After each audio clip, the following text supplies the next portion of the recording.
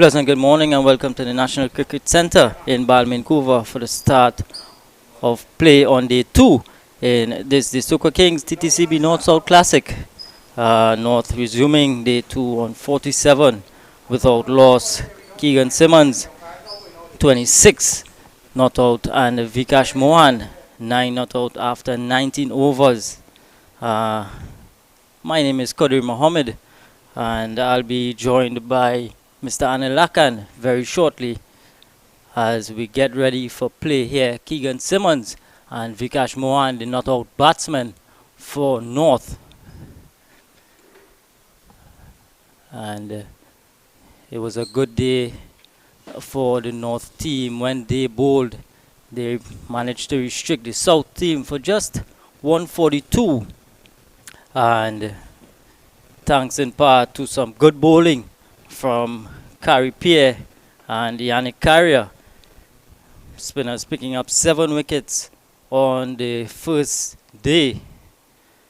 And North India reply were really untroubled in the 19 overs that they faced. And Keegan Simmons and Vikash Mohan, some highlights from the first day, first session. Uthman Mohammed, this time Navin Bidesi, just clipping this one, picking up 4. And then an opportunity, Carrier may have just landed in front. And this one was a pleasant looking drive through the cover point area. And then Carey Pierre came into his zone, he struck, removing Navin Bidesi for 12 LBW. Then Keon Otley was set up nicely, well caught by Webster, leg slip. And then Pierre again causing trouble, picking up those 2 early wickets.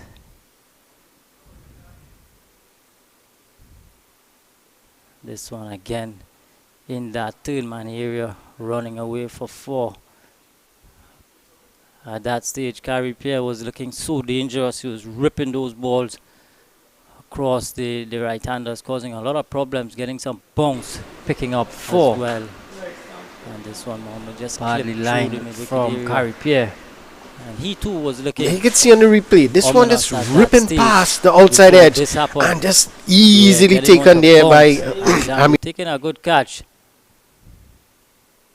And then it was the Jid Gooley show, as Gooley really batted well on a surface that was a bit bowler friendly, you have to say.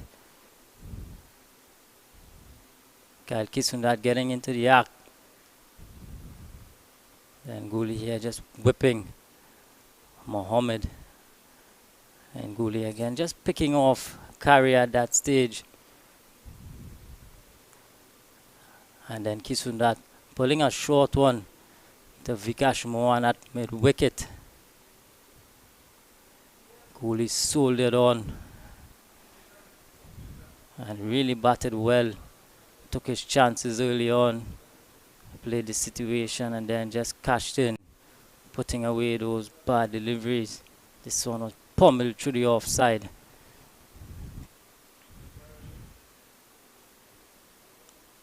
Khan getting in on the act, up and over.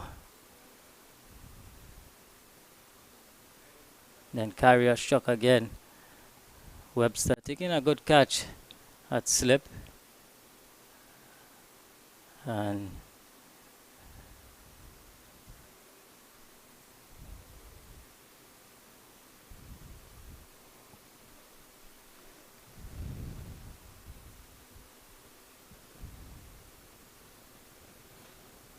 so this was the eventual end of the South innings. Well, we're back here live now for the start of day 2 as I'm joined by Mr. Anil Lakan. Good morning, sir. How are you?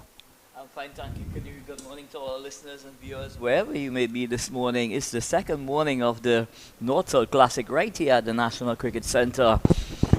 Players vying for national selection on that Red Force team. The regional 4-day tournament is due to be bowled out in Antigua on the 1st of February. So a lot to look forward to. A lot of cricket, both regionally and in the domestic circuit as well. Yeah, certainly, as we get ready here with Gabriel from the northern end, and Keegan Simmons looking so solid. And yesterday, he looked untroubled, got through the day 26 not out, and coming here with conditions. The sun was out very hot early this morning, and now we just see a slight cloud cover. And just wait to see how the likes of Shannon Gabriel goes. Well, excellent conditions for cricket. It's not very hot at this stage. It's just more or less cool and calm in terms of the weather. And I'm sure that the players, will enjoy this passage of play where the sun is not out in its glory just yet. Yeah, Gabriel will want to start a lot better than he did yesterday. All the 3 overs, none for 5, but just a bit too wide to Simmons in particular. Simmons just didn't have to play that much, so he would hope to tighten up that line and really make use of the conditions here this morning. Well, the ball is practically still newish, if you may ask me. It's just about 19.2 overs old, so that Duke ball will allow a lot, on offer during the course of the day. It will keep its shine.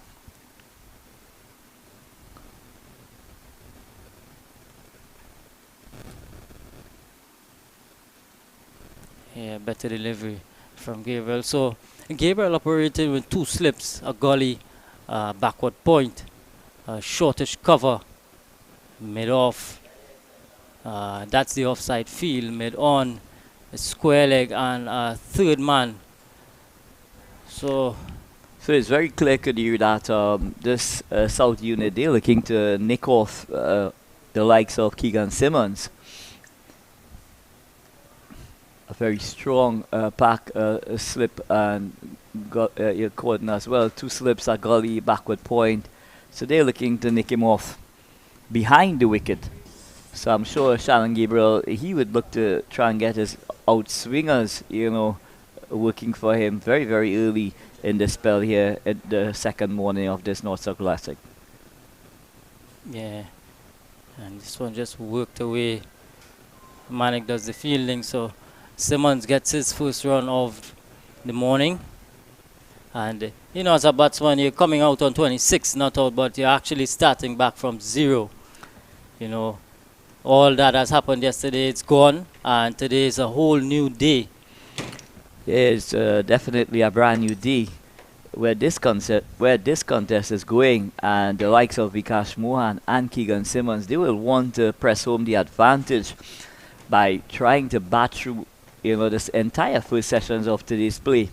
And if they're able to do that successfully, then they're going to be putting the South under a lot of pressure, because with this North batting lineup being as potent as it is, I'm sure that they will be looking to really drive home the advantage during the latter part of today's play. Yeah, certainly they have to get through this morning period, as I'm sure Gabriel would want to come in here with a much better performance and really, stamp his authority. Big fast bowler, brand new cherry. Certainly want to make use of it. And this one is a rising delivery, but Mohan, he looks so adept. He looks like he has so much time when he bats, even on the back foot there. Just, getting right behind the line, and Gabriel just getting into his work. Yeah, Shannon Gabriel just seems to be, getting into his rhythm here now. But that last delivery, umpire has decided that he's overstepped the front line, so a no ball.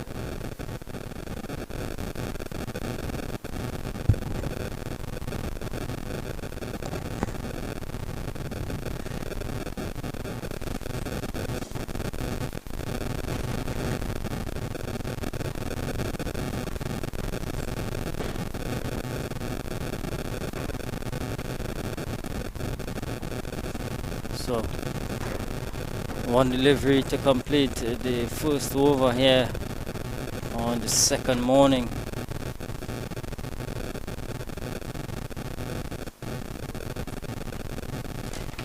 But the pitch seems to be a bit easy pace as well. The likes of Vikash Mohan. So umpire Avinash Narain is presiding from the northern end.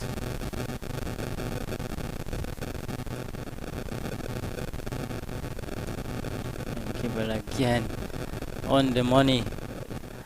A good delivery to finish the first over.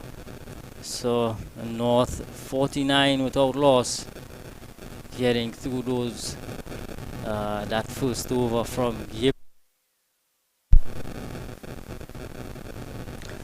Yeah, Shannon Gabriel starting off this morning's proceedings here at the National Cricket Centre, opening the bowling from the northern end.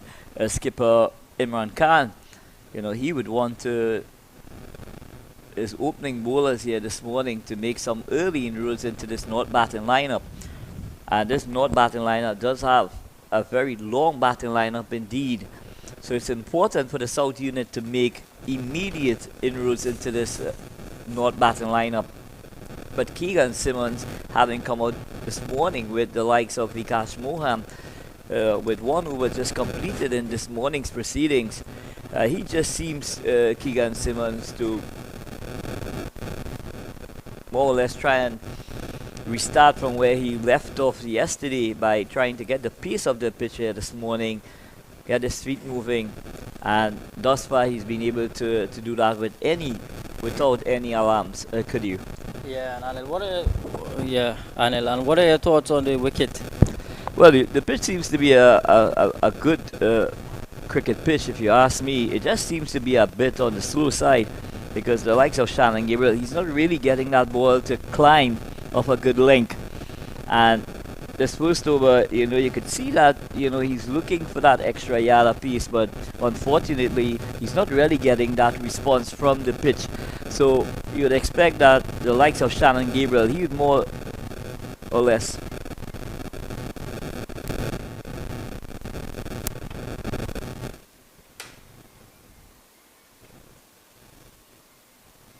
And so Manik to start off proceedings here from the southern end.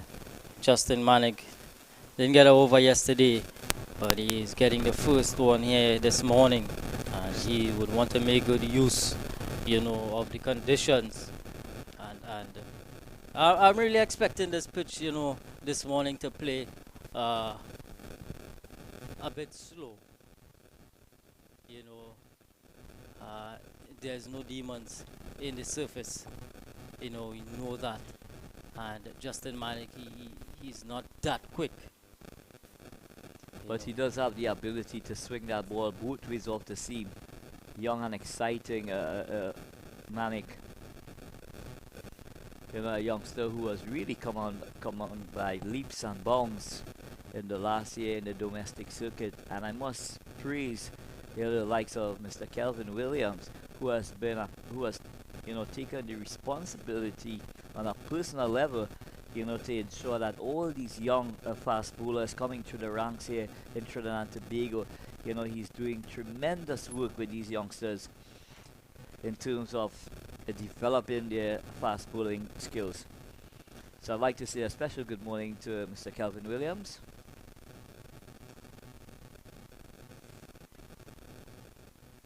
Back of a length delivery, and Simmons, he's looking so positive, looking so confident. 29 of 63, and he's looked untroubled. He's been assured in whatever he wants to do, whether it's on the back foot or driving outside off stump. He's looked assured.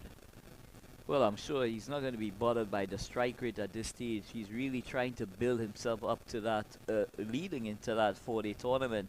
So it's important for the likes of Keegan Simmons, who has the responsibility, if given, if selected on that Trinidad and Tobago Red Force, to open the batting.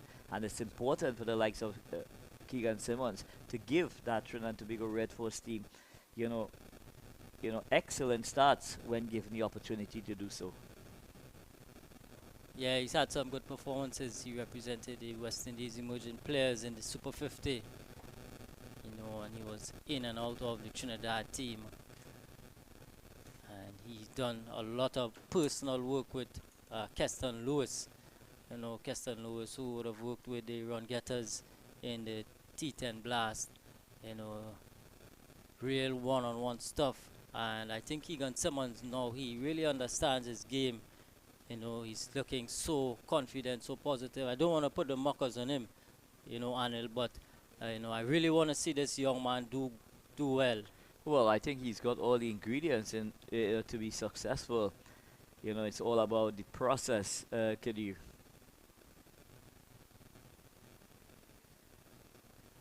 Yeah, Manik. Not too bad. Not a bad start from Justin Manik. Yeah, Asking the batsman to play. Yeah, Justin Manik, an exciting young seamer coming through the ranks in Trinidad and Tobago. Didn't have the opportunity to go to Antigua in that West Indies trial. Many of us thought that he had the quality in which to be selected, but unfortunately for him, he missed out. But what he has done, he has really taken that on board and, come up trumps.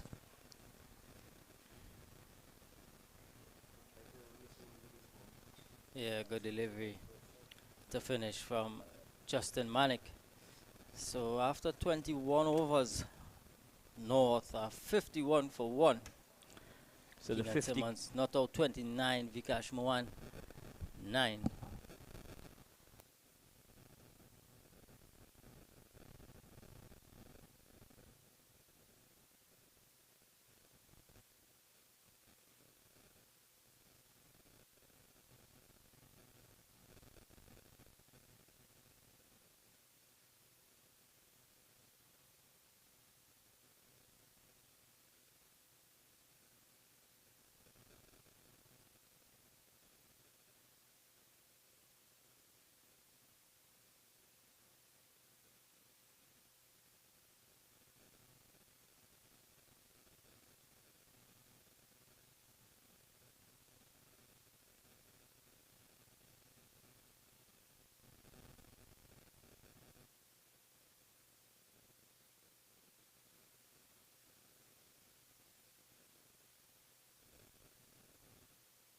Way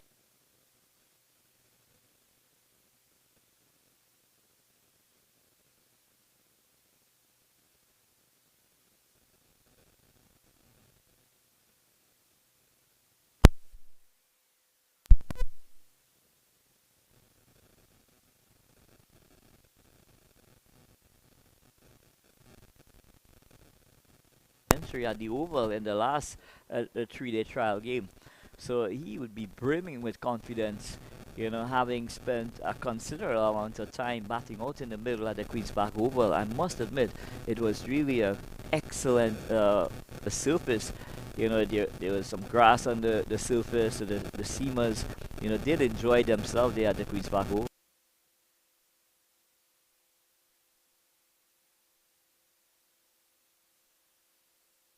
effort ball from Gabriel, but again, Mohan right behind it, solid. And 9 from 65 deliveries. He soaked up a lot. He's shown to be very good defensively. When you just want him to be looking for those singles, looking to get off strike a bit more.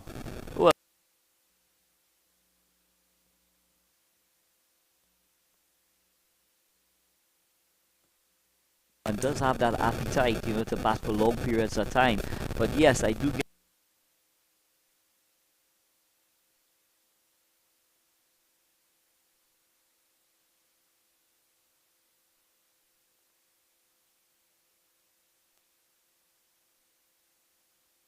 So yeah, he would have felt that he missed out. Full toss, full pitch delivery, and really unable to cash in. And sometimes when you get into that defensive mode, Kadir, you cannot, sometimes you struggle to change gears in terms of your scoring, so one would hope that, Vikash Mohan, doesn't become ultra defensive in his approach, and sometimes that survival method have that intent, that positive intent, during the course of your innings.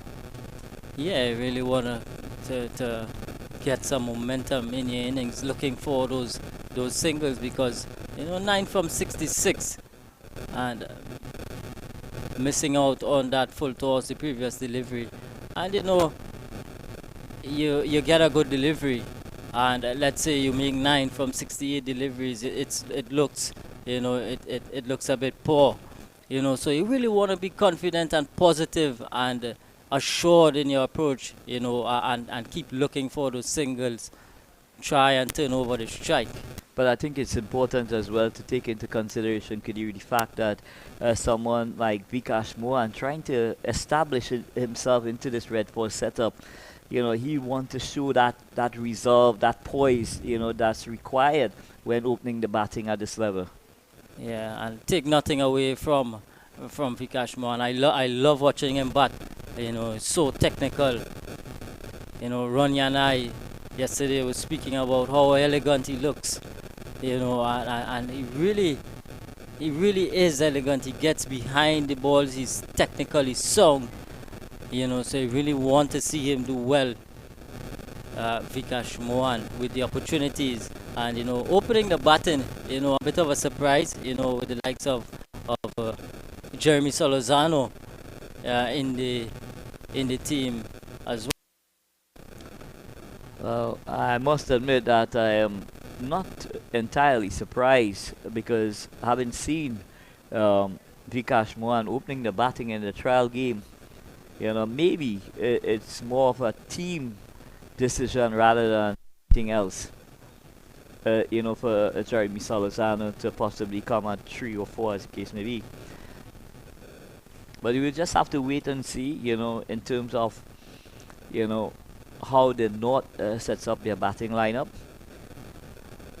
Yeah, so that's the end of the 22nd over here, and it's a maiden over by Shannon Gabriel. So skipper Imran Khan taking the opportunity to give his seamers a run here early on the second morning here at the National Cricket Centre. Giving them every opportunity, to make some inroads into this North batting lineup. And with the rookie, I would want to refer to him in Justin Manning. He himself will want to make a statement in a game of this nature. And when you look at the likes of the injuries that the Red Force, have suffered in recent times, the likes of Jaden Seals, he's out for 4 months. With a knee operation. Anderson Phillip is just coming back from injury as well. So it's huge opportunities. Yeah, and for someone like Justin Manick, who's just trying to find his way, you just want him to be patient and be relaxed.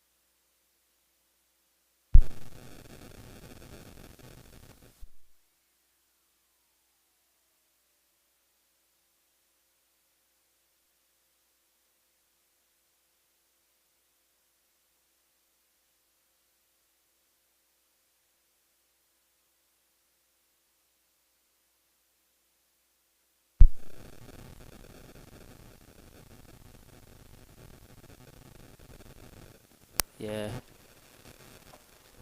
And young Manik, he has a nice approach. He has a lovely flowing approach to the crease. He's not very explosive when it comes to pace, but he does have the ability to hit the seam very, very consistently. And once you've got that kind of attribute as a young fast bowler, you know, it's really refreshing signs to say the least.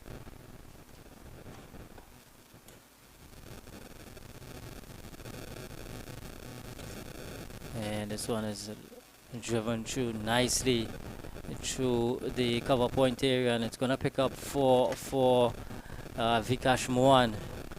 So a glorious extra cover drive from Vikash Mohan, just leaning on to that delivery from Justin Manik, and it raced across this lovely, well-grassed outfield here at the National Cricket Centre.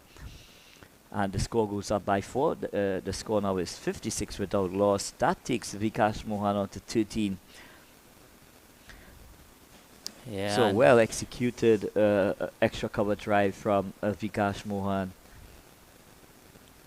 Yeah, and maybe that might just be the bit of luck that he needs to really kickstart his innings here this morning. Well, skipper Imran Khan is ringing the changes. He's now got that sweeper on the cover boundary.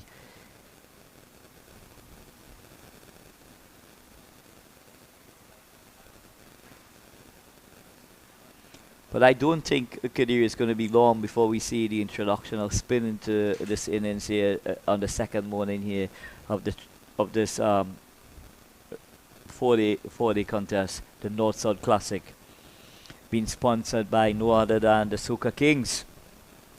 You know, and it's great to see that, you know, corporate Trinidad and Tobago investing, you know, in this product here, you know, in the development of cricket in Trinidad and Tobago. Yeah, it's always refreshing to see when corporate Trinidad come together, and we'd like to thank all those at HealthNet Caribbean, also Central Interior Designs, and Michael Transport Company Limited. I'd like to thank all of those for making this happen. Yes, indeed. And what this does, it gives, you know, individuals who are unable to attend this game at the National Cricket Centre, it gives them the opportunity to sit in their living rooms at home, you know, and take in the action, you know, ball by ball. And of course, it's coming with the #1 streaming company in the West Indies, Cricket 360 and Cricket 360 TV. So for those of you out there, you know, spread the word around, send messages wherever you can, and just, you know, spread the word that the game is live on Cricket 360.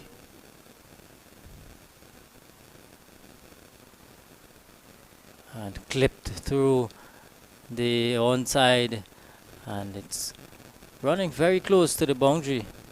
Khan is able to just pick it up inside and able to come through for 3 runs. So Shannon Gabriel operating from wrong the wicket here, that ball was just arcing into the pads, but Keegan Simmons, he's really strong in that area. He just opened up that front leg and used that wrist, caressed that ball through that mid wicket. It was racing towards the boundary, but the outfield is still not the quickest here at the National Cricket Centre, having months of rain here. You know, it's still getting into tip-top shape, but I must commend Dexter and his entire staff for doing a marvelous job, you know, for bringing this facility to where it is today.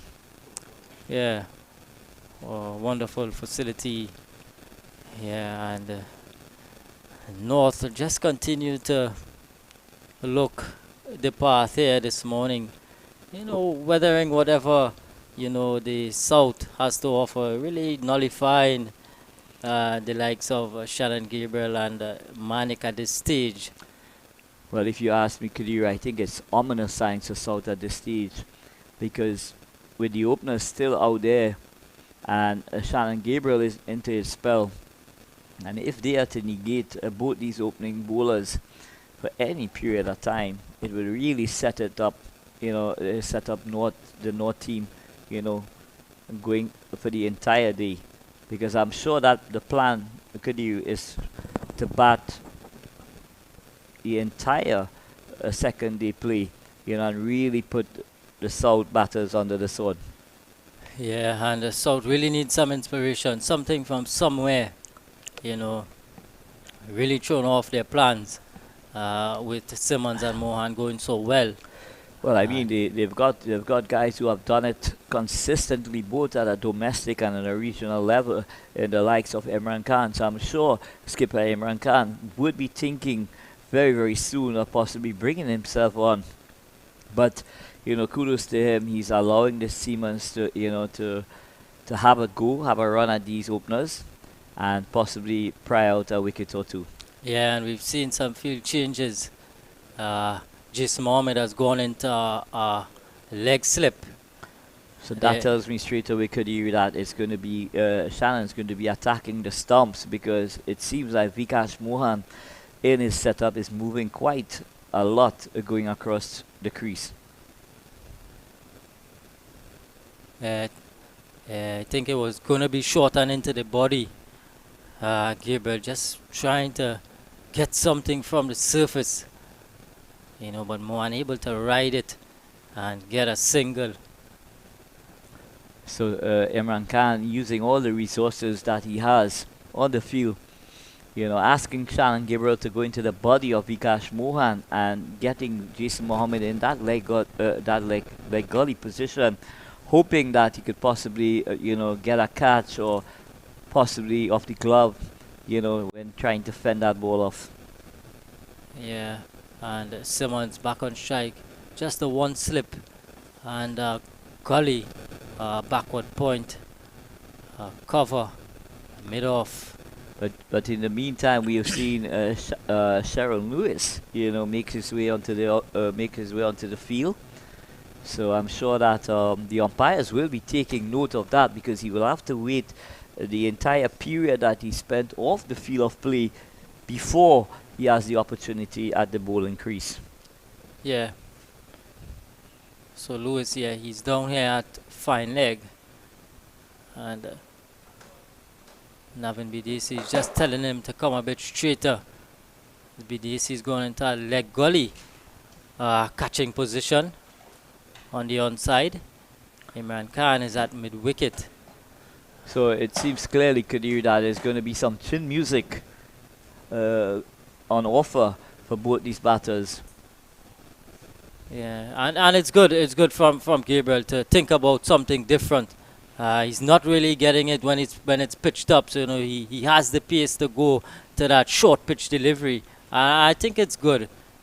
Let's see how Simmons goes, and this one he's letting it go by nicely. Keegan Simmons just getting inside the line and allowing it to go by. Good. It's a good battle on show here. At this stage of the contest, Kadir, South is definitely not out of the contest. But at the score being 60 without loss, you just add 2 wickets to that, and at 65 for 2, it's a whole different contest altogether. Yeah, wickets the only way to get back into the game for South. So I'd like to say a special good morning to head coach Mr. David Fulham, Mr. David Williams, alias Papa,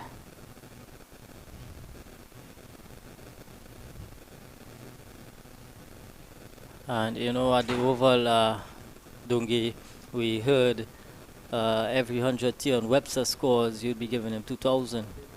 Yeah, what a wonderful Indians indeed from Tion Webster, showing a lot of maturity both in aggression and defense. And all those who were present at the Queen's Park Oval, they were treated to a master class from the young and exciting Tion Webster. What a wonderful cricketer indeed he is. Yeah, he made a lovely 107 in that trial game. And he didn't look like getting out. It took a really special piece of feeling from the fast bowler, Terence Hines. Terence Hines. Yeah, who affected a direct hit. Simmons is pushing this one nicely and getting a single. Keegan Simmons just getting it into the gap, and this is good from Simmons, just turning over the strike and really getting into his work this morning.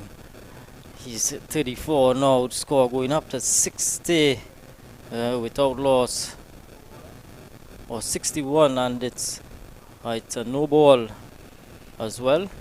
So Shannon Gabriel just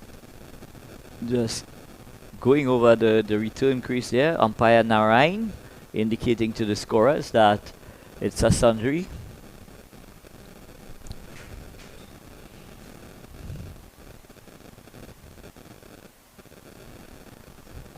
And this morning I was having a look at Shannon Gabriel, and while the warm-ups was going on, he was doing some extensive stretching on the sidelines. And I know he's been working hard, trying to make that comeback. He's had an excellent Super 50. He bowled really quick. And I know he was injured for a period of time, and now just, trying to look after his body. Getting into the body and if that's the plan, Dungi, going into the surface and getting in under the armpits of Mohan. You'd like to see a catcher, maybe in a short leg, for that one that just pops. Well, I think they're more looking at that leg gully position where the ball tends to get big rather than trying to force him off the back foot.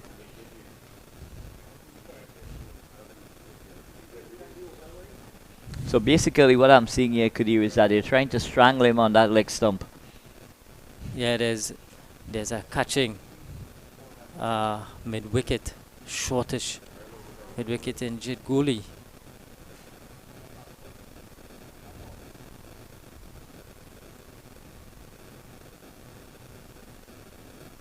And Mohan turning this one fine and picking up 4, getting it in between Mohammed and Kisundat, the keeper, and Lewis was a bit squarer and picking up a good boundary.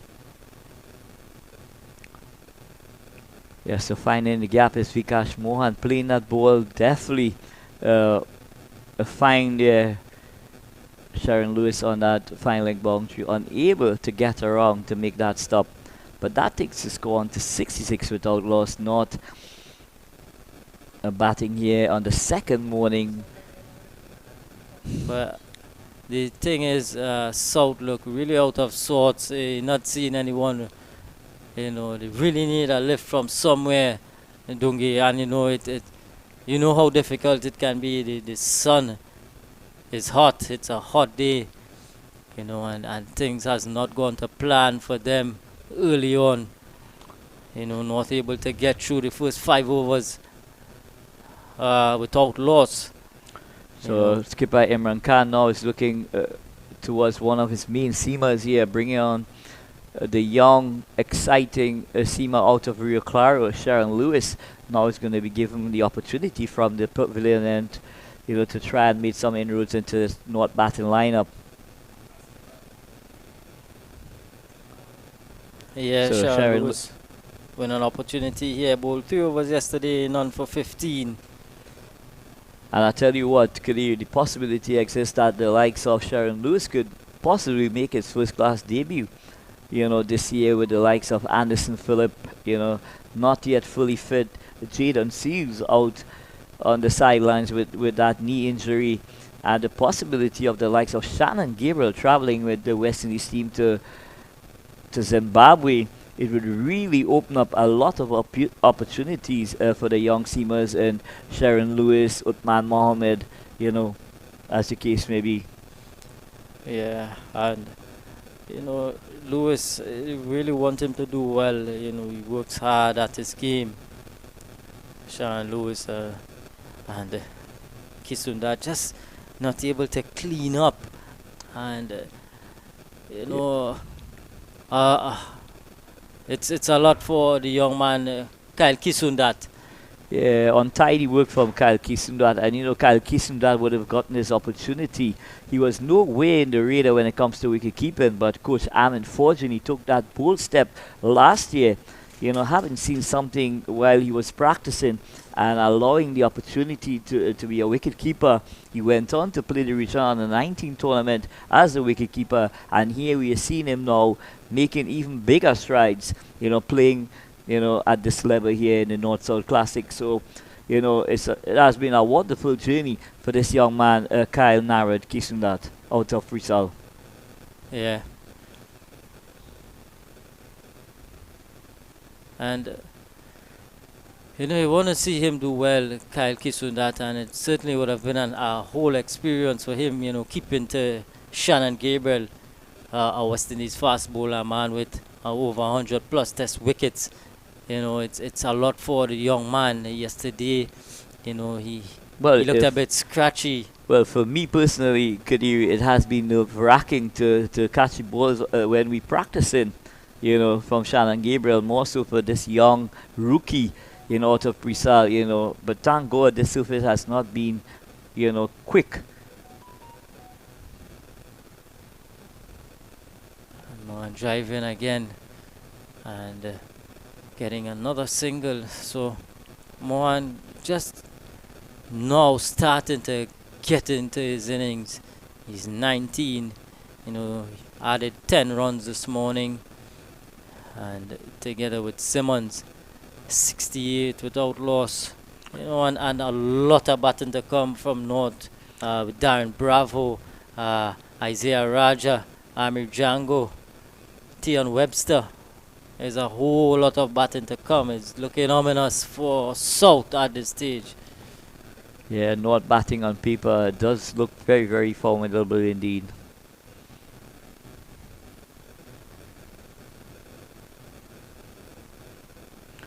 But an ideal opportunity for the likes of Keegan Simmons to spend, a lot of time out in the middle, and really, get that confidence, to go into that regional tournament which starts, early next month, where the Trinidad and Tobago Red Force team will be traveling out of Trinidad and Tobago. They will be going to Antigua to play their first 2 rounds of the 4-day contest.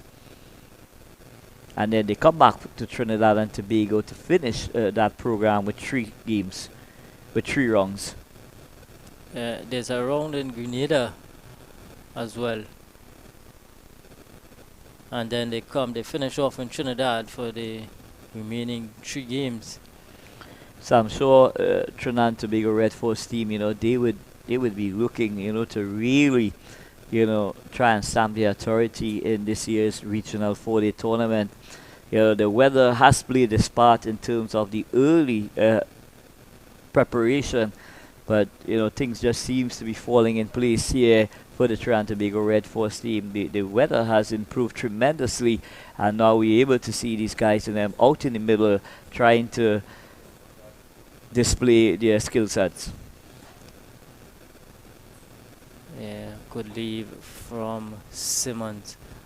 And and that's the end of the first over from Lewis.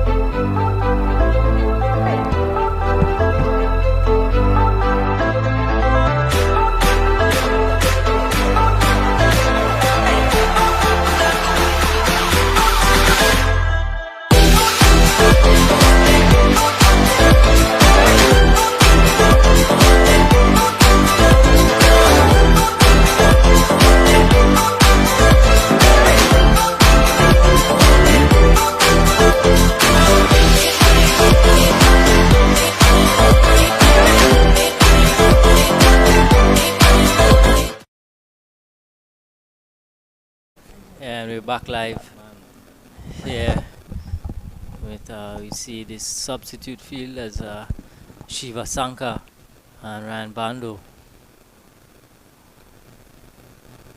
out there together with Mr. Burnett. Are you familiar with Mr. Burnett? Yeah, one of the best in the business when it comes to physical fitness. Burnett, a member of the defense force, someone who has really had a great impact on the fitness, of the players on this Red Force team. And always willing, to put in extra work, when required with these guys, and then, he's always making himself available. He's really an asset, together with him, Mr. Clinton Jeremiah, who's been doing a tremendous job, in ensuring that these guys, get up to the best fitness possible to play at this level. The years going by, Trinidad and Tobago players, when assessed, they weren't in the best fitness shape, but now with the likes of Clinton Jeremiah, at the helm, that has changed tremendously, and we have youngsters, doing justice, to his efforts in terms of making that required standard in terms of the yo-yo. Guys are basically going beyond 40, with ease now, running, and all the other assets, that goes with the fitness test. The Trinidad and Tobago team, is working extremely hard on their fitness, to ensure that they have that competitive edge as well, Kadir. Yeah, certainly fitness plays a huge part in any sportsman's career, and these young men really have to put in the work when it comes to the fitness. But we see Justin Manick switching ends. He's coming from the northern end, taking over from Shannon Gabriel. Yeah, so a change of ends for the young seamer, Justin Manick, who will be plying his trade with the Powergen Sports Club out in Saint Village this year. Moving from Comets, he's made that move down south. Yeah, that's a good move for him, because that would be Premier 1 of the Premiership. Well, it's a touch and go situation for the likes of Justin Manick, and I'll tell you why. With Powergen, have a cadre of quality spinners, it just begs to ask the question, on how many occasions are they going to be playing two seamers in any of those league games? So, it's something that we're going to keep, monitoring as the season progresses. Yeah. And of course, we will be keeping a keen eye on Justin Manick in terms of how well he adapts to life, in the top domestic competition as well. Yeah, Premier 1, it's a tough league, but it's a good move for the young man, because he did some good things with Comets, and he's been around the national circuit for a little while now, so I think he is working. He's working on his game. Well, I'm sure there's no question about his ability, to perform and to settle at this level. The question, it begs to ask the question: in how many opportunities is he going to be given, in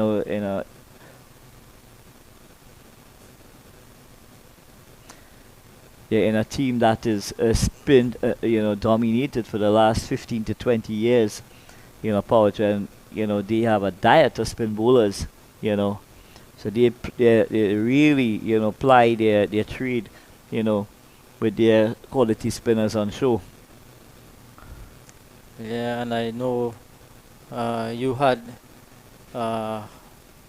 given us the news that you are the head coach of the Central Sports team for this year's tournament, this season.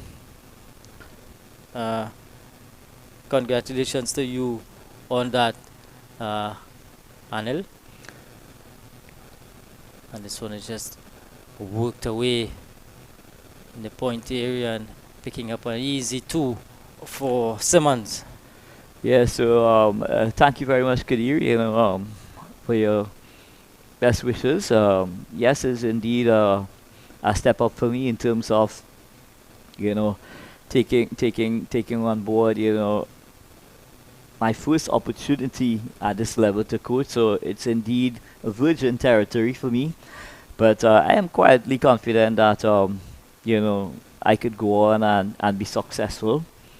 And with the likes of, Imran Khan and Marlon Richards and Keon Otley and all these guys, I'm sure that that transition from youth level into the senior level, it is going to be challenging. But those guys, and the likes of, Coach Kelvin Williams, Coach David Williams, and also head coach, I always have the assurance that if I need any kind of guidance, these guys are always, a moment away in terms of, giving whatever advice, they can to ensure that, I am going along, what is required on the right path.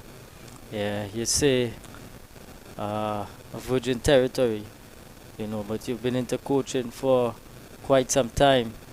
I know you worked a lot with the West Indies women, the under 19 girls, and you've been coaching for quite some time, so it's certainly a good opportunity for you now.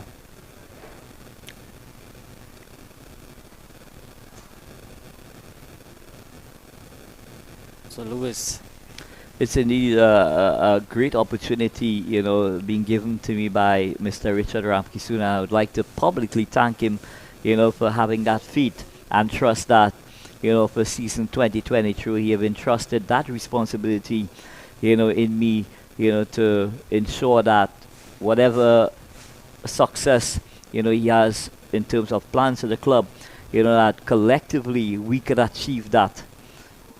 yeah, and credit to all those clubs, who would be participating in the Premier 1 and Premier 2 of the National League.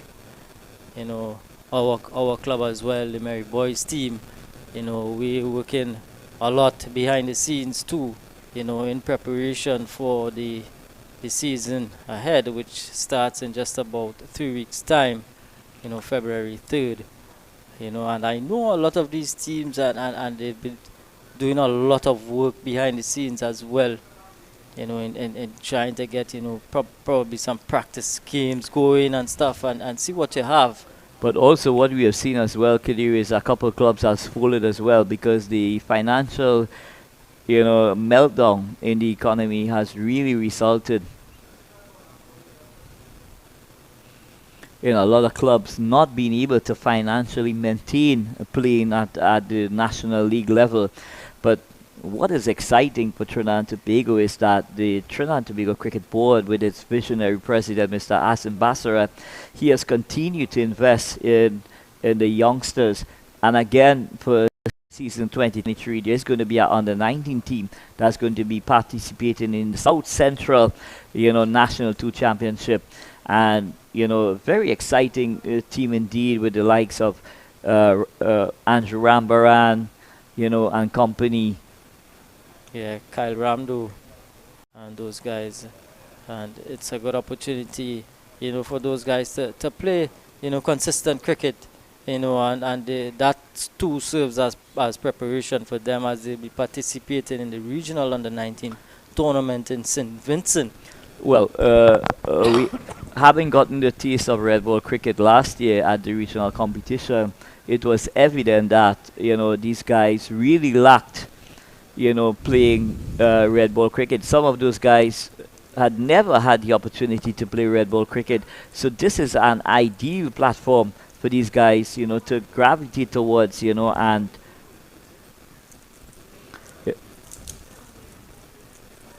Yeah, no ball signal by the umpire. Lewis just overstepping the front crease. so umpire just indicating to Sharon Lewis that he has overstepped the front line. Yeah, so getting back to that national under-19 team, that will be it's a select team. It's not a select national under-19 team. It's a select team, of guys who would be vying for national selection. So what they've done is, put together a cadre of young, exciting cricketers, who would be vying for national selection to be part of that team. Yeah, and it's good, the South Premier 2. There's some good teams in there, Marching Patriots. There's a lot of those teams. Well, Caldrax. when you look at Marching Patriots, I know they have been investing heavily by recruiting a few seasoned pros, to add to their squad as well. So it wouldn't surprise me one bit that the likes of Marching Patriots under Adrian Ali, will be trying to make that move in terms of getting promoted into the National One League. Yeah, and that's where the 2-day and in some cases the 3-day league comes into play. That promotion and demotion. So a lot to play for the Premier 2 teams. Trying to get into that top flight. The likes of Powergen and Central Sports and Queen's Park. To get into that top tier. So at the end of the 27th over, North replying to South score.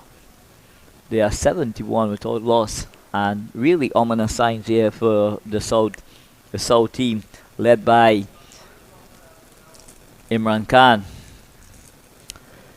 So I'm sure that as a team they're having a bit of a chat there. Jason Mohammed, the senior pro, together with Kian Otley, Cephas Cooper, Yeah. And Malik now to continue from the northern end. But what we have not seen this morning at all, they have absolutely no seam movement whatsoever, and at this stage it's going to be really hard work for the for the South bowlers, to make inroads into this North batting lineup. Yeah, I think it's going to be soon before we see some spin. Surface not really offering that much for the seamers. As you've said, no real movement, on offer. Well, what I would like to have seen is a bit of live grass on the pitch, just to give the batters a bit more challenge. But unfortunately, because of the weather conditions, it's really difficult, for things to happen like that. Yeah, and still South looking for wickets, putting in that slip and a collie, and Otley just comes around from backward point. So Malik just bowling around that 5-meter length there. He's not expressed by any stretch of the imagination, Kadiru. So with the pace of the pitch being easy, the likes of Vikash Mohan, they have loads of time just to get into line. Yeah, I'd be, Dungi at this stage, I would be tempted to, just look to bowl straight, wicket to wicket, try to do that, and this one, Mohan is driving again pleasantly through the mid-off area and picking up 4 more. So a good shot from Vikash Mohan as he now goes up to 25. So excellent flowing extra cover drive from Vikash Mohan. Justin Manik on this surface here, Kadir, once you're offline or length, the batters are easily able to cash in, and Vikash Mohan doing exactly that. Rank. Yeah, and that's what I'm saying. I would like to see these guys bowl straight, for about 2 to 3 overs and see what happens. Just look to be on that good length, wicket to wicket, and it's gonna test the patience of Mohan and Simmons, who love feeling ball on bat. You need to try something. You can't just allow the game to drift along. Well, I'm sure that the South team, they would have a plan that they're working with, and we've seen some bowling changes, we've seen some changes in the field. So yes, South as a unit, they're trying to make something happen, but I think it's important to not give away boundary balls. Yeah, just to be disciplined. You're just asking the bowlers to hit a certain area, and you give them the support in the field, and just look to be patient and just see what happens. 75 without loss, So North. I'm sure that the South unit led by Imran Khan, what they will basically want to do is to plug up one side with the likes of Justin Manning doing that holding rule, okay, and not giving away too much, and try and attack from the pavilion end.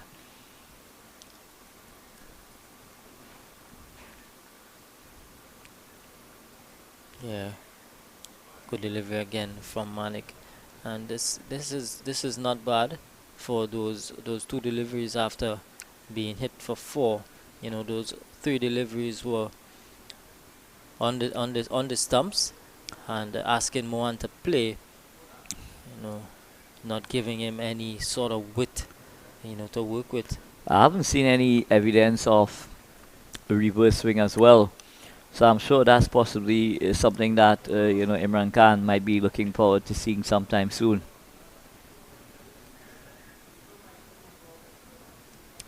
And that's the end of the Justin Manik over, and it's gonna be drinks here on the second morning.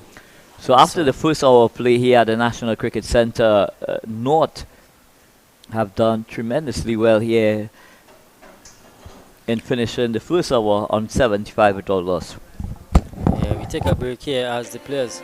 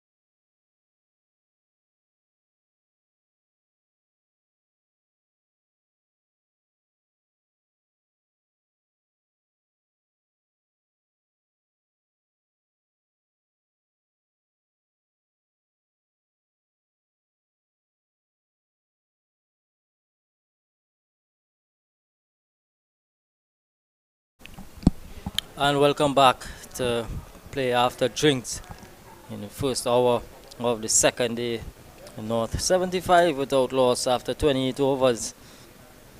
And the first session, the first hour, South were not able to make any inroads into the North batting lineup as Brian Charles, the first sign of spin today, is going to be operating from the southern end. And there's a slip in place. There's a catcher in short on the offside. And Simmons is driving. And the appeal is going up. And Simmons has to go. So Brian Charles striking with his very first delivery. It looked a bit strange.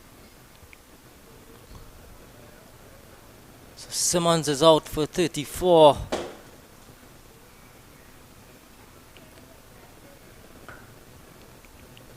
North losing their first wicket at 75.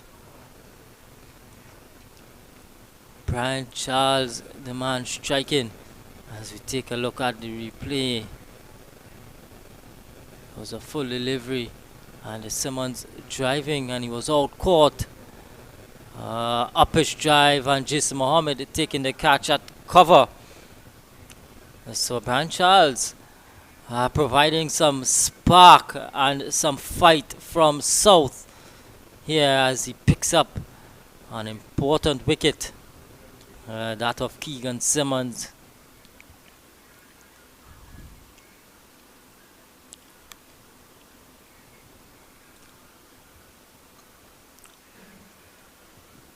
And so Jeremy Solorzano out at number 3 for North. You know, Jeremy Solorzano would have made his debut down in Sri Lanka and being hit, feeling short at bat pad. You know, he was out for the entirety of that test match. Didn't get a bat. You know, but again, it's another opportunity for him. As you know, he's joining Vikash Mohan, who's looking positive, looking very confident this morning.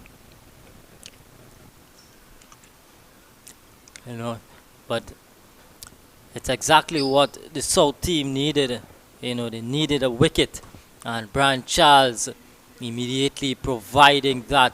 His 7 overs yesterday costing him just 9 runs.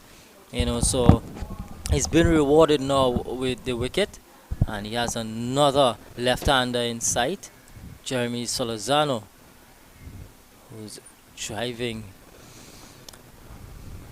as Mr. Lakan, Anil Lakan, is back. Very soft dismissal indeed by Keegan Simmons, not recalibrating after the break. Could you? Yeah, and oftentimes breaks do bring wickets. You know, batsmen just a lapse in concentration at that stage, you know. And, you know, Brian Charles, credit to him, he was on spot. Good delivery, good flighted delivery. But lovely change of bowling as well from skipper Imran Khan, reading the conditions and the situation really well. And immediately after the first hour, bringing on one of his trump cards in Brian Charles. Yeah. And immediately Brian Charles, you know, getting into his work. You know, Brian Charles, the frontline off spinner in the Red Force team, a man who has 98 wickets at first class level. Yeah, so Brian Charles has been a household name for the Trinidad and Tobago Red Force team, you know, and skipper Imran Khan together with himself, they would want to explore whatever assistance is on offer. We are seeing some areas just in front of the bowling crease, and you know, there's a sprinkling of spectators here at the National Cricket Centre taking in the action. The second morning of the Trinidad and Tobago, the North-South Classic. here at the National Cricket Centre. Excellent conditions for cricket here at the National Cricket Centre. Very cool. The gentle breeze blowing across this outfield here. But it's Vikash Mohan and Jeremy Salazano who is charged with the responsibility of taking North to a formidable position going further into this contest. Yeah, they've certainly laid a good, solid platform. Simmons and Mohan. So Vikash Mohan looking more and more assured during the course of this innings, just leaning into that square drive. But Brian Charles is expertly placed. It's actually Keon Otley, my apology, who does that fielding at that backward point position, moving smartly in and ensuring that there's no rotation of the strike. I'd like to say a special good morning as well to Mr. Imtiaz Isahak, the manager of the Southwest Under 15 team, who is doing a tremendous job, in trying to put all the pieces together to ensure that the Southwest Under 15 team, becomes competitive in the Under 15 zonal tournament, which is going to be bowled off early in February. Could you? Yeah, definitely. And Mohan, I like what I'm seeing from Vikash Mohan. He's showing that wanting to bat long and occupy the crease, and and again just punching it into the gap. Mohammed is after it, and they're gonna come back for 3. So good running, and this is good, Dungi from Vikash Mohan. Occupying the crease, keeping out the good deliveries, and just using the width on offer to get his runs. Yeah, so excellent push through the covers there. Not trying to overhit the ball, just leaning on that ball, and he's able to come back for 3. Well run. And it's good to see that, both batters, they're running with that level of intensity, making 2s into 3s, Kadir. But I must admit that the South team is really under the pump here. Yeah, as Shannon Gabriel, who was off the field, I'm seeing him getting ready to come back on, as Kisundat is not cleaning up again and allowing Salazano and Mohan to go through for a bye. So it's going to be... There he is, Shannon Gabriel. He's just come back on the field now. So it's going to be an asset test for the likes of Kyle Kisundat, wicket keeping on these surfaces where the ball is dropping in front of you is never easy as a wicket keeper. So it's going to challenge him, at this level where the ball dropping in front of him. What is important for him, though, is to ensure that he gets some part of his body behind the line of the delivery and not allow extra runs to the opposition.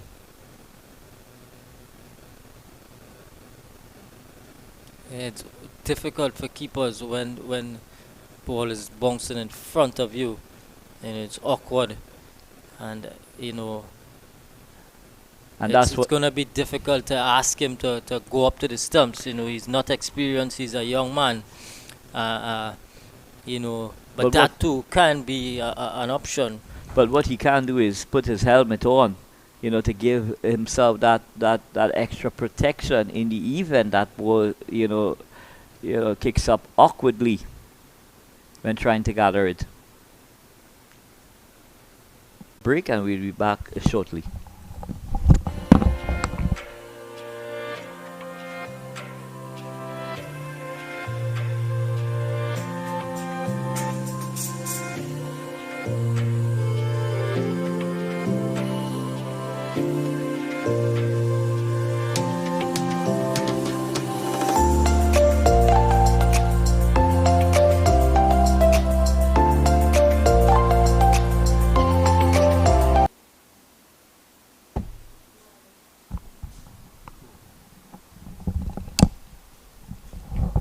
Welcome back to action here on day 2. North resuming on 47 without loss. They are 81 for 1, losing the first wicket of Keegan Simmons. He went for 34, and since then Solozano has joined Mohan. So I'd like to say a special good morning to Sandra and her entire family out in Faisabad. She's locked on. Good morning to you, Sandra. Good morning to Miss Sandra.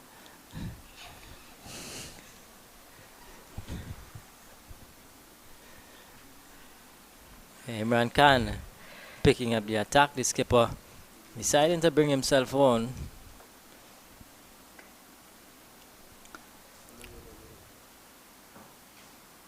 Immediately, Mohan is driving and picking up more runs, 2 of them.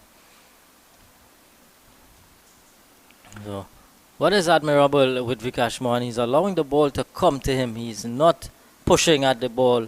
He's really just relaxed and allowing the ball to come, and he's playing it right under his eyes, which is a sign of good things happen for Vikash Mohan. Well, it shows clearly that he's in total command when, playing expansively, and that's a really good sign.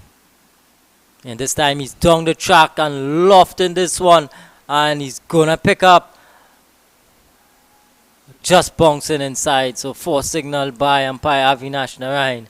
So some flight given by Imran Khan, and Vikash Mohan, lovely use of the feet. So we see Vikash Mohan here changing gears at the moment Imran Khan came into the attack here, advancing down the crease and lofting it over that mid-on position for a boundary. So Vikash Mohan moves on to 35, and I must admit there's very little on offer, for the spinners as well. But skipper Imran Khan has shown, he's got the skill level to perform at this level. So South will be, really looking forward to skipper Imran Khan, to not only stem the flow of runs, but to also, prize some valuable wickets out. Yeah, but this is good from Mohan, immediately putting pressure on Khan. Picked up 2 of the first delivery, and then picking up 4. So already 6 runs from the first 4 deliveries, but it's not risky. It's just proper batting from him. Mid on and mid off was up, so it was a safe shot. Yeah, it's calculated aggression, if you ask me. But what a wonderful leg spinner from Imran Khan there, pitching on the street and spinning away from the outside edge of Vikash Mohan. So one of the very few times, Kadir, we have seen the ball actually go past the outside edge during this morning's play. Yeah, a lot slower that time from Khan, using all his flight and guile. And again, he's finishing off with a good delivery, so a good end into Khan's first over. After 32 overs, North 87 for 1 in reply to South 142 all out. Yeah, so North really in the ascendancy here at the National Cricket Centre. Both Vikash Mohan, and he's just joined by Jeremy Solozano. So this North batting lineup is indeed very formidable indeed, with the likes of Darren Bravo, Isaiah Raja, Tian Webster, Kari Pierre and company to come. It's really a tall order. For the South bowling lineup. Yeah, but Brian Charles, picking up that wicket, his confidence is up. Solozano, he loves bowling to the left-hander. Spinning that ball away, he has a slip and a bat pad on the offside. There's a catching, Otley, who's catching at a sort of a forward point area. There's also backward point, and so that fielder is at a silly point position on the offside for Brian Charles. The appeal is going up, and the finger goes up. So Charles is striking again. This time Solozano, he has to go leg before for just a single. So Dungi, good things from Brian Charles. Yeah, Jeremy Solozano just playing around that front part there, falling over a bit. And that was as adjacent as you could get there, Kadir, right in front. And unfortunately for Jeremy Solozano, he doesn't really, contribute to this North batting lineup here today. Yeah, so when he was hit on the pad, I saw him pointing to his leg, maybe trying to signal to the umpire that it's going down. But I think he got hit in front there, Solozano, just missing a straight one. And this is good from Charles, showing some fight. Solozano is disappointed, but coming to the crease. Just as we were alluding to earlier on, 2 wickets in the piece, and another one possibly. Looking at the replay here, pitch on, going on to hit middle and leg, and the umpire had no hesitation whatsoever in sending Jeremy Solozano on his way. But it brings the like of Michael. Well, Darren Michael Bravo. Yeah. He's now, like to be called Michael for whatever reason.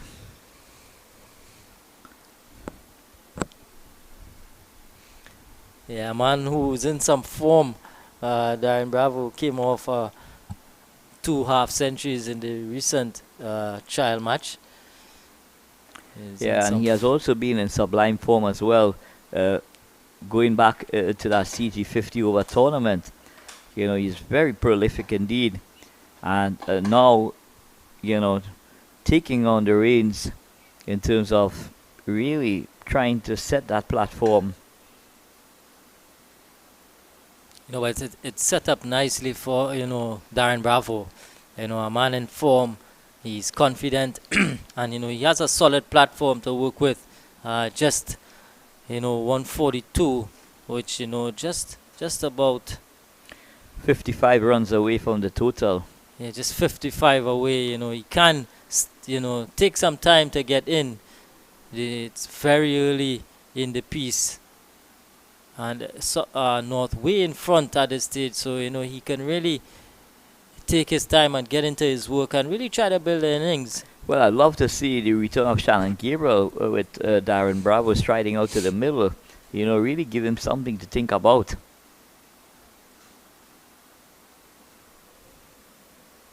If it means just for maybe 3 overs or so, Imran Khan should allow the likes of Shannon Gabriel to have a burst against Darren Bravo, especially at the start of his innings. Yeah. Solid from Bravo so far. As Charles, a successful over for Brian Charles, over in which he picked up the wicket of Jeremy Solozano. It's 87 for 2 after 33 overs. But Jerry's, look what a wonderful view there at the Boland Stadium. Just to our left here at the com box there. A lot of football has been played in recent times at the Boland Stadium there, and when you look at the secondary schools football league just concluding. And Khan is going past the edge of Moan. So something happening here for South. Wicketkeeper Kyle Kisundat needs to be focusing every single ball.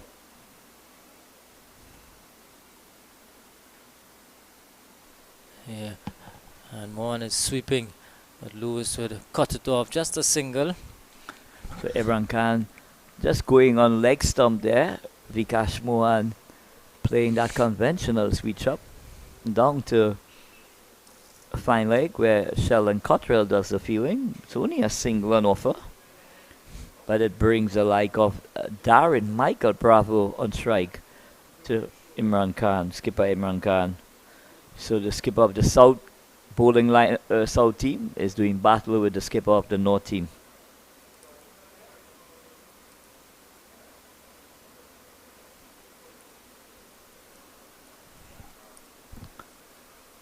So Imran Khan just ensuring that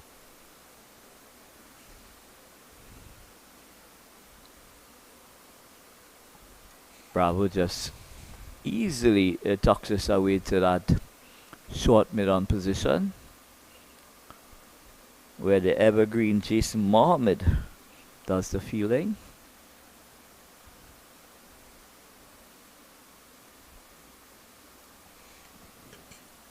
Oh my goodness.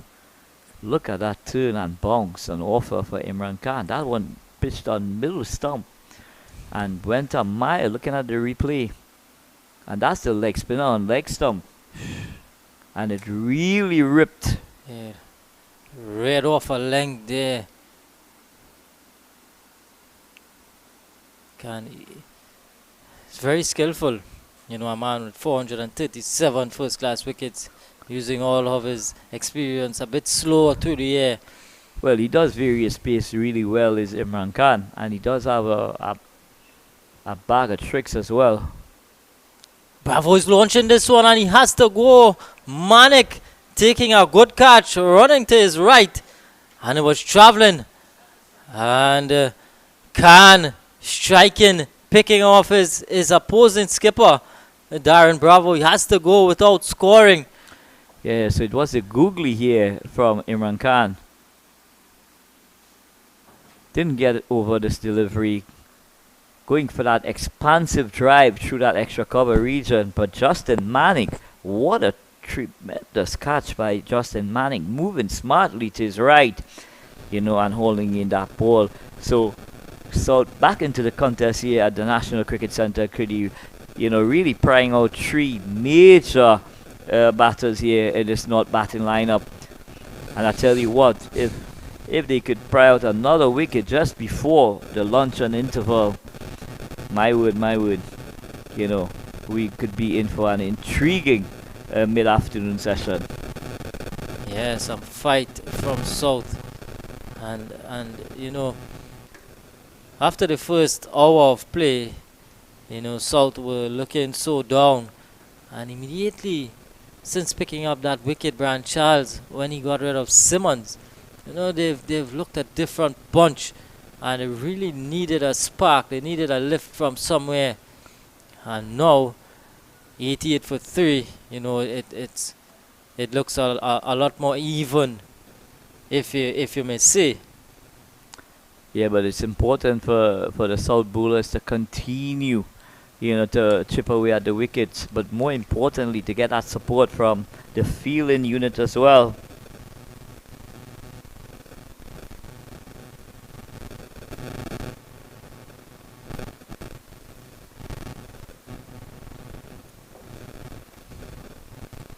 So Yannick Carrier coming out for North in at 5, just to stabilize things. You know, losing 3 quick wickets. Simmons was the first to go for 34. He went caught, and Charles getting that wicket. Solozano went LBW to Charles, and then just a while ago, Darren Bravo went caught. Justin Manik off the bowling of Imran Khan. So a lot is dependent now on the likes of Vikash Mohan having gotten a start and who has been batting really assured, you know, to continue to shepherd this North batting lineup. But he's got a great ally in Yannick Correa, who has tried out to the middle. So, you know, a lot is going to, you know, depend on both these batters at least to take North unscathed without further loss until the luncheon interval. Yeah, well, Charles operating with a slip, and there's a extra cover. Mid-off is inside the circle. That's the offside field, and on the onside is Sharon Lewis at long on.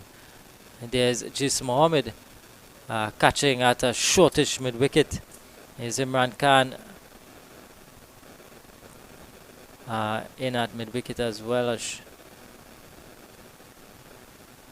Jis Mohammed is in a shortish or mid-off position, mid-on position. Short mid-off, mid-on. Yeah, short mid-on. Looking for that one that just pops. You know, more Well, looking to.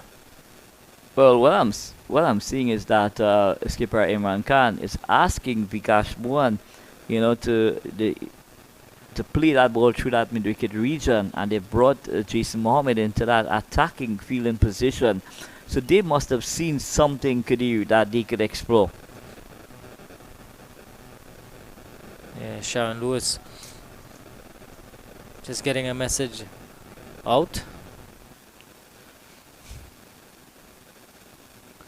So Kyria now to face his first delivery, and Shannon Gabriel.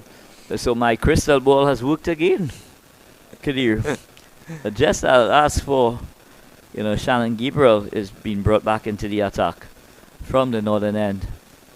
Yeah, strike bowler Shannon Gabriel, and now, you know, he has something to work with. 88 for 3. And, you know, it's right before lunch, so, you know, you can run in and really give it all in these just about half an hour or so until the lunch break. So you can really run in here and really try and bowl a quick spell. Yeah, so he's definitely going to be going straight into lunch here now. Possibly 2 overs, you know, he possibly get in before that lunch interval.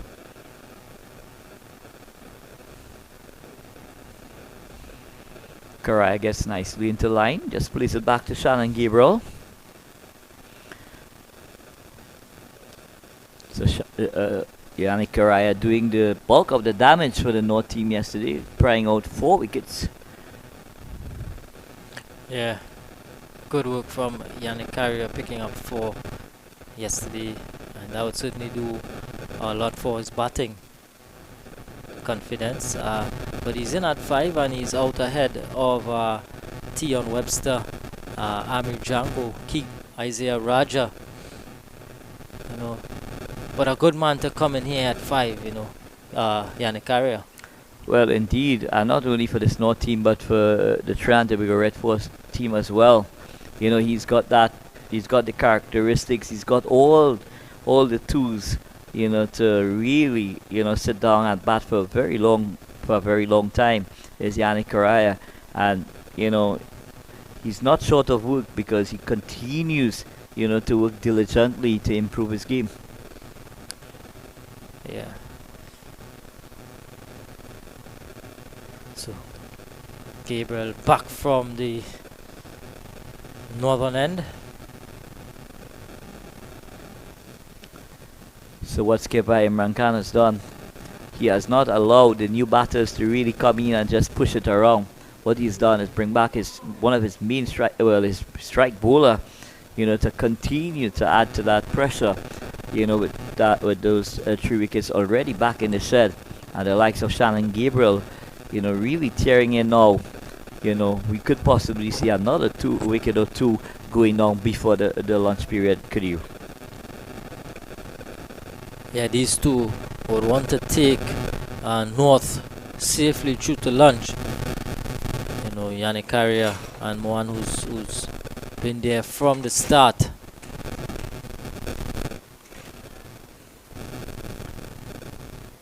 This one is played neatly to that short mid-on position. Skipper Imran Khan does the fielding. So Shannon Gabriel mixing his lengths up here, trying to push the batters back, and then going with that full pitch delivery, trying to trap them on the crease. Could you know, with that express delivery, full and right up into the block hole. Yeah, good stuff from Gabriel.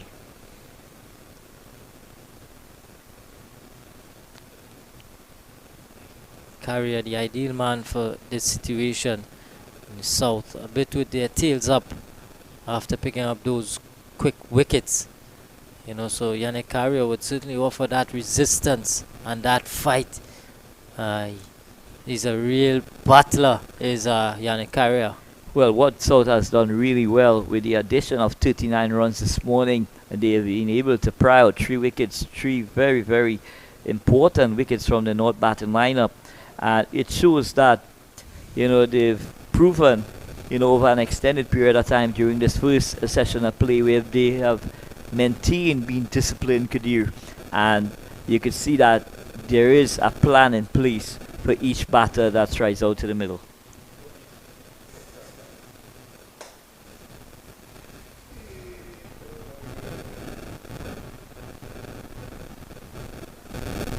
Just working this one into the leg side and picking up a quick single. He gets off the mark.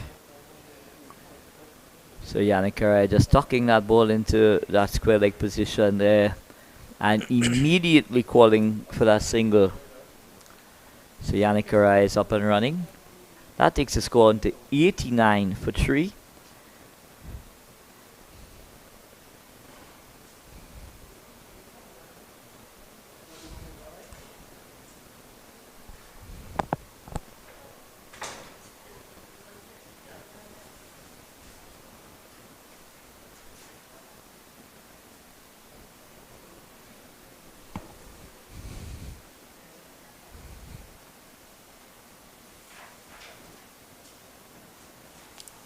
Kimbrel with a full pitch delivery, well dug out by Moan. So good over from Gabriel, a testing one. Testing one indeed, going for that ferocious Yorker there that Vikash Mohan was able to negotiate. But we are going to take a break and we're going to be back shortly to resume.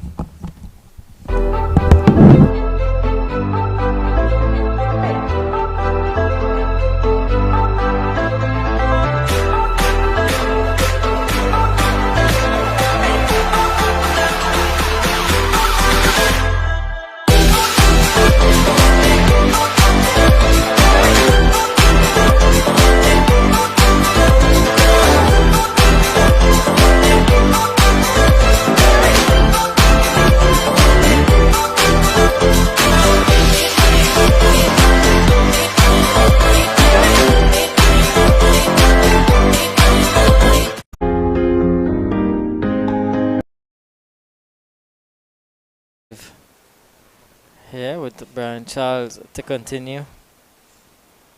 The appeal is going up again. This time not out, says the umpire. I'd really like to have a look at that again. So here comes the replay. Brian Charles to Yannick Karaya. Must be very, very close indeed. From our vantage point, we weren't able to see. This time a stronger appeal, and again the umpire says not out. This my, that must be extremely close indeed. Brian Charles. Well, I can't see exactly no reason why that wasn't given out, but the umpire is in the best position to adjudicate. Yeah, and Brian Charles and the entire South team are totally bemused by it. Fielders now getting into positions. They had a long... And Jed Gooley is all up in arms. What else do we need to do to get this decision, Mr. Umpire?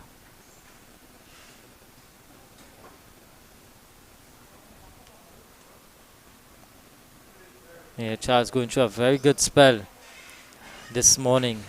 And it just begs, to remind our listeners how important it is, to be bowling in partnerships as well, Kadir. Appeal is going up again. This time a stifled one.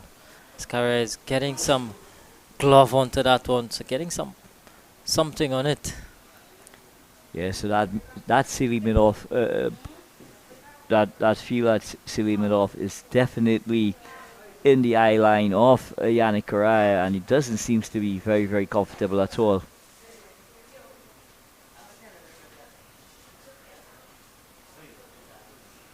Because he does not have that luxury, he could just prod away. He now needs to play that ball possibly on the back foot as late as possible.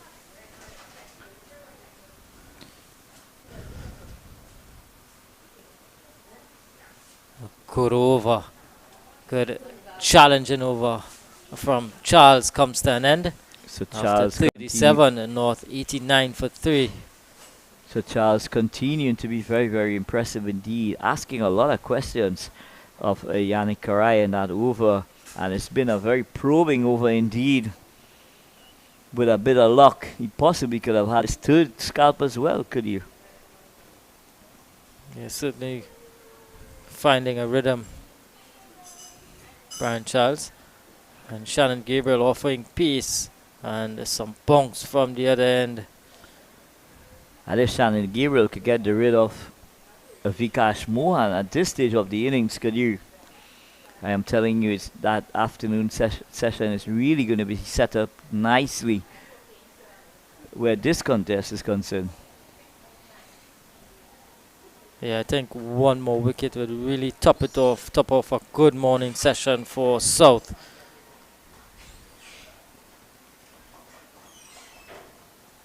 And again, Mohan with time is just working this one away. And It's what been is a very impressive hand so far by Vikash Mohan. Anil. Yeah, you've shown a lot of resolve, you've shown a lot of patience, he's shown a lot of technical application as well.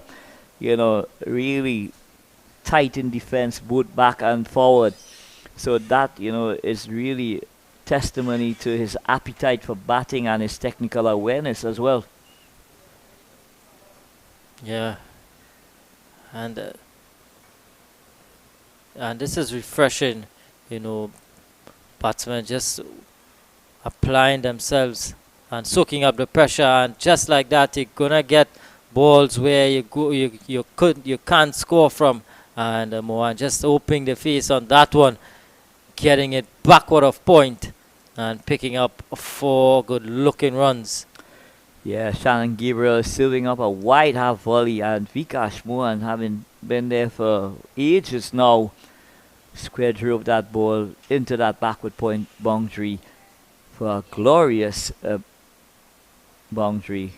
So that takes Vikash onto 40.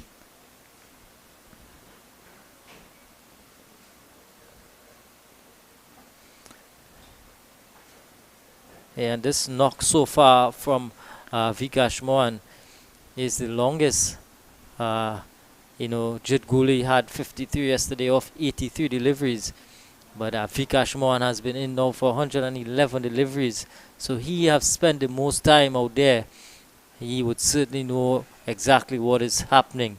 Well, he's just on the verge of batting almost 3 hours, you know, out in the middle, having batted yesterday afternoon and restarting this morning, and we're just on the verge of lunch as well. So that when you look at the time spent at the crease yesterday afternoon and 2 hours this morning, he's just converging on to that 3-hour mark. Yeah. And you know, it's very good too from Mohan, because we know how good he can be in the short formats. In the T10 he had a wonderful wonderful edition. He can hit the ball, but here he's showing that he has that patience as well, and this is very good going forward from Vikash Mohan. Yeah, he does have excellent temperament, you know, to bat for long times. My only concern really is against the ball that shapes out, you know, when it starts moving around, you know, how well he's gonna adapt when the ball is shaping. But thus far, we've got to give him all the credit whatsoever. You know, he's really shown that application and that appetite, you know, to bat for long periods of time. Yeah, and he looks a picture of concentration as well. You know, he from time to time he would walk away to square leg and just have a word or two with himself, just to reassure and you know, just to make sure exactly that he switches on and switches off at the right stages. You know, for a batsman to switch on and to switch off, you know, it's really something that you have to be mindful of. Well, when batters are able to do that, Kadir, it shows that their mental toughness, is in top shape. And an excellent piece of fielding by Jason Mohammed at that square leg position, diving away to his right. Had that ball gone past him, I'm sure the batters would have been able to help themselves to at least two. But Jason Mohammed, supporting Shannon Gabriel with some really aggressive feeling there at that square leg position.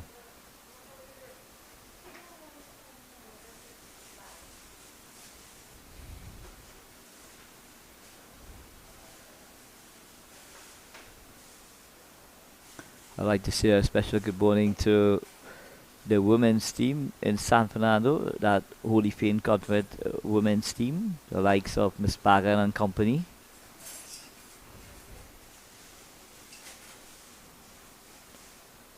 And a diving Keon Otley can't prevent Mohan from coming through for 2 runs. And so a glorious extra it's cover actually drive. Rajiv Ramnath, the substitute, is on. Young Ramnath is on in place of someone.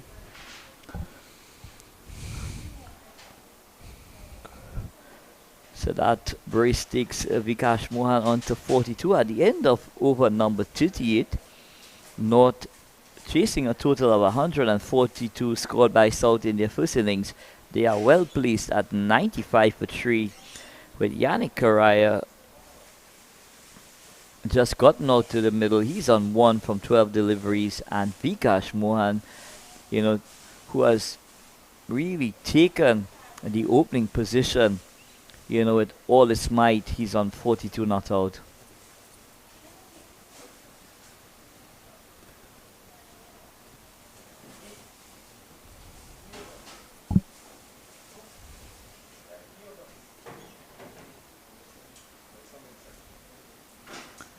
So it's going to be Brian Charles to continue from the pavilion end, and he's going to be bowling to Yannick Karaya.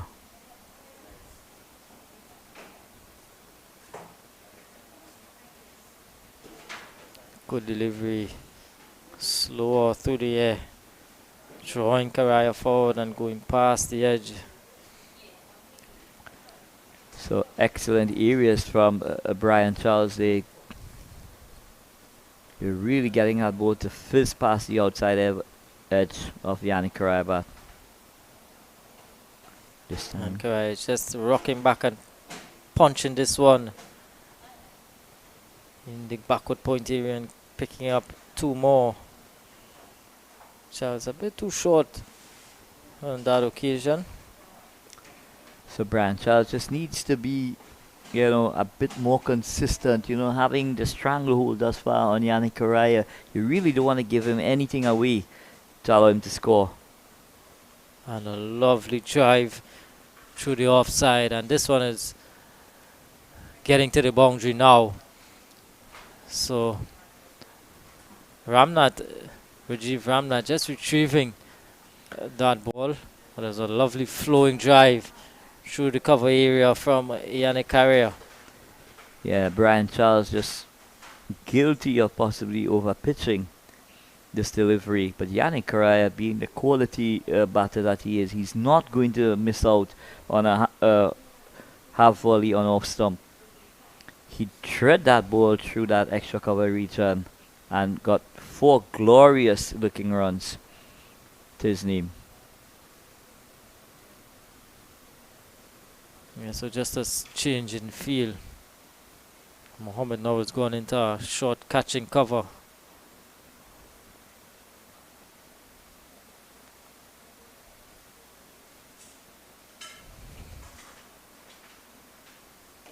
Very close to lunchtime here, just a few minutes, maybe over 2, and Karaya is working this one again, and a good chase from Manik, but he able to come through for 3 runs.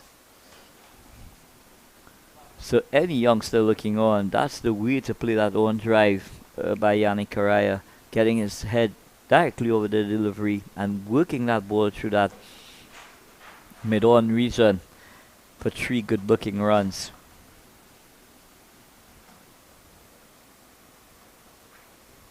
And what was very impressive as well is the fact that he got very close to that delivery when executing that on drive. Yeah, getting to the pitch of the delivery.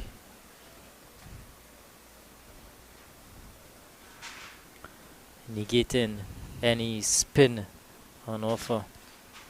At the end of the 39th over, North, in reply to 142 all out from South, they are 104 for 3. Yannick Carrier, he's there on 10. And Mohan, 42 from 116 deliveries. He's been there from the start. So it could possibly be the last over before lunch, but the man with the goal and arm is going to be given the responsibility to bowl from the northern end, Jason Mohammed. He has proven time and time again, to be that wicket breaker, that partnership breaker. My apology. Yeah, he has a knack for picking up wickets. Yes, the man known to have the golden arm, and he's gotten wicket at all levels, from international, regional, and domestic level. So he does, he have a proven track record of picking up wickets at vital moments in any cricket match. Yeah, and it's a good stage of the game. Maybe the last over before lunch, the batsman thinking about just getting through to lunch, not out.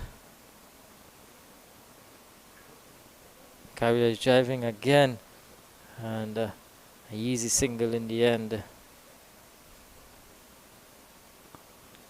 Yannick Carrier has come out here and he's looked very positive.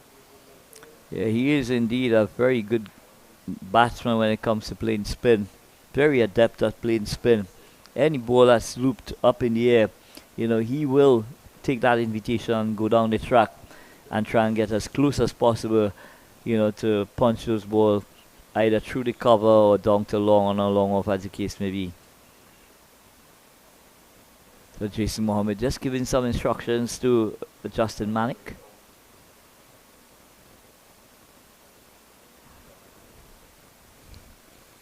So just a hint of spin there for Jason Mohammed.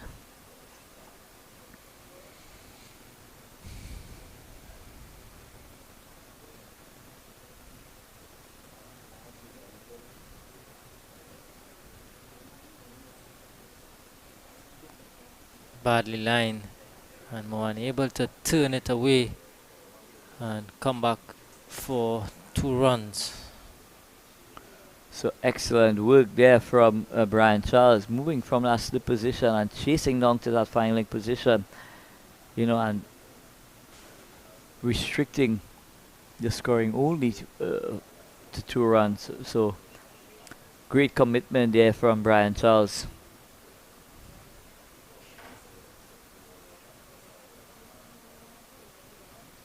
Solid. So Jason Mohammed bang on target. So just 2 balls before the luncheon interval, and I'm sure that Vikash Mohan does have his eyes on coming back after the interval. So he's got one more delivery to negotiate to finish off this morning's proceedings here at the National Cricket Centre. You are looking at the North-South Classic, the 4-day North-South Classic, sponsored by Soca Kings.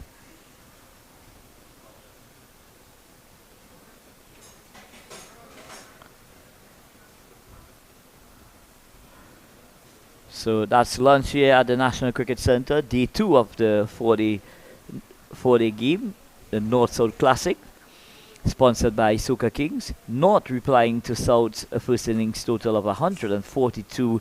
They are well placed at 107 for 3, with Yannick Carrier just striding out to the middle, He's on 11 from 18 deliveries. Vikash Mohan has batted another session here out at the National Cricket Centre, and he's batting on 44 from 121 deliveries, showing a lot of discipline in terms of his application, and it's really good signs for Trinidad and Tobago cricket to see this young man really taking the opportunity at the top of the order and trying to make the best out of it. So before I leave, our closing comments from Kadir Mohammed. Evening. Yeah. So that ball, the end of the first session of play here on day 2, the cover area from Yannick Carrier, session in which North take a look at the replay 60 as we see some highlights from the first session. That was Keegan Simmons going out court Jis Mohammed, and then Vikash Mohan using his feet and picking up 4, and this was Jeremy Solozano, judged leg before, and then Bravo hitting 1 smart catch by Manik, and then Vikash Mohan just continuing where he left off all morning. So it's lunch here, North 107 for 3, and we're gonna take a lunch break as well, and we'll be back with you with play in the afternoon session.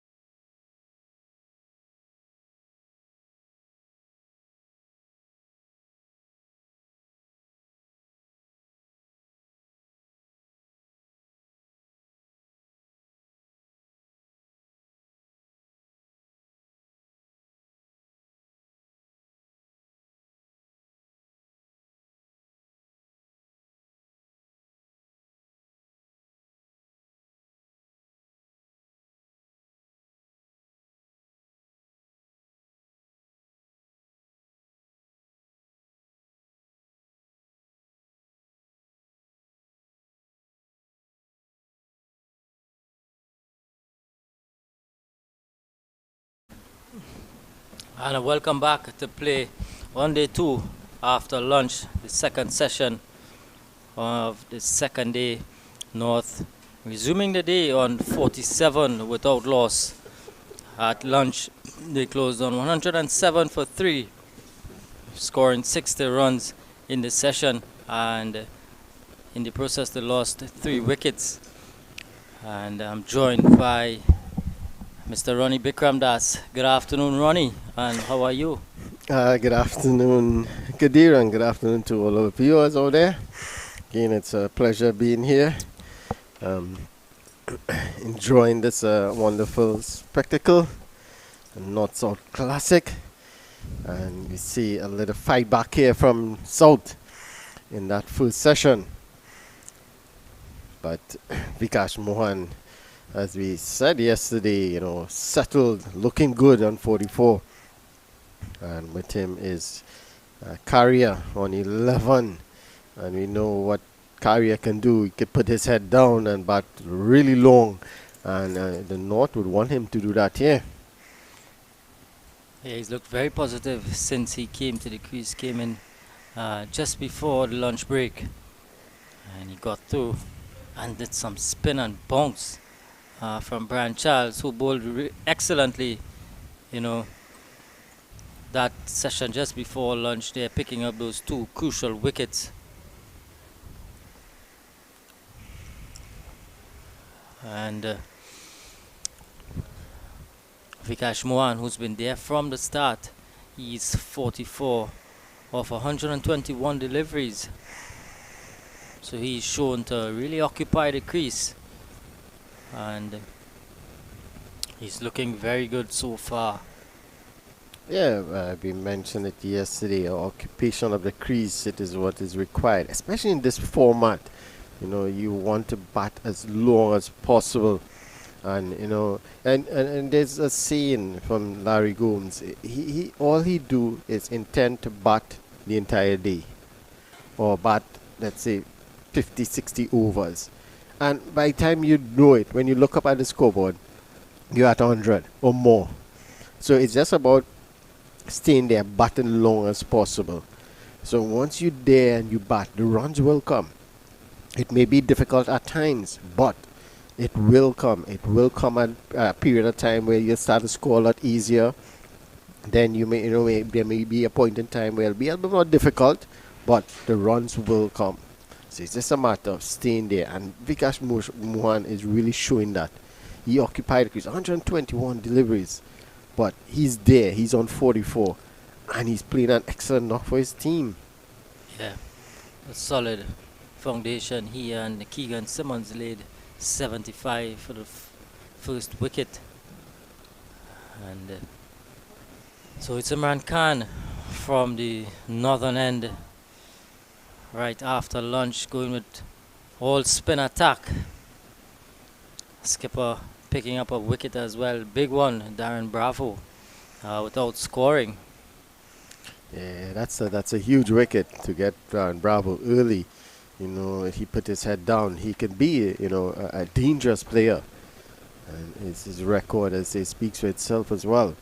So it's an excellent wicket to get early on, to get him early on in his innings. Causing some problems here, Imran Khan. And again, that one taking the outside half of the bat, Vikash Mohan, but still ended up getting a single. Yeah, Mohan just playing with soft hands, didn't go in the air at all.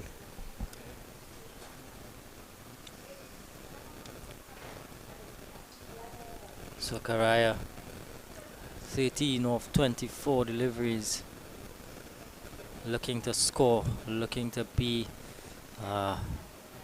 positive.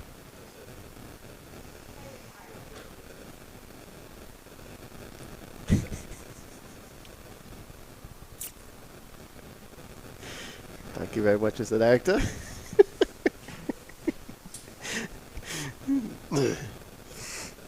Well played again by Carrier on the back foot, negotiating Imran Khan so far. Yeah. Yeah,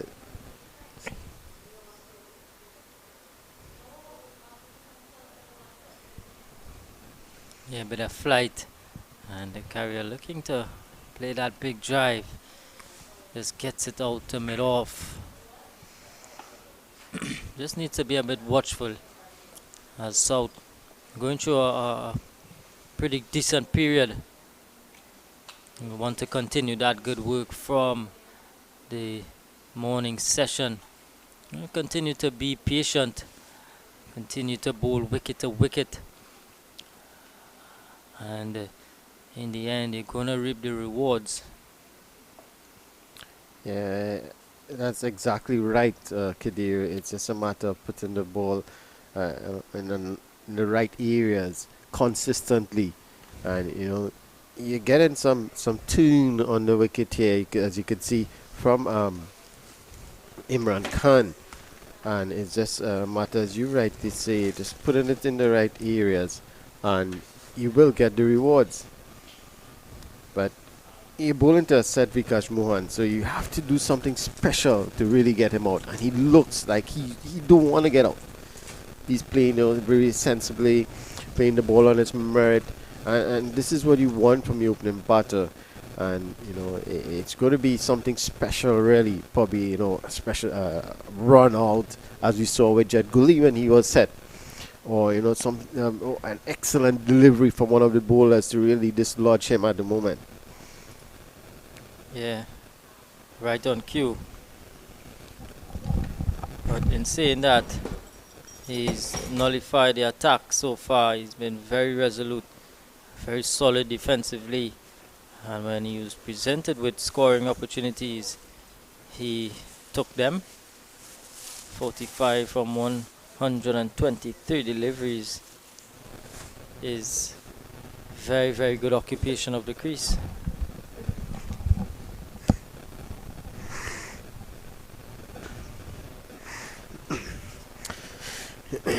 Brian Charles operating his 15th over, 2 for 22, and Imran Khan would really have a lot of feet in Brian Charles here. One of the senior bowler, and he would be the one, Imran Khan, the captain, would be looking to really pry wicket out consistently. If not consistently, but I rate an interval enough to really dent that progress of the North team. But when you look at it, you have two really solid players at the crease right now, and they are not going to really give their wickets away.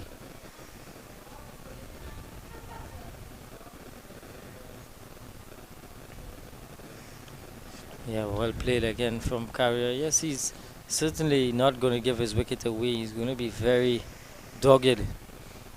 He scores dirty runs. He's always labeled as one who, he has some fight. He has some belly for the fight, as we say. This one, he's just back cutting this one and picking up two more. Goes up to 16 from 34 deliveries. Excellent hand in the context of the game so far. Some spectators here. The wind is giving them some problems with that umbrella. But again, as we saw yesterday, it's good to see the spectators out, in their numbers, supporting this wonderful venture in terms of the North-South Classic. But I just want to get back to one thing you mentioned there, Kadir.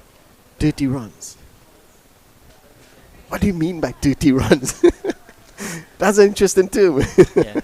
Well, there are periods in the game when the bowlers are bowling so good, but you intend to score. It may not look pretty, it may not be out of the textbook, but you're getting a job done. And that's what I mean by when I say dirty runs. Yannick Carrier, he's done that throughout his career. And it brings success to him because he eventually made the West Indies team. And, didn't pick much, to bat. He's picked more as a frontline like spinner in the team, but he had a 50 amount of the games in Australia.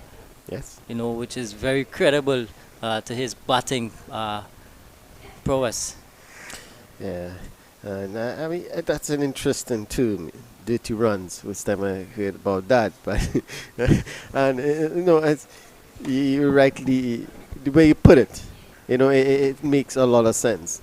Uh, Dirty runs, and it's a The lot of appeal is people going up, and he's given. and Imran Khan gets the breakthrough, but it's not the man who scores the dirty runs, but it's the resolute Vikash Mohan. So his stint, his patience have finally come to an end here. yeah, slow that slow raise of the finger, and Vikash Mohan almost knew it, and it's just confirmation when that finger went up.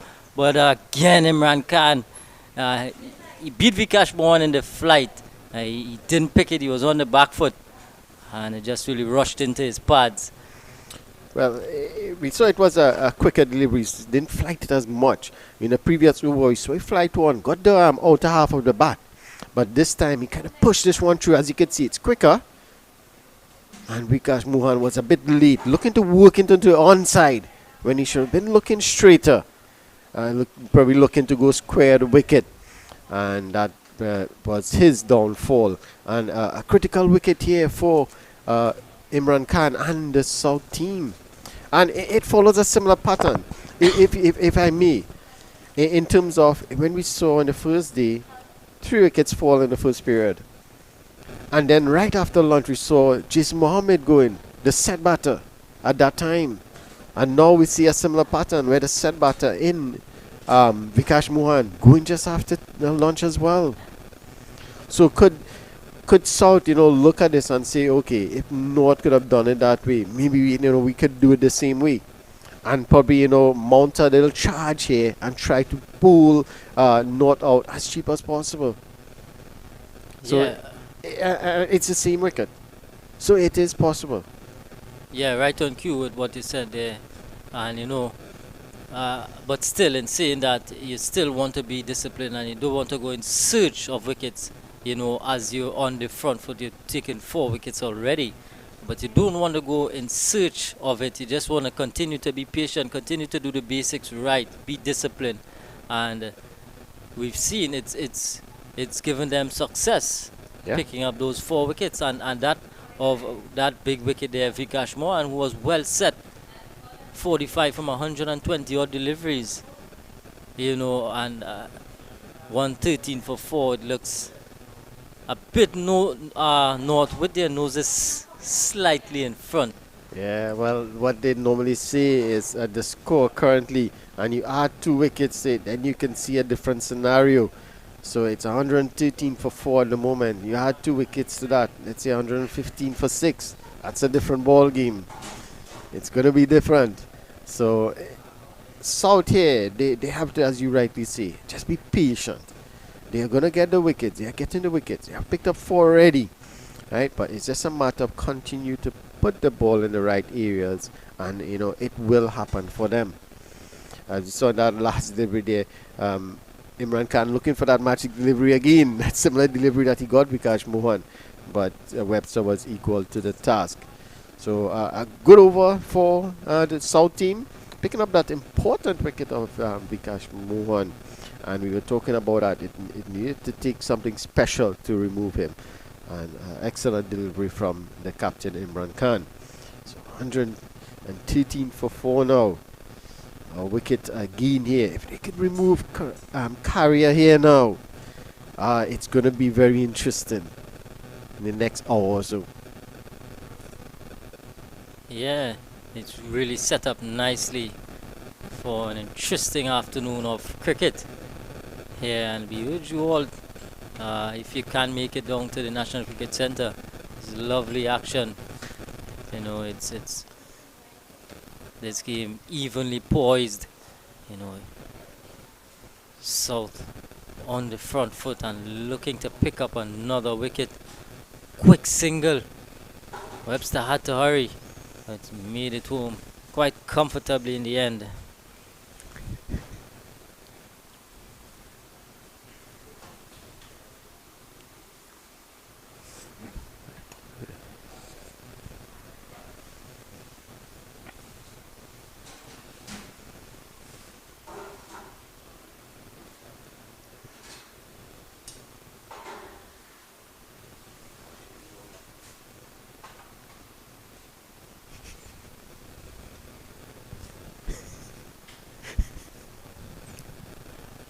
Brian Charles to bowl at the new man, Tion Webster. And Tion Webster coming off a brilliant 107 in that trial game at the Queen's Park Oval. And it was a good knock, so he's a man in some form. Definitely, and he had some good knocks as well in the T10. He had a couple of good knocks, leading his team to victory in that T10 blast recently. So he is in some good touch, and I say that 100 in that trial game would have done him a lot of good, because remember in the last few games in the 4-day series that playing in Trinidad. He didn't really get the runs that he was looking for. He didn't score much runs. And he was played in the first few games and then was dropped because he wasn't scoring the runs. So that trial, getting that 100, would have really done a lot of good for his confidence. So he would want to translate that here now and continue in that good form. Can get at least a 50. Build a nice partnership with Carrier here, and which will help take the North team into a dominant position in this game. So he needs to really, call upon that experience in terms of getting that 100, and it would be more or less, similar bowlers in that trial match. So he would know most of them already. So it's just a matter of, relying on his skills and just executing there together with Carrier. Yeah. It's going to be Yannick Carrier facing up to Imran Khan. Imran Khan is South captain. 7 overs, 2 for 14. And he's always in the wickets. Imran Khan. Loads of experience, all of 437 first-class wickets. Yes. So he certainly knows how to get batsmen out.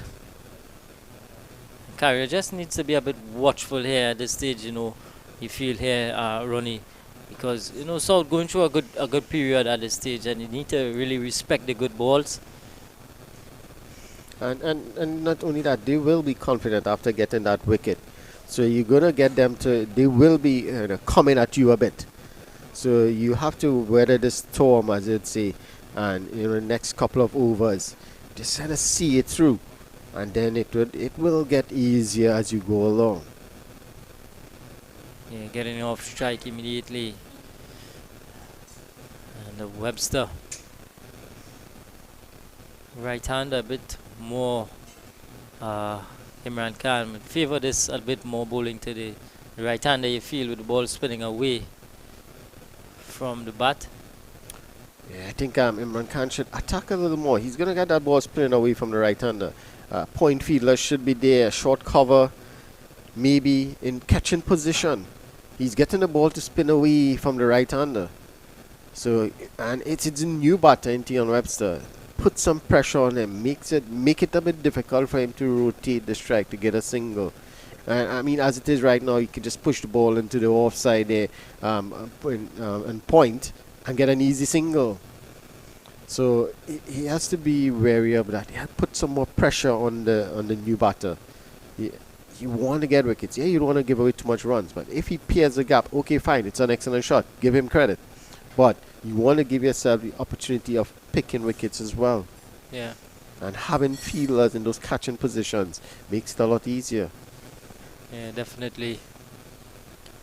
And no better person to do so than Imran Khan and even Brian Charles, for that matter, because he's quite experienced as well. 98 first-class wickets to his name. Correct. So both of these senior men, really try to be as miserly as possible from both ends. Yeah, that's good. This one just tossing this one up. But Webster just not having a go at that one. So a bit too wide. He needs to pull it a bit straighter on that off stump line. Make Webster play at those, drive at those. Some of the spectators. And these guys were here yesterday looking on as well.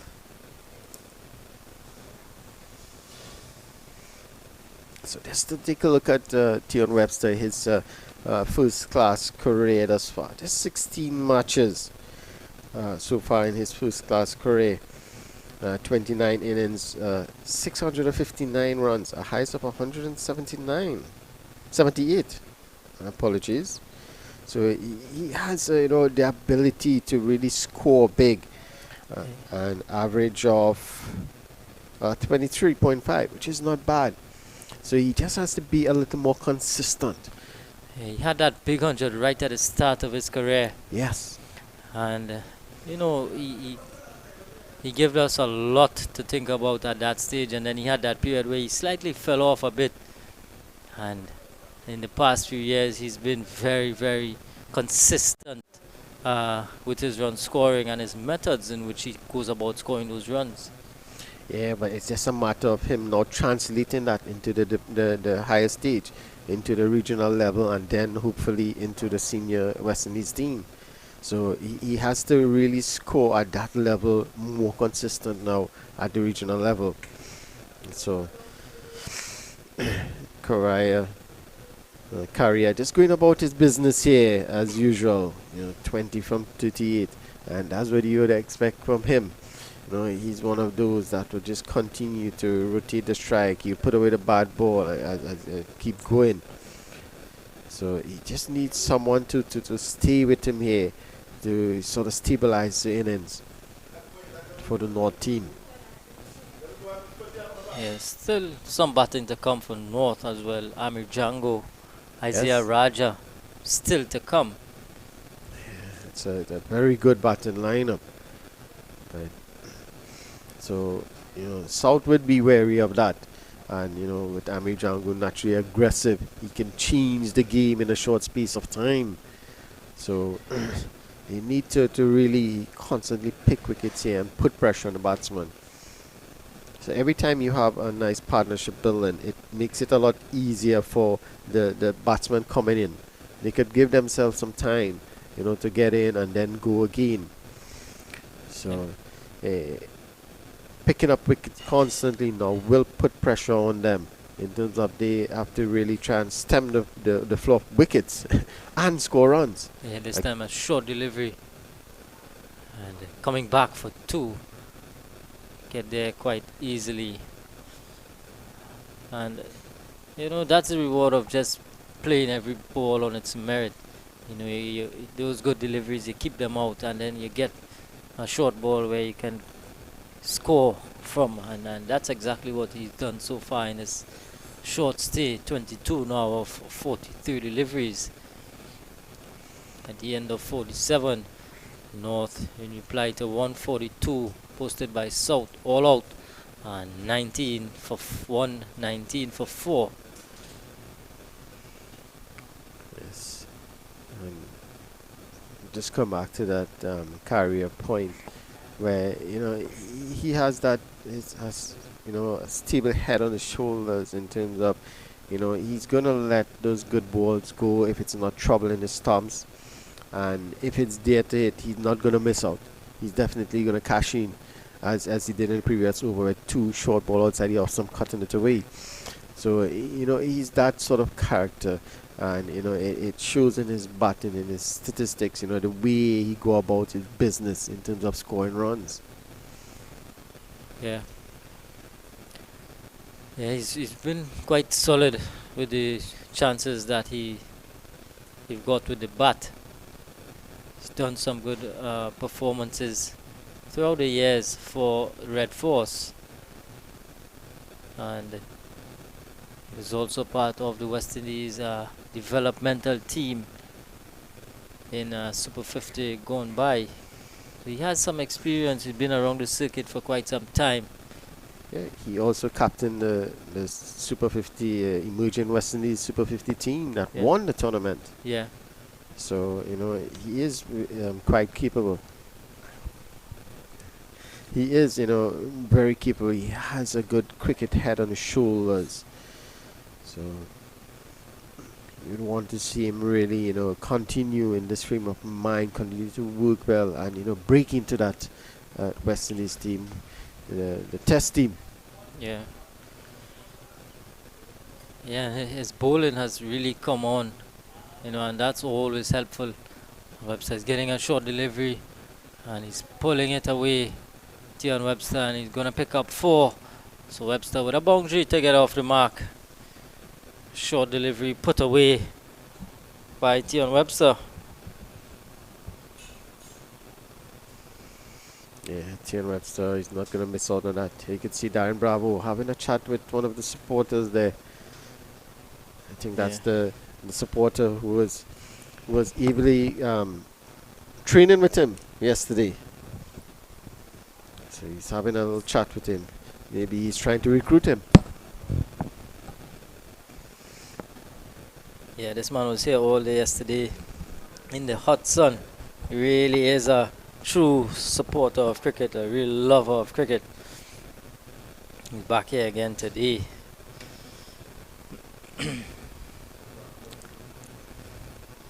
Yes. Brian Charles again, 17 overs, 2 for 29, represents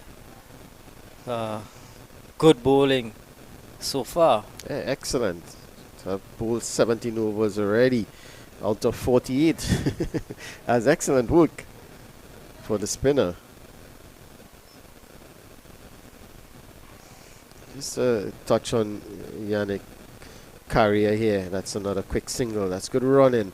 And there you see Tion Webster just applauding him for that. An excellent call.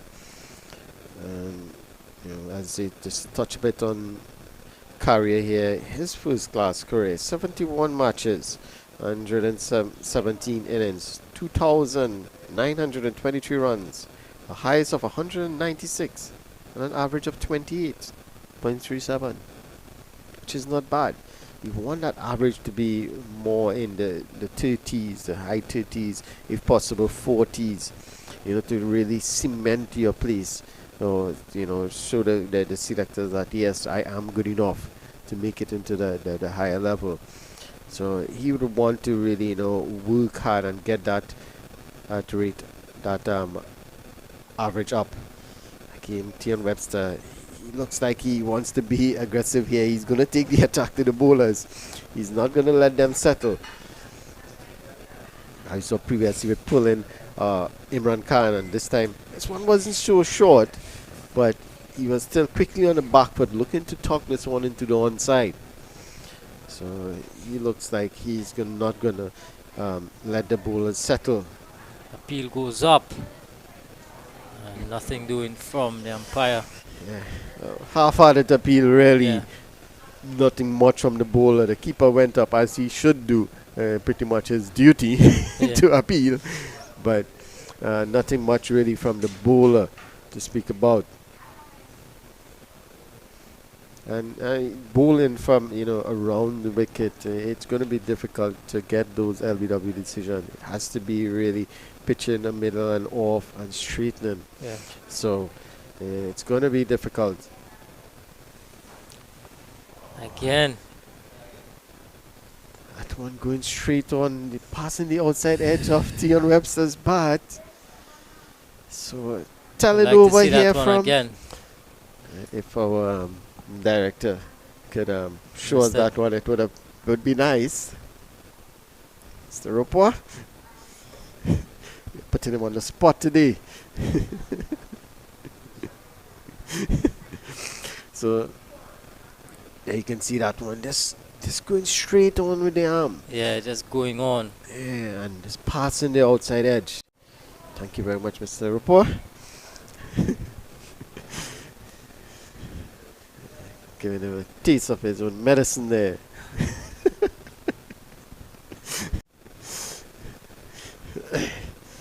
So that's an excellent over there from Brian Charles. Asking a lot of questions from the right-handed Tion Webster. Imran Khan needs to continue here. Continue that pressure, putting that pressure on. This one is guided past that point fielder. And they're going to get 2 quite easily, looking for the 3rd. But it's not on. That's excellent work there. Is it Brian Charles? Yeah. It's Brian Charles after bowling an impressive over, having to chase that one down. So it's excellent here from. This is good from Carrier. He's looking to score on every opportunity. Looking to be very positive. I like this little knock so far. Yeah, he's looking to keep the scoreboard ticking over and not let the bowlers settle in terms of bowling 3 and 4 dot balls at you, setting you up, as they would say. So it's the right attitude, the right tactic from him here in terms of just looking to work. This one is down the leg side. The keeper didn't really have much of a chance there, and it's going to run away into the boundary. No, that's excellent work there again from Brian Charles. Yeah, chasing right down to the edge, Brian Charles, and able to come through for 3 runs. Yeah, that's wonderful. As you can see there, just well, it's just a matter of millimeters there. It's a very close one. It's a very close one, but that's excellent work from Brian Charles here. Excellent work from Brian Charles. And he's really, giving it his all at the moment for his team. So Imran Khan needs to really, keep that pressure on. 3 buys. Not gonna have the course. But there's not much runs to play with. So he needs to be as tight as possible. Can't really give away those easy runs. Yeah, just 13 runs. They trail by now, North. So looking to build a lead here. Once they can get those 13 runs. Single. As Sifas Cooper can't prevent a run. At the end of the over. After 50 overs, North 130 for 4. Khan completing his 10th over, 2 for 22. And we go for a bit of a break here. Be back shortly.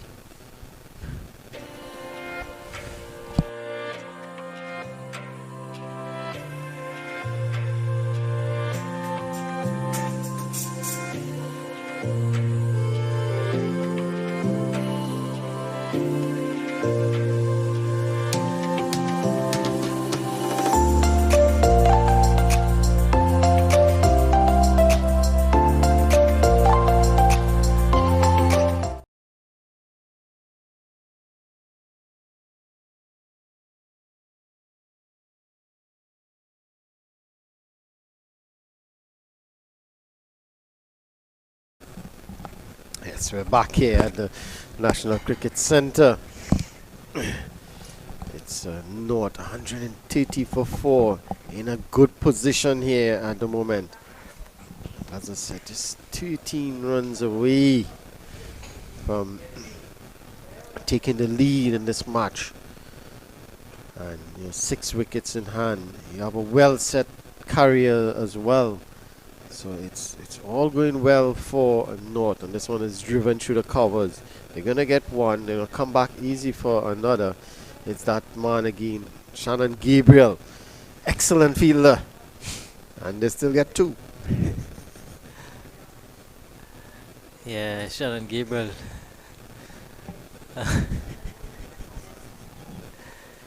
Showing his commitment.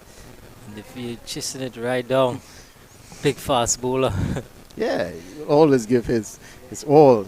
Whether it be 80%, 90% or 100%, he will always give his all. This one is short and pulled away by Webster, and he's going to pick up 4 more.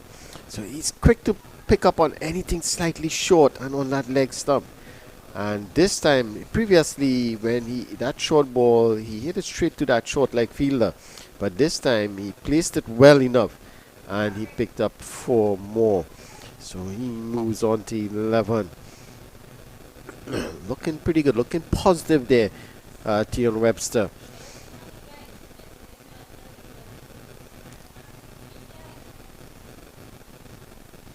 Okay, that one's going straight on. This time, Webster was able to get some bat onto it.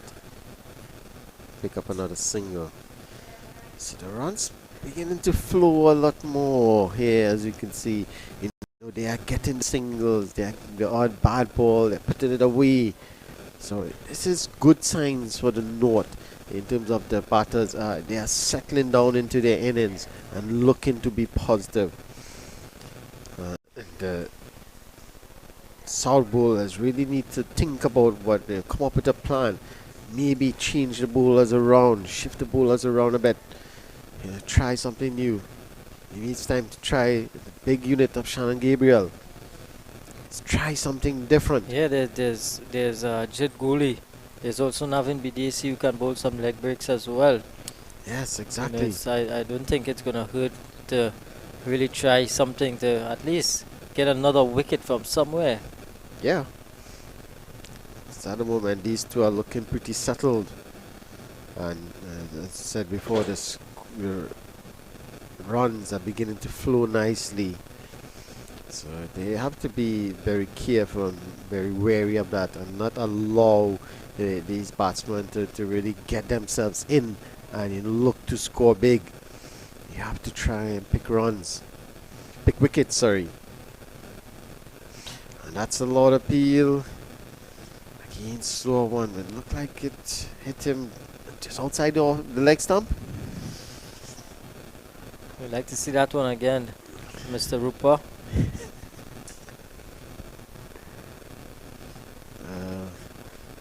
Judging from where his front foot ended up, and that one did hit him on the front foot, and you could see it looked like he was a bit outside leg, so Yeah, maybe that's why the umpire didn't give that it decision. looked to be a good decision. Yeah. So Yeah, went to the that's safe call. excellent from the umpire. Again, quickly on the back foot and working this one fine down to that fine legs fielder. Yeah, Lewis doing the fielding, keeping it down to 2. Yeah, that's Sharon Lewis as well. That option of that left arm to change things up a bit. Maybe it's time to really try something different. Yeah, I think at this stage, Ronnie, the surface is not that conducive for the seam up bowlers. I think the spinners are getting a lot more from the surface. You know, that session, this morning session, the seamers were not that penetrative. You know, we saw Shannon Gabriel go to in the body sort of stuff. He went to something different, realizing he tried to pitch it up, it wasn't working. Yeah, this time Webster just having a scamper down the wicket there and driving this one to that long on fielder, sorry, and they get through for a single. So he's really looking to be positive here, looking to take the attack to the bowlers, not allowing them to settle. And this plays goes all well for the batters. It makes the bowler now change his line, change his length a bit, and it could get easier for the batters. It could play into their hands. So this is good from the North, putting that pressure after South getting that early breakthrough after lunch. It's good positive cricket from Webster and putting the pressure back on the bowlers. Again, well played, well watched from Carrier. Yeah, that looked like the googly just going away from the left-hander.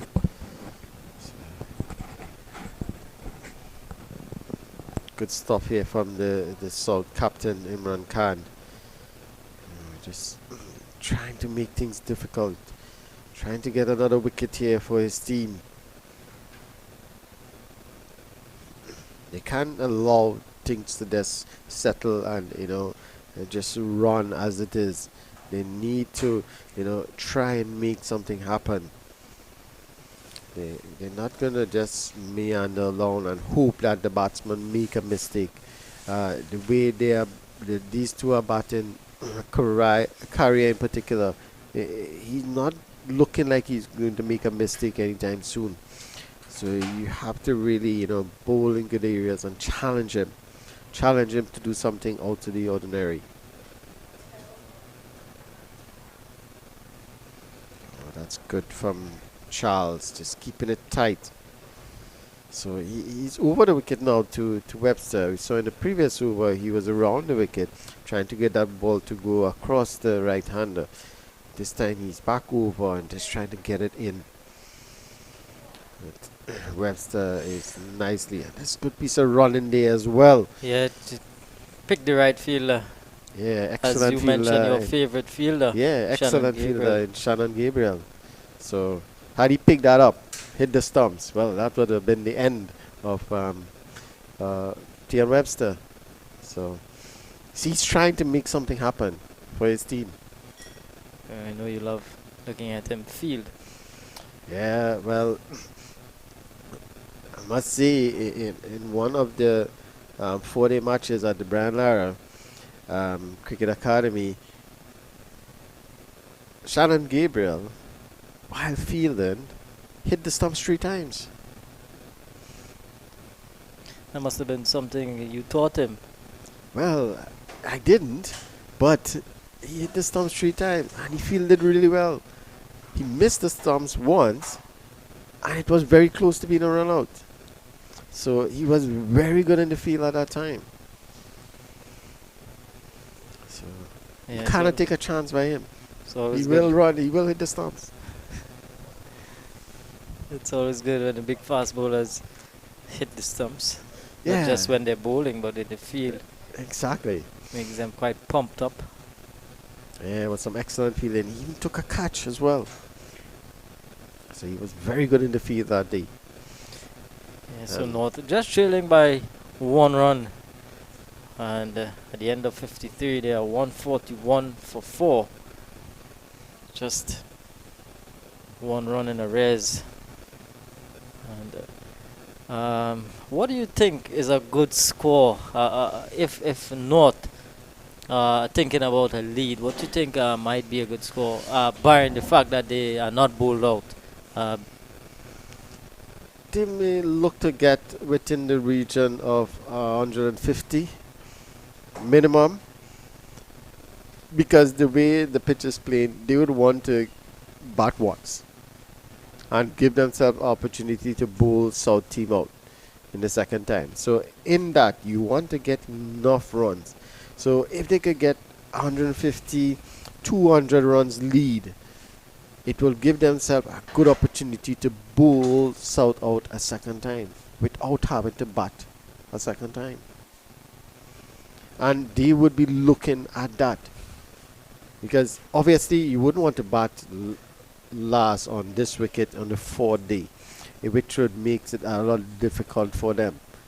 So they would want to really try and get as much runs as possible to bat once. Yeah, and that would depend a lot on Yannick Carrier and how long he bats. And, Isaiah Raja, Amir Django, Terrence Hines to come. Yeah. So and that's a good thing about it.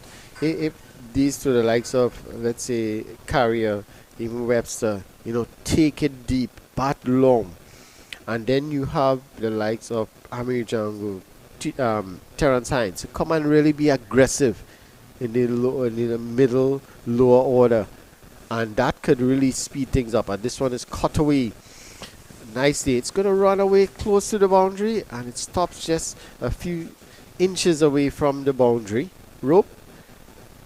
Lewis, he tidies up nicely, and they get 2 more. 3 actually. They get 3 runs. So come back to that point. If these two could take it, let's say to the lead to about 100. Just say scenario situation, and then you have the likes of as you say, Amir Django, Terrence Hines to come and really be aggressive in natural game and take it to probably 150, 200 in a short space of time. It will give themselves a really good opportunity to just bat once, win this game 2-1 basically. Yeah. And they should be thinking along those lines.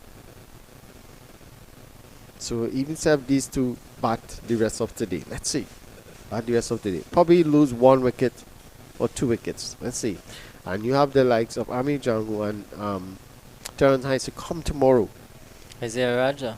Isaiah Raj as well. You can really step on the accelerator and, you know, score quick runs.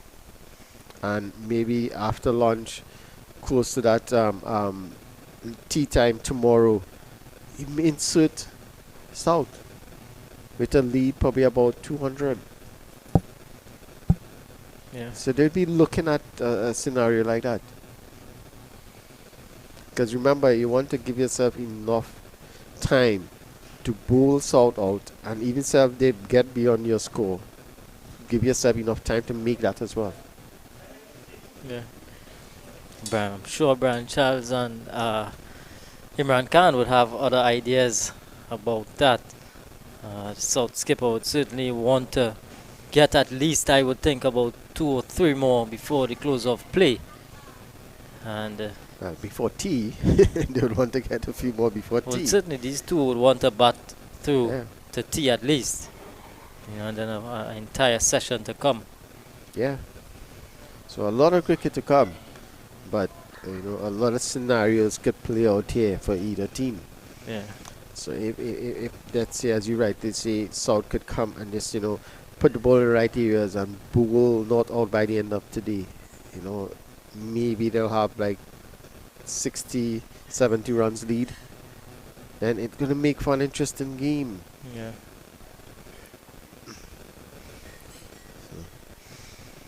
I'm gonna be bold here and ask you, Mr.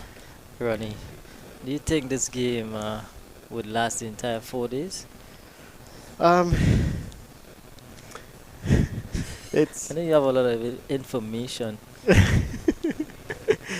well, to me, it depends on how long North decides to bat. If they are going to, you know, build a huge total, if they are going to really, you know, bat the rest of today and probably bat, let's say until probably tea tomorrow, then it's definitely going to go into in the 4 days.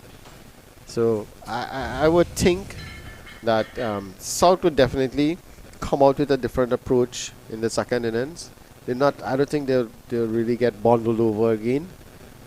And so I believe it will go into the 4 days. We're gonna remember that. I think Certainly it's set up nicely for. Let's just look at today. It's set up nicely for an interesting afternoon session.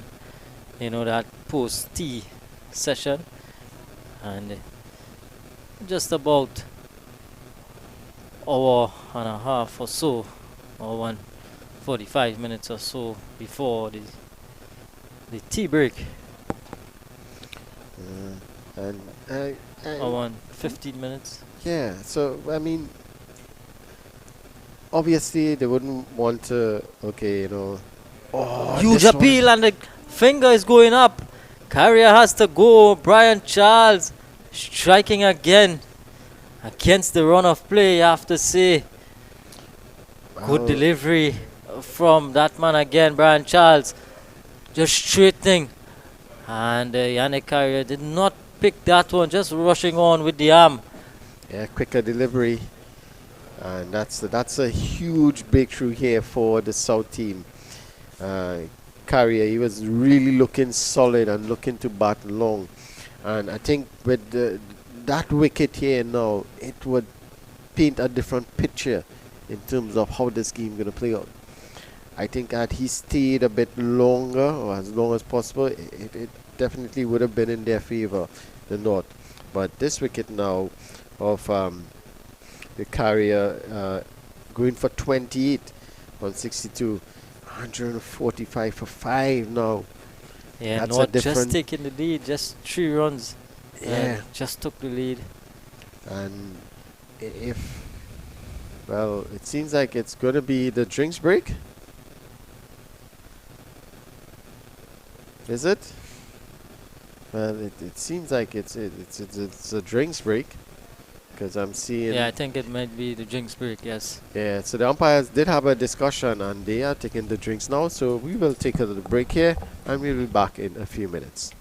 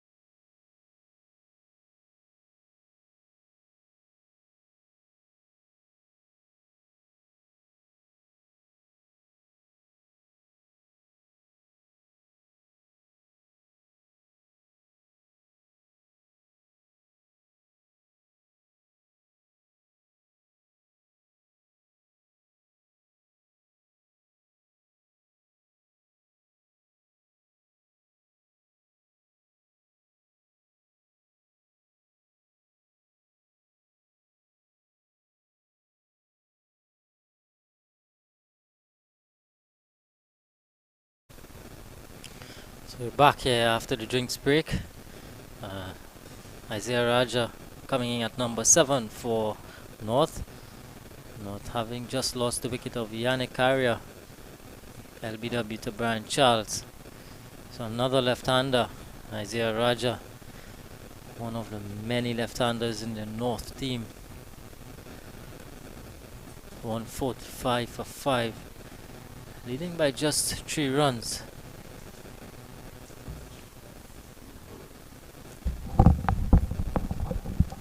The end of it is a successful Brian Charles over.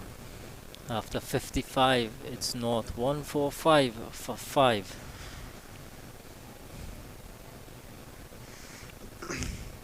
Yes, just to touch a bit on Isaiah Raja, his first class career, just 15 matches thus far, 27 innings, 621 runs, a highest of 69 and an average of 23.88. So he hasn't had 100 as yet at the regional level, but decent average 23. Just that he's in the beginning of his career, really, and he would want to, really get a good score here to ensure that he's, part of that setup, that Red Force setup, and improve on that average, get his that maiden 100, first class 100. He has been among the runs consistently, but just in and out of that Red Force setup, and not getting a consistent run really, to prove himself, to prove his worth. So in and out of the Red Force setup. Yeah, but I know that he's working hard to make a return to the team. He's doing a lot of work, physically, and even a lot on his batting. He's working hard on, so he's definitely looking to make a return. Yeah, definitely. Really good to see the likes of him, Jed Gooley, making an impression really, and getting into that Red Force team. Yeah, a lot of potential these guys have, and it would be nice to see them really translate that into that regional level. But oh, that's another good delivery again from Imran Khan. So South are really applying some pressure here on the North team, and after picking up that wicket of Carrier, they would really want to pick a wicket or two again. And remember, we were. Oh, and there's a lot of appeal for LBW and given. Well, well, well. Imran Khan, the captain himself, taking the burden on his shoulders, picking up his third wicket. And Tion Webster, he goes for 17. Let's have a little look at this one. Quicker one there, you could see it was flatter and quicker. Imran Khan was definitely sure that it was out. Maybe Webster just didn't really like it. Just a tad high. Well, he was on his back foot. Umpire Avinash Narain with that dreaded finger. He's in the best position, and but Imran Khan was really confident. He was sure that it was out, and the umpire agreed with him. So it's 146 for 6 now. And remember, earlier on we were talking about it when the score was up about 120 or so, and we said if you add 2 wickets to that, what will happen? Yeah. The South team have added 2 wickets to it. It's 145 for 6 now. This is going to be a different ball game. Now it's not going to be, well, with Django coming in here, he's not going to try to be or want to be his natural aggressive self, because they are in a spot of border right now. Yes, they are 3 runs ahead, but basically you're 3 for 6. Yeah.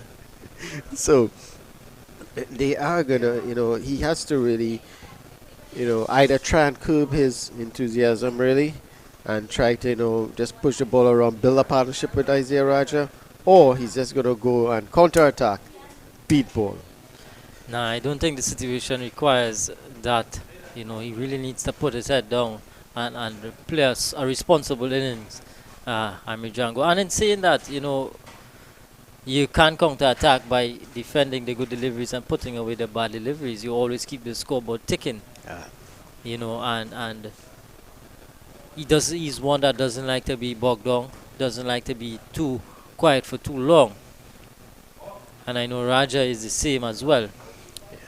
Very attacking by nature, Yeah, they like to keep scoring. And you're right. They wouldn't want to be bogged down too much. And this is some excellent stuff here from the South team. And, trying their best to get back into this game. And it's 2 new batters at the crease now. So this is good for the South team. And having 2 new batters, they can add some pressure now to these fellas. Not allow them to rotate the strike, get off strike easily. But 2 of them are on 0. So there's a nice little spell here for the South team just before tea. Could they continue to pick a couple more wickets and make it an excellent session for them? Yeah, the Spin Twins doing well. Brian Charles picking up 3 and Imran Khan picking up 3 as well. They've taken all 6 wickets to fall so far. And they've been excellent. You have to say, they were really on the back foot yesterday. Coming out 47 without loss, not having any success on that first day. And then they really came out here today with a whole different plan. And it's worked well. Yeah, well, I spoke to Jason Bombay at the end of play yesterday, and he said, well, they need to come out pretty aggressive today, and they need to pick early wickets. And they did that, and they continue to pick wickets. And that has really pegged the North team back here. So And we were talking earlier in terms of maybe it's time to change up the bowlers. Then Brian Charles picked a wicket. Then Imran Khan he picked another. So they are going to continue, definitely. They are going to continue at least for a couple more overs to see if they can, continue to peck wickets. And yeah, you're right. In terms of the spinners, both of them have gotten the 6 wickets thus far. So they would want to continue to see if they can get more. But this is a good fight back here from the South team. They didn't allow the North team to just, to go rampant and roll them over. They are showing some excellent fight here. Yeah, an excellent session, post lunch for South. It's been a session where North were able to just score 38, but South were able to pick up 3 wickets. Yeah, that's the important thing here. Pick up 3 wickets. So you can see general intent here from Amir Jangu, looking to be aggressive, and Jason Mohammed counteracting there with a throw to the stumps to tell him, get back into your crease. Where are you going? So this is wonderful, and well, they did appeal for the run out.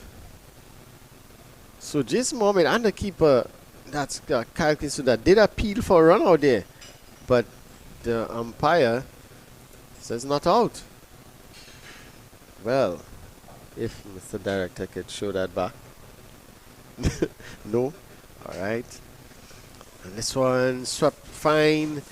Sharon Lewis tried to get his big boot in the way, but his football skills elude him there. Yeah, those size 13s not helping Sharon Lewis.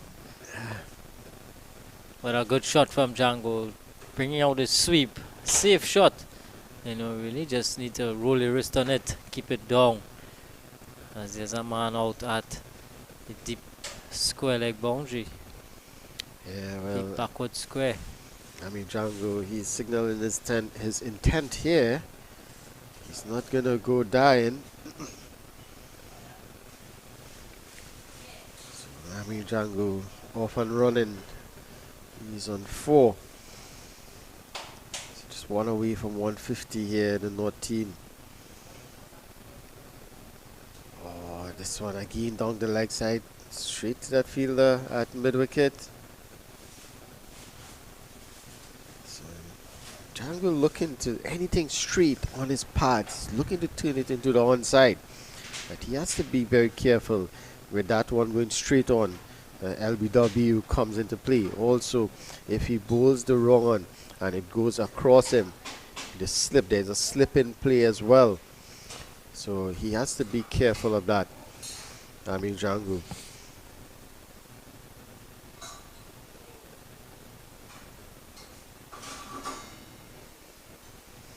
Short leg and leg slip in play. So at the end of the over, a good over there for Imran Khan. It's 149 for 6. Isaiah Raja yet to get off the mark. Django on 4. Good fight back here from the South team. And the captain himself, Imran Khan, 3 for 33. Taking it upon himself to really, get his team back into this match. Yeah, taking the bull by the horn, if you like, and doing well so far together with Brian Charles. Charles has been excellent to just getting to 22 overs already, and going for just 38, picking up those 3 wickets. And he's accustomed with bowling these long spells. He tend to bowl 15, 16 overs on the trot. So he's accustomed with these long spells here. And I think his captain would be dependent on him to bowl a long spell.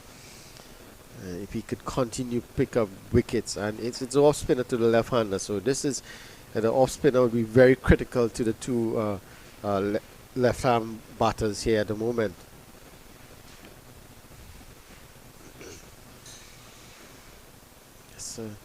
A bit quicker He needs to slow it down a bit and just use that quicker one as a surprise ball, just as he did to Carry and he got his wicket. Oh, this one just sliding past Raja. Brian Charles very skillful, you know, bowling at different speeds, you know, taking pace off, putting some revs on it. Yeah. Has that one that goes straight on. Just as we saw just now. It's pretty close to that off stump. A good leave, you would say, by Isaiah Raja.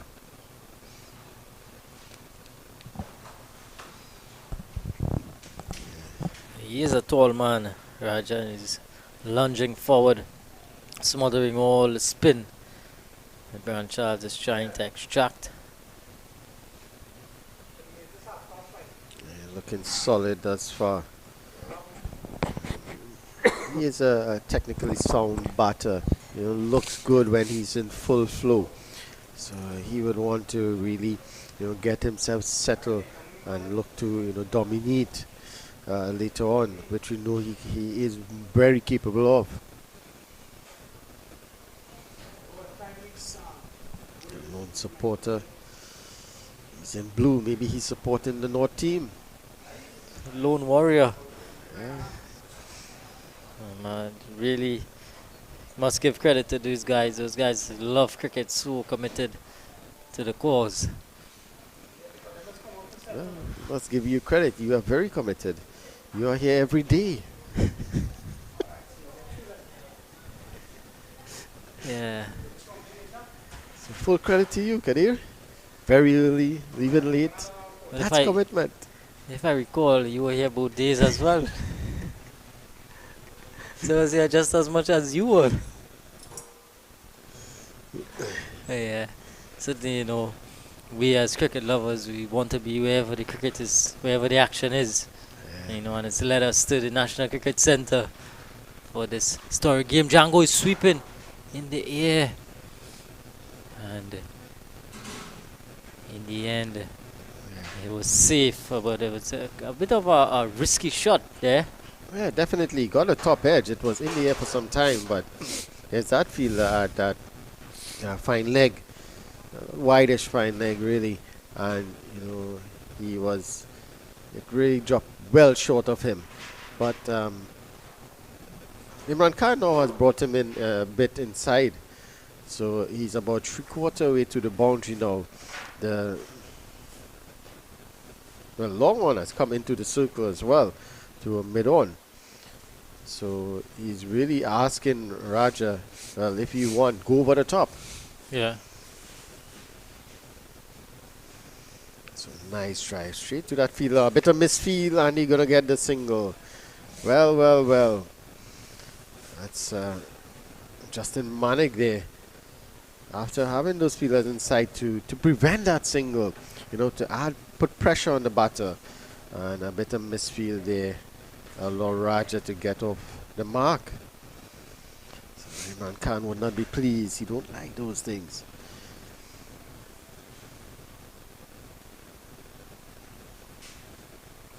Django down the track and looking for the single. He needs to get back into his ground.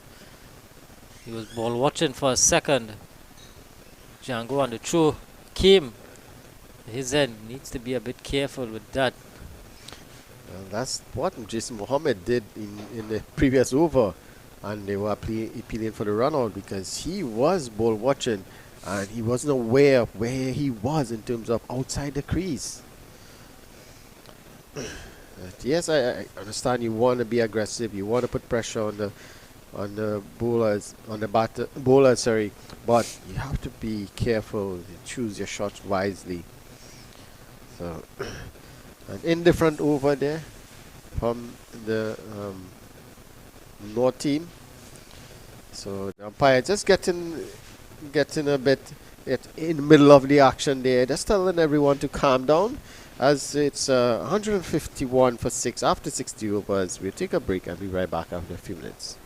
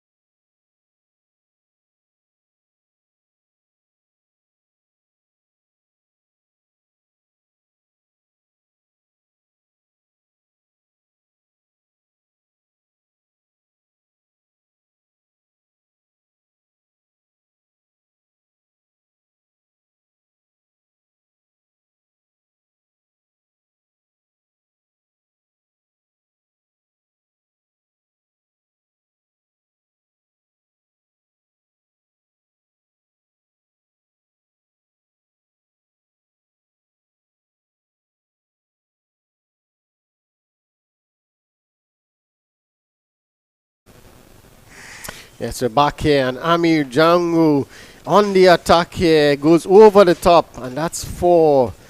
So he shows his intent clearly that he's going to be aggressive here. This one pitched up, and he goes straight down the ground. Remember, the fielders are in long and off inside the circle at mid on and mid off. So there's no one outside. And it's a safe shot for him. He picks up 4 runs. So he's looking to be aggressive here. Now the fielder goes back. It looks like Ryan Bandu. He goes back into that 3/4 way. But still, there's that fielder, Jason Mohammed, at short cover. And they're still putting pressure on Amir Jangu here. Maybe it's a war of words out there, trying to get in the mind of Amir Jangu. This is sensible from him. So this is sensible batting. Immediately taking on the off spinner, hitting that one for a boundary, and then just playing the ball around. So very good from Amir Jangu. And this is excellent from North. After losing 2 quick wickets, your 2 set batter. Now you want to really, be a little more aggressive and put the pressure back on the bowlers. And this is what Amir Jangu is doing here, playing his natural game. And this is good to see. If he could continue as well, get some quick runs. But he has to be wary that it's coming close to T as well. And there's no need to really go and give his wicket away now. This time, Isaiah Raja driving straight to that fielder again. With the misfield again. That's Justin Manik. So Imran Khan would not be happy with that. It didn't cost him any run this time. Alright, behind it, Isaiah Raja. So Isaiah Raja, he's gonna bide his time here, play the ball around, keep out the good deliveries. This one is worked away straight to that field at mid wicket, no run. And Amir Jangu, he looks to be aggressive here now. So Imran Khan, can he pick another wicket here? Oh, this one is hit uppishly, but short of that fielder. Agonizing short of Manik at mid-off. Khan again causing some problems. Yeah, Getting some spin and bounce. Yeah, that one looked like it holed up a bit in the pitch.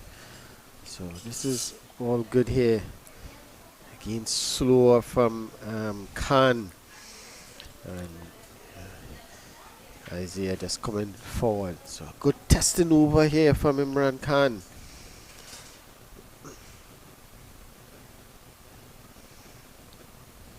And Raja just has to do that for Mike. He's one of those would like to get himself in and then he can express himself.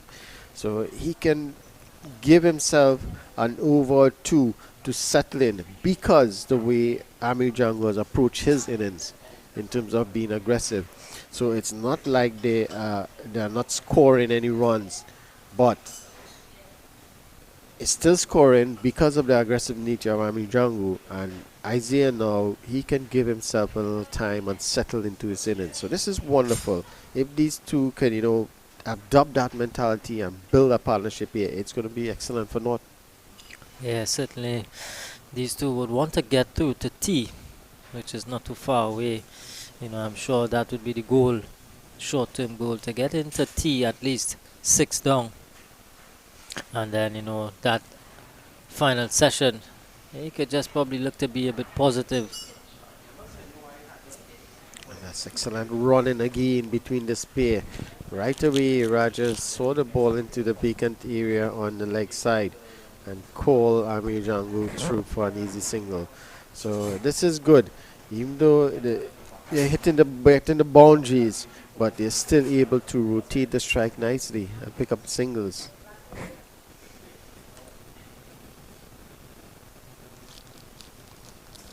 Brian Charles, it is 25th over here. So really have answered the call of his captain.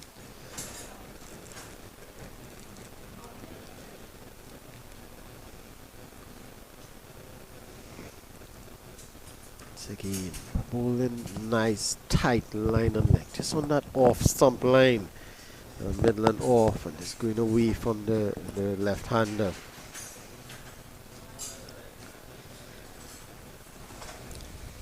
Thus far, Isaiah Raja is up to the task. Yeah, just looking to be very watchful. Isaiah Raja, 2 from 25 deliveries now.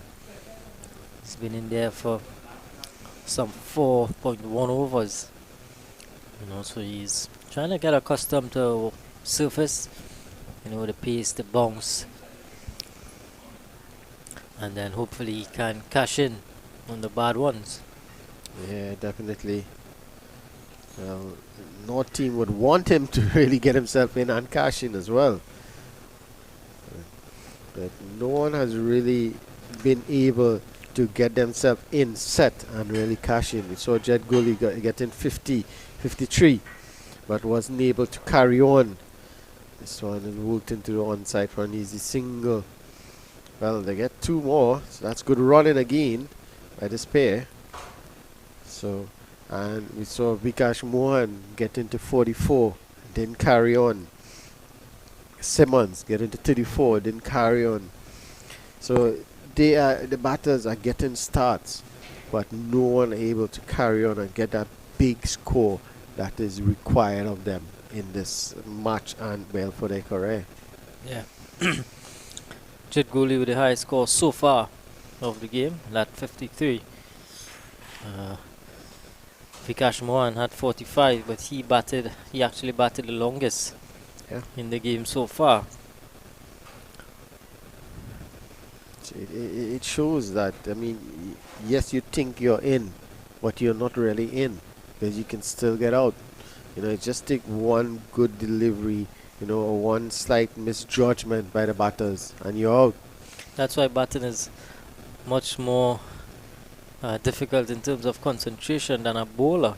As a bowler, you can get a wicket with a full toss, a rank bad ball, but as a batsman, you lapse in concentration for just a second, and you could be out. You could be played well for 105, and then you get a lapse in concentration, and you're out. Yeah. That's a very good point. And we see that happening not just in domestic cricket or regional cricket, at international level as well. Just a little lapse. So that recently with Steve Smith getting to 100 and 104, and another lapse in tapping one back to the bowler. So it happens, and it's all about that concentration level. You have to be concentrating every ball. And Keegan Simmons, as you mentioned that, and we talk about the concentration, he tends to, after every delivery, just walk away to the leg side. This one is driven straight to the fielder. They're going to get a single. Keegan Simmons, after every delivery, he would walk to the side, on the leg side, and just talk to himself for a few seconds and come back. So we did ask him, what it is. Is that a routine that you do, or is something you just do to get yourself in? He's like, no, it's just about after every delivery, you reassess to yourself and say, okay, maybe I shouldn't play that shot. Maybe I should have done something differently. And reassess, put it in the back of your mind, get yourself in the frame of mind for the next delivery. Yeah. And that's excellent. That's excellent from a batter, and a young batter in particular, to to really put things in that frame of mind, in that structure, in how you prepare for each delivery. So that's wonderful for him when he said that, and I compliment him on that. As a young player, that's excellent. Yeah. And batsmen have so many different ways, of how they go about their stuff. We see with Chandapal, his concentration used to actually by him touching every single part of his gear. Yeah. And different batsmen have so much different ideologies when it comes to that. Yeah. T. Smith as well touches everything. Every single part of his gear. Yeah. Yeah. So it's it's a routine, some players have that they do and it works for them. So it shows that, some of them, you can see one of the players' gloves. Yeah, Amir Django, Yeah, his bright red gloves, just taking some sun. yeah. So it's a lot of players have these, routine that they do, a ritual that they do, in preparing for an innings or in preparing to face each delivery. You as a batter, did you have a ritual that you do, or some way that you prepare yourself, or you just go there and hit ball? No, it really takes a lot of preparation, how you want to go about scoring your runs. You take into consideration the surface that you're going to play on, the type of outfield, if it's a quick one, if you can just get past the infield, you're going to get four. So you think about those things. You think about how you want to play the fast bowlers, if you want to attack, if you want to leave alone those deliveries in that good area. You really have to plan your entire innings. Yeah, definitely. And it's really what works for you, as a player. Each one is different. Correct. You see a change in bowling from the southern end. Jason Mohammed, he comes into the attack now, replacing Brian Charles. He saw bowl 26 overs on the trot. So that's excellent from him. Picking up 3 wickets as well along the way. Jason Mohammed now has a job to do with the off spinner to the 2 left-handers. I think maybe Amir Django and Raja may see this as an opportunity to score, a let up from Brian Charles. He was so accurate on the overs that he bowled, and now Jason Mohammed has to fill that void.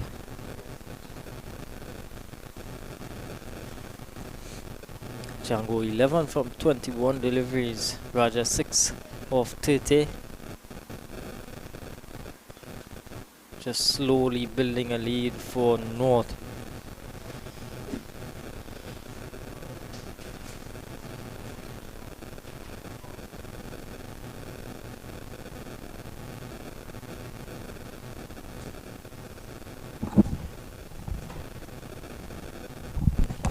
Yeah, lead by 20. North, as this one goes past the edge.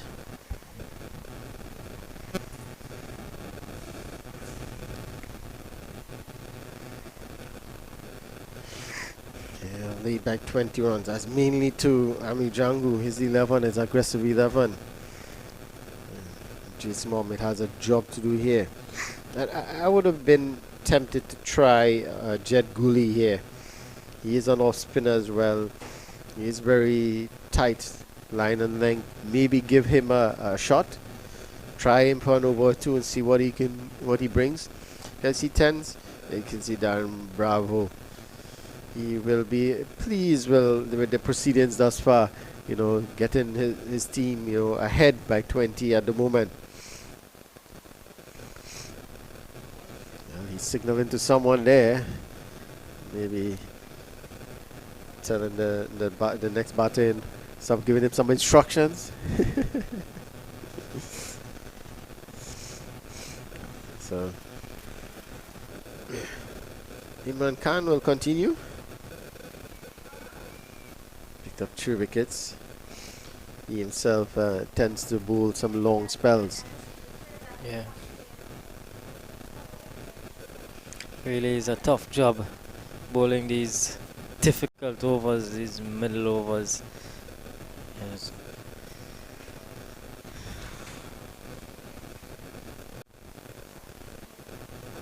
And this one is driven through the offside. And they get an easy single.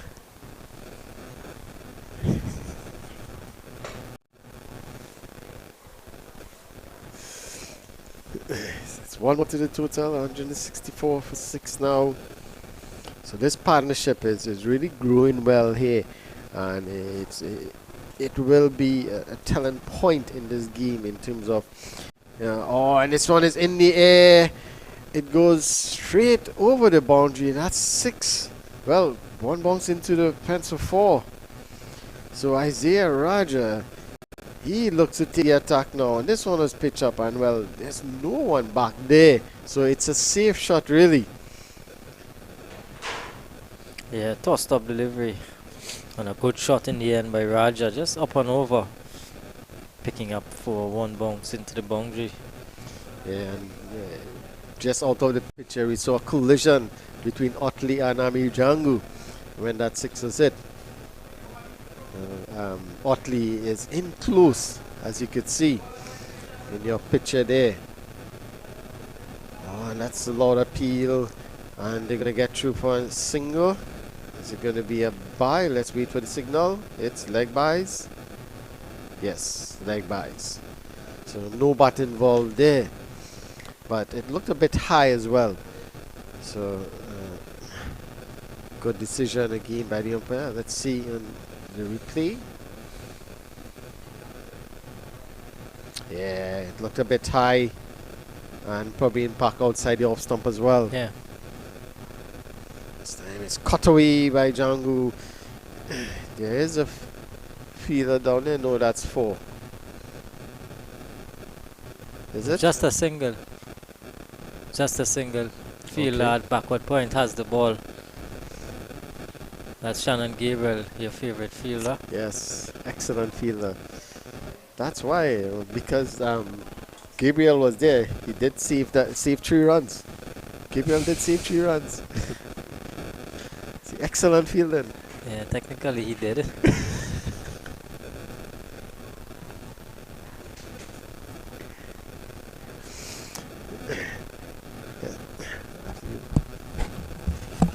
So just one more delivery to go in this over here. Imran Khan been treated roughly in this over. Conceded 7 runs thus far. Let's see if he can finish with a wicket here. This one is driven straight down the ground, and that's going to be 4 more.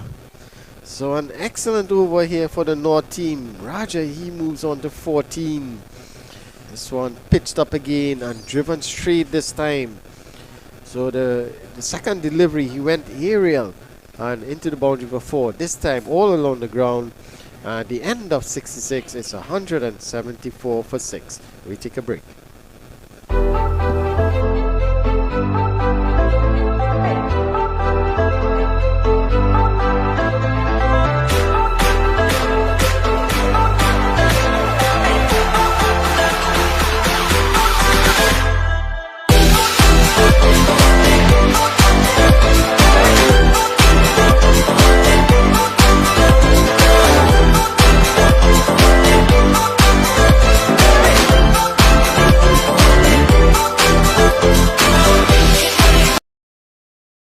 Jason Mohammed to continue. Well, an appeal there from Brian Charles at slip, but nothing from the bowler. And Django moves quickly onto 14, 28. And Raja has catch up with him. He's on 14 as well. So you can see the advantage of Raja getting himself in. Now he's able to cash in that previous over hitting 2 4s. And Amir Jangu now, he decides he's going to block all the deliveries. So it's a matter of working in partnership. Once one batter is going, there's no need for the other to really be aggressive. One could go while the other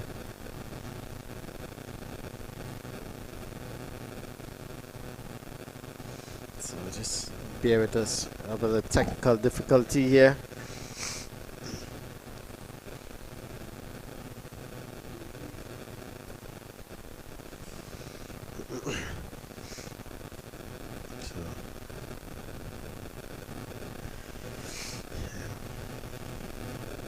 back live here at the National Cricket Centre in Balmain.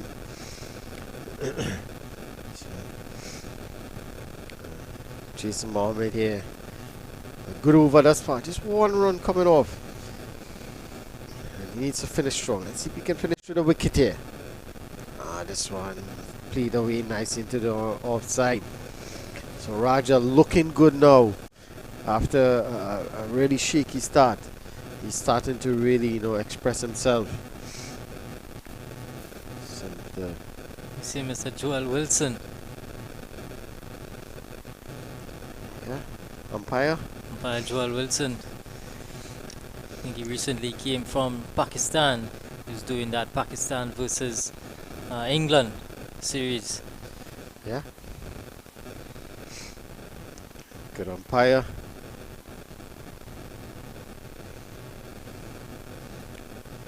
Probably here to lend his experience to our local umpires. Yep.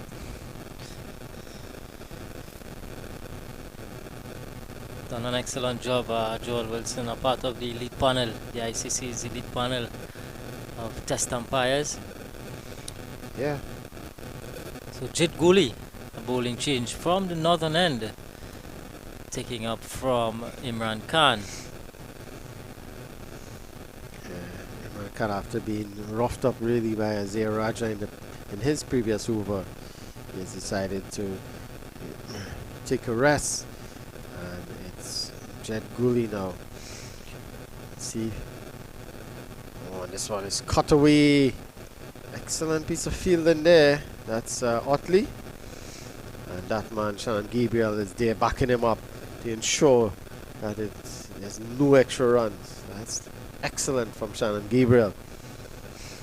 He's now going to go down to that cover point boundary as cover for Otley.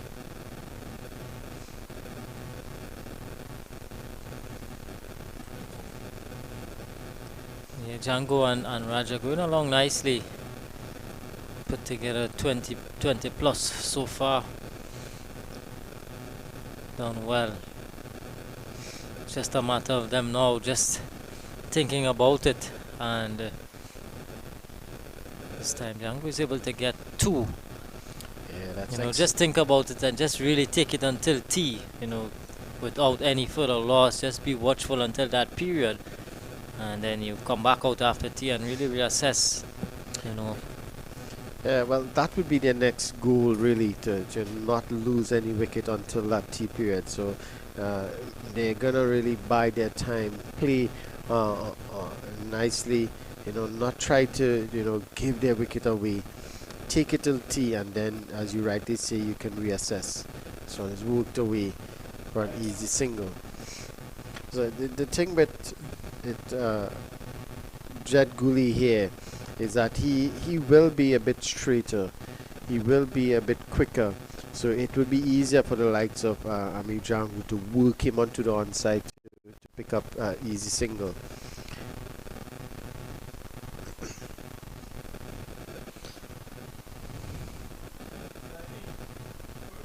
And you can see he's pulling a bit wide of the crease to get that ball angling back into the left-hander. So he will be ready, trying to get that into the middle and off, and then spin away. This one a bit too short, pulled away nicely. Is it going to run away into the boundary?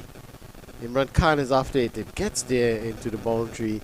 So that's 4 more for Isaiah Raja. So he is bringing it to Muto along here now. That's 3 boundaries in a row for him. Yeah, good shot from Raja. Short delivery, and given the treatment, he goes on to 18 of 38.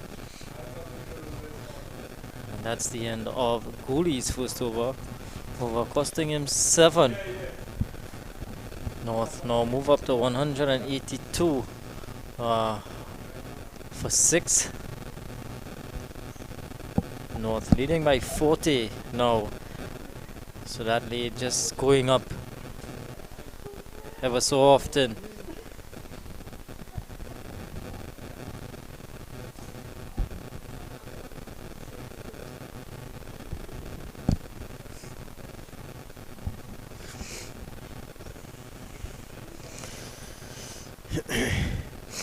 Yeah, so back-to-back expensive overs here. With the previous over with uh,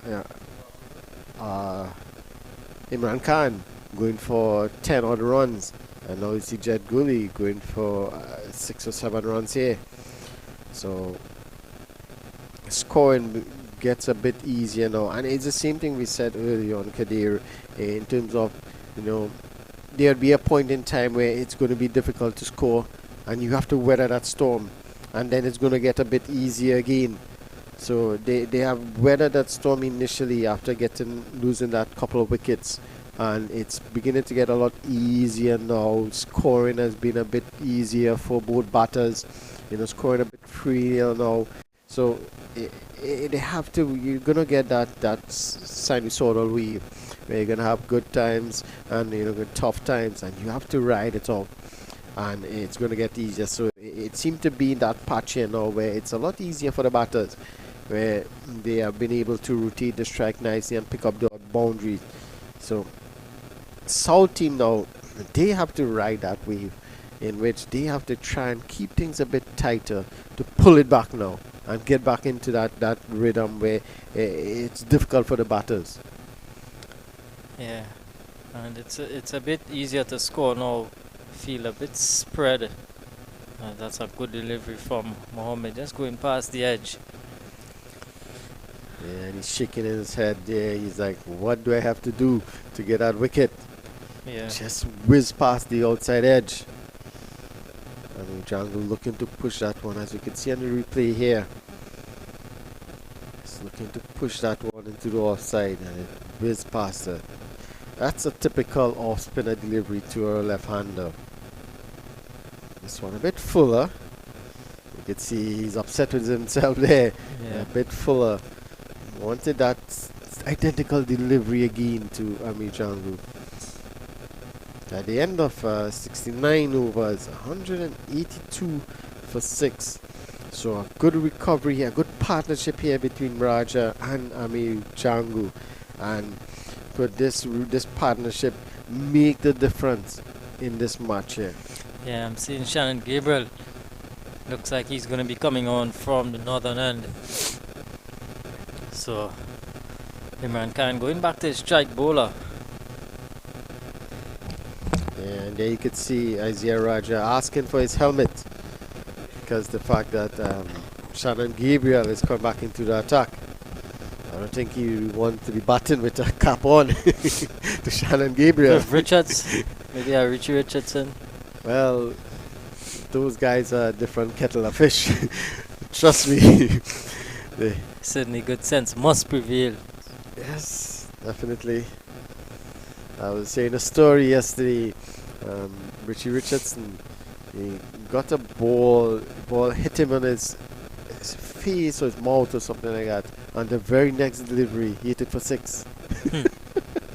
That's the metal that these guys are made of. To be hit with a ball and then hit the next one for 6. That's tough. Yeah, these guys, man. They're different. You're not going to see that happening with these modern day players at all. Identity is a big part of it. With social media. Oh, yes, it is. But those guys, Viv Richards, Richie Richardson, Clive Lloyd, they were fearless. They walk out there telling themselves that you as a bowler, you cannot hit me. Have you ever seen Viv Richards bat? No, only in videos. but I mean, you can tell from his demeanor when he walk out there, he's immediately telling you, okay, you cannot get me out.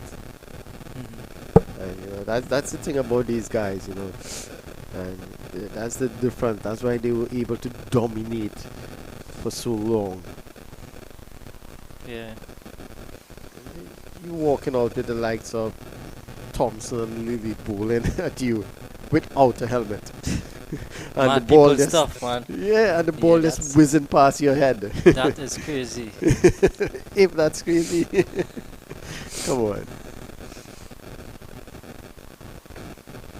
Well, it's gonna be Shannon Gabriel here. Just that first delivery. Just trying to find his lines and his lengths. Just bowled 8 overs in the innings so far. None for 24. And this might be a good stage for him to pick up a wicket or two. Yeah, if he can get a wicket or two here just before that tea interval, it would make things a bit different. It would give them confidence to really come out after tea and bowl the North team out. Yeah, this is a bit difficult. We saw this yesterday. Just there's a point with Kyle Kisunda. He is a good player. He is a good, decent keeper. But it'll be the first time he's keeping to the likes of Shannon Gabriel. The pace of Shannon Gabriel. So it will be a bit difficult for the young man. And we saw yesterday a couple of deliveries going down the leg side. He was unable to hold it. And we saw just now, it hit the glove and fell off. So it's going to be a bit difficult for the young man, but he have to back himself here. And, if that's the case, stay back a bit more to give yourself enough time to take the catch. But, keeping to the likes of Shannon Gabriel, the best of them had problems. So, he is quick, he is deceptive. So it's a good learning curve for the young man here. Yeah, this certainly is a very high stakes game to play in. And so for someone like young Kyle Kisundat, I think maybe he might just be about 18 or so, maybe about 17, 18 or so. 18 I believe, yeah. Yeah, very young man, and it's certainly a huge responsibility to be keeping to the likes of Gabriel, Imran Khan, Brian Charles. Yeah. These are current Red Force players, West Indian players as well. Yeah. And the experience, sharing the dressing room with these guys and so on is certainly going to do a lot for his career. Yes, it would. And so the other young guys who are not playing but in the setup here in this North-South Classic. As we mentioned, a couple of them, Rajiv Ramnath, Shiva Sankar, Ryan Bandhu, Sayan Hackett, all these fellas, really a good opportunity for them, to be part of this wonderful game. That one kept a bit lower than he expected. He did get some bat onto it. And you talk about that yesterday in terms of the nature of the pitch, keeping a bit low. Let's see if Shannon could wake this pitch up. It'll take a huge effort to do that. Yeah, definitely. But he's one of them who is more than capable of doing that. So he has a step in play, has a gully, backward point, cover point. Excellent. Kept a bit low again. But Raja would have seen a lot of Shannon Gabriel with Queen's Park, playing together with him. We've seen a lot of him in the nets. So he should be fairly, and I use this term loosely, fairly comfortable.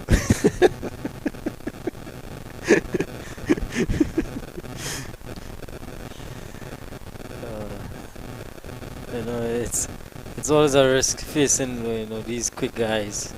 Yeah. You always have at the back of your mind, that short delivery. You must be thinking about, a short one at some stage.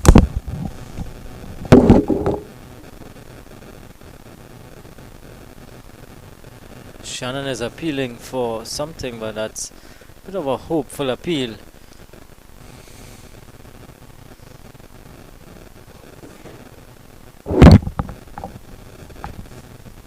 Kyle Kitsunat didn't hold on to the ball. And we go for a bit of a break here. I'll be back shortly.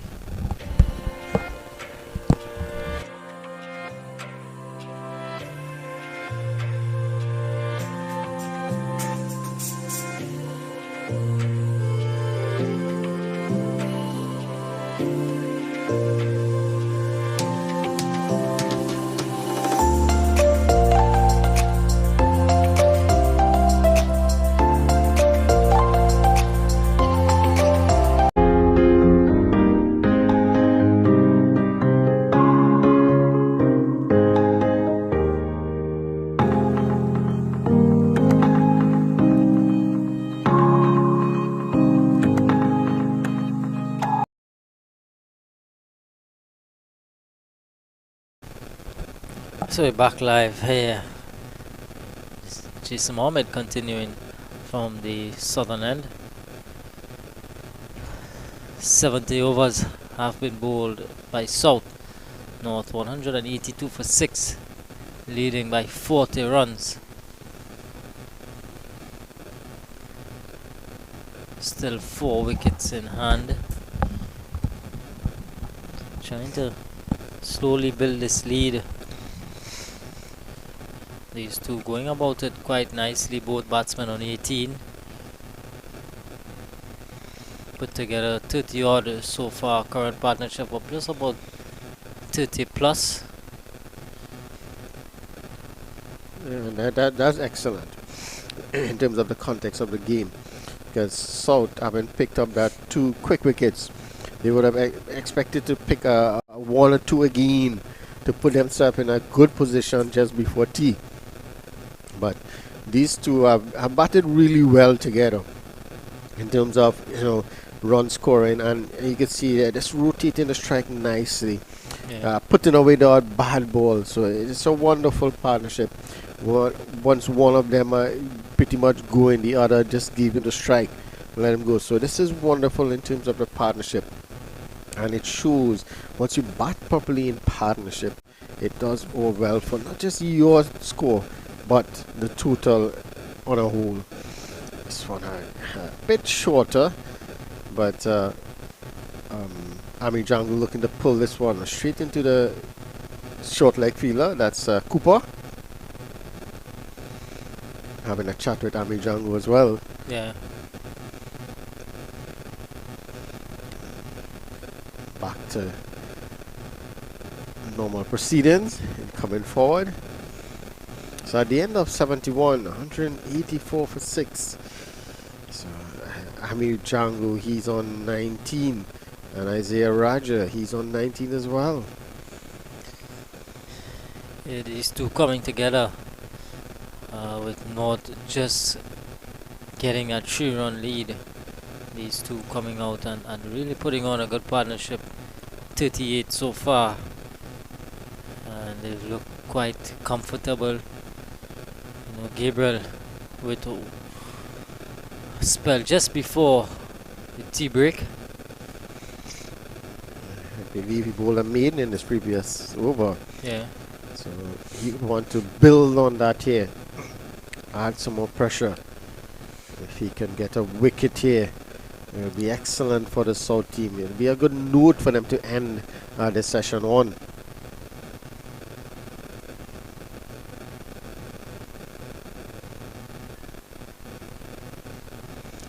A bit too wide to entice Raja into any shots.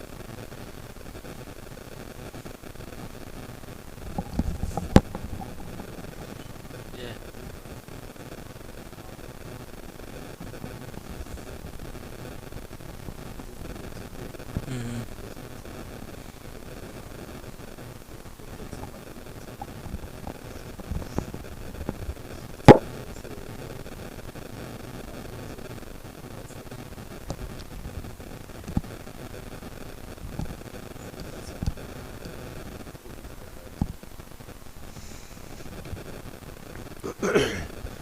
So it's Gabriel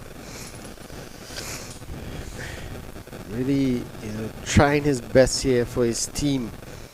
The senior player, West Indies player on the team, needs to really come big for his team here, the South team, to get them back into this match. Yeah, just about 8 overs or so until the second new ball is available for South. But they would certainly want to pick up a wicket or 2 before that. Yeah. You're gonna get probably 2-3 overs from Shannon here. His captain probably will tell him, okay, let me get 3 overs from you, full overs, full spell, full pace. Try and pry a wicket out.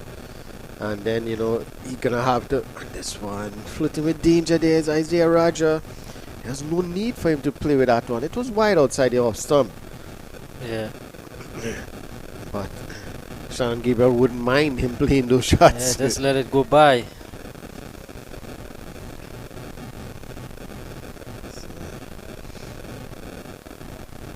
Testing time here for Roger.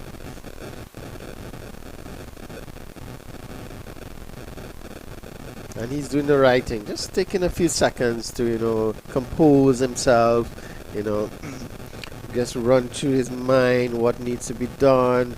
I didn't need to play at that, just play at balls when it's on my stump, and get himself refocus as he about to face. So this is good from him here.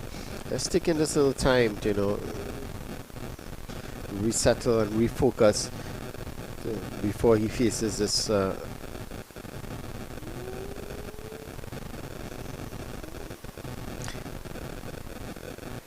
batsman.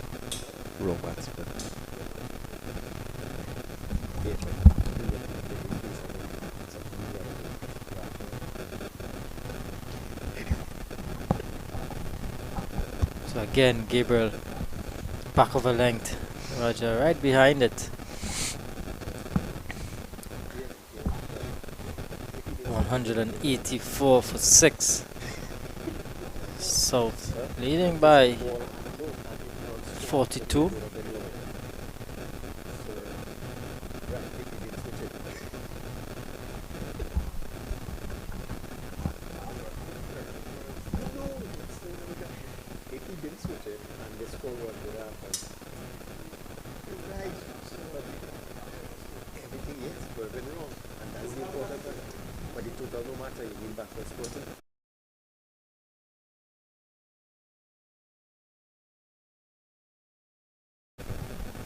Roger just lets this one go by. Watchful against Shannon Gabriel.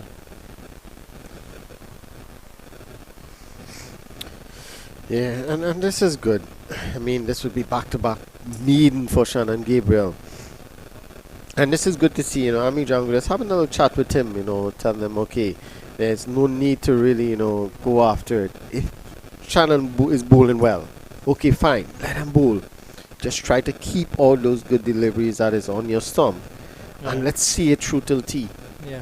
Because Shannon, they know he's not going to bowl 5-6 overs. He's just going to bowl probably 3 or 4 overs max. So you just have to see him out for this period, and then you come again and face the other bowlers, and where you could score easily. Yeah, definitely. And that's the right attitude. Just let it go. That's fine. He bowls a maiden excellent. That's okay. Yeah. Because it's not like the run rate is going to jump or anything like that. It's fine. We know he will be a threat. Just see him out. He's not going to bowl more than 4 overs. Yep. So that's a smart thing to do. Correct. So that's excellent from the North team.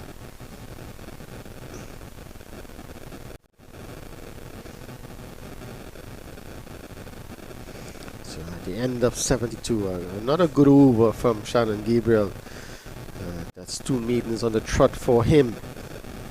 Hopefully the next over would get a wicket. Maybe. Mohammed to continue from southern end. This may be the last over before tea.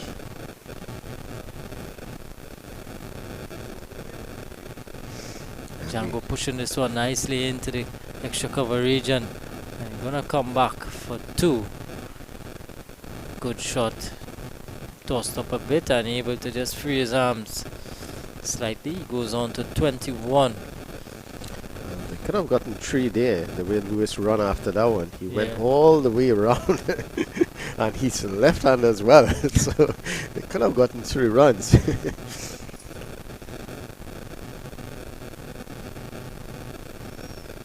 This is good from Amir Jangu here. He was a bit frenetic initially when he came in.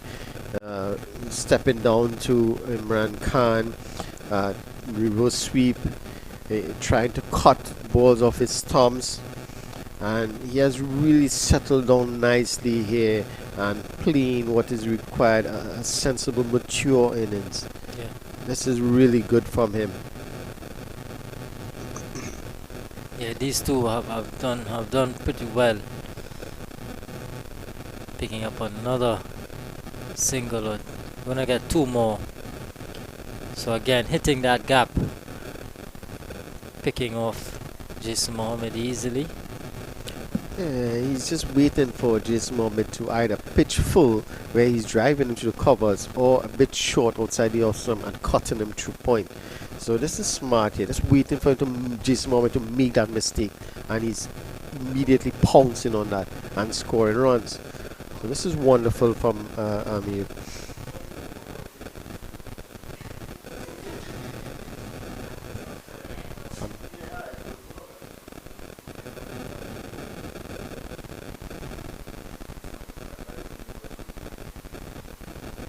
Able to get another single, goes past the bowler himself and the fielder in short, Ryan Bando.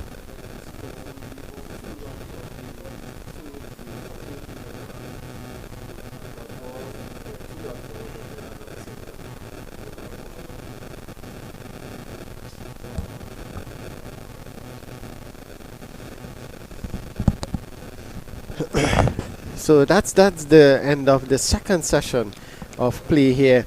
The South team doing really well to pick up 3 wickets in this session, and 2 important wickets, that of Tion Webster, of Vikash Mohan, who was set, as well as Carrier, who was looking really good. Tion Webster also followed right after Carrier.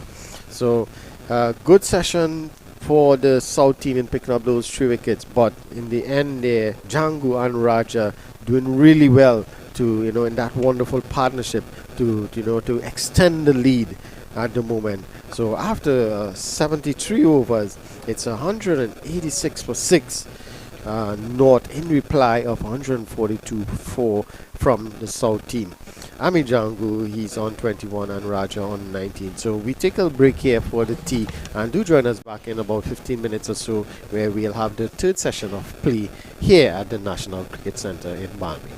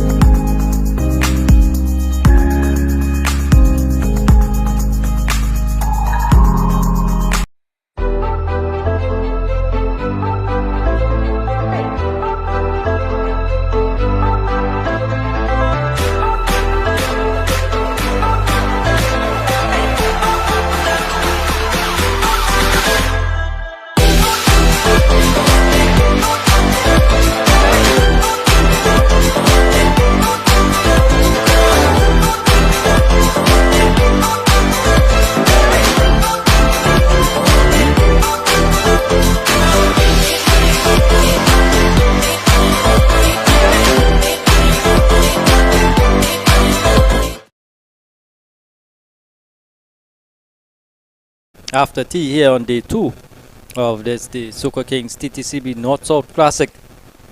North in reply to South's first inning score of 142 all out. They are 189 for 6. Not out batsmen Amir Django 24 not out, and Isaiah Raja 19 not out. These two have put together a partnership of about 40 odd, and leading by 46 is the North. So in a really good position here leading into this, the final session of the day's play.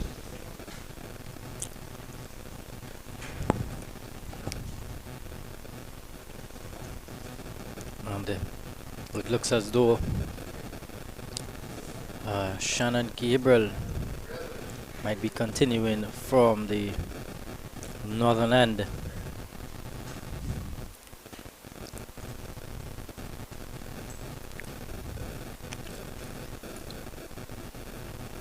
Shannon Gabriel moving a bit gingerly to the bowling crease.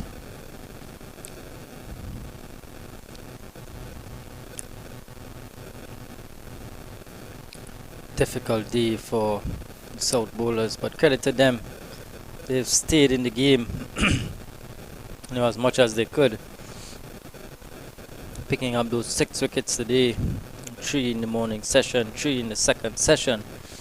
And if that continues and they're able to pick up 3 in this, the final session, that would represent a good day, a good fight back from them.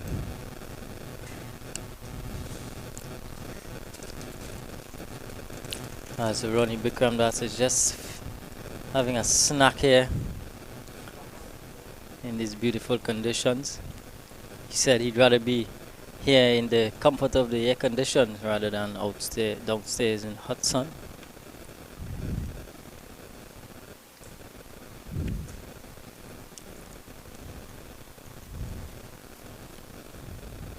So the first delivery after tea, good straight delivery from Gabriel, and Django is hustling to an end, but I think we might want to have a look at this again. A direct hit from Imran Khan, and touch and go stuff here at the National Cricket Centre. The very first delivery after tea could just provide a wicket here for South, and this is very, very close. And the umpire did not choose that luxury of the coming upstairs.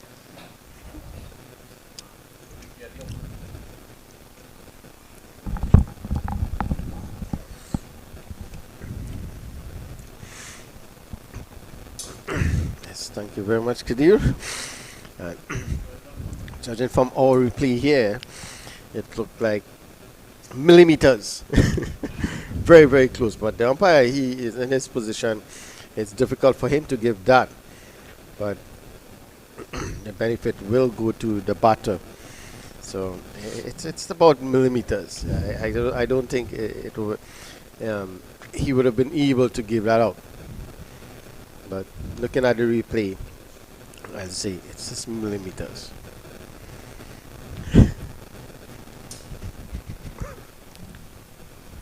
A good word, some of friend Ronnie. Yeah. I have to give the umpires benefit of the doubt. Remember, they don't have the replays that we do. They were not able to slow it down in their mind as we would be able to slow it down and look at it here. So, I mean, being that close, it is really difficult for the umpires to really give those decisions as out. Because, I mean, looking at it there and slow it down, the bat was on the white line, but it didn't cross. So, it's a matter of millimeters. What are you saying then, Ronnie? It's a matter of millimeters. Okay, I take your mathematical calculations. Yes, I did work it out with the angle. and the speed of the ball. Right. Nevertheless, a good start there from South in terms of, immediately a good piece of fielding from the captain himself, Imran Khan, and a good decision to throw at the striker's end, knowing that Jangu called for that single, so he would have obviously had a head start in getting to the non-striker's end, and a good decision to throw to the striker's end, and and definitely a good decision. Direct hit, but as I say, it's just a matter of millimeters, and the umpire just looking at it with the naked eye from that distance too, it's a bit difficult. He, as I say, he doesn't have the luxury of the replays that we do, and there's no referral, so he cannot call for the third umpire. So, yes, got Shannon here just struggling a bit with his line. That's 3 deliveries down the leg side for him. But it almost brought them a wicket. So Yeah, just struggling with the radar a bit there, Shannon Gabriel. Just one delivery to complete this over.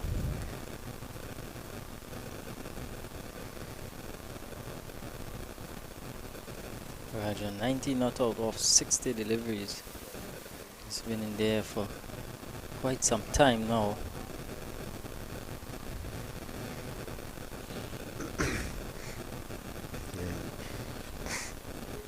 seem to have his issues, a bit of very well, I should say a bit of problems, but he's very cautious with Shannon Gabriel.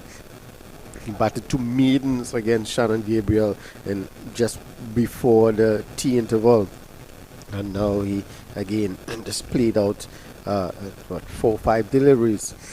So very cautious. Django immediately, getting that quick single. So this is good stuff here from the South team in trying to pull things back. You can see the assistant coach Riddell Ramcharan just having a little chat with some of the supporters, probably trying to get some inspiration or some build a strategy how to get the rest of this North wickets. Brian Charles from the southern end. All of 25 overs so far, picking up 3 for 46. Well, this is good. I have no problem with Brian Charles coming back, but I thought, Shannon Gabriel, he would have been held back for that new ball. The new ball is just 6 overs away. So, having him bowl a couple of overs here, then you'll have to take him off and then bring him back for the new ball. Yeah, just to get the body going again, just to get warm before that. You have the luxury of the second new ball. Yeah, So maybe he might bowl 1 or 2 more and then just hold up until the 80th over. Yeah, but then he would not be fresh for that new ball. You want him fresh for that new ball.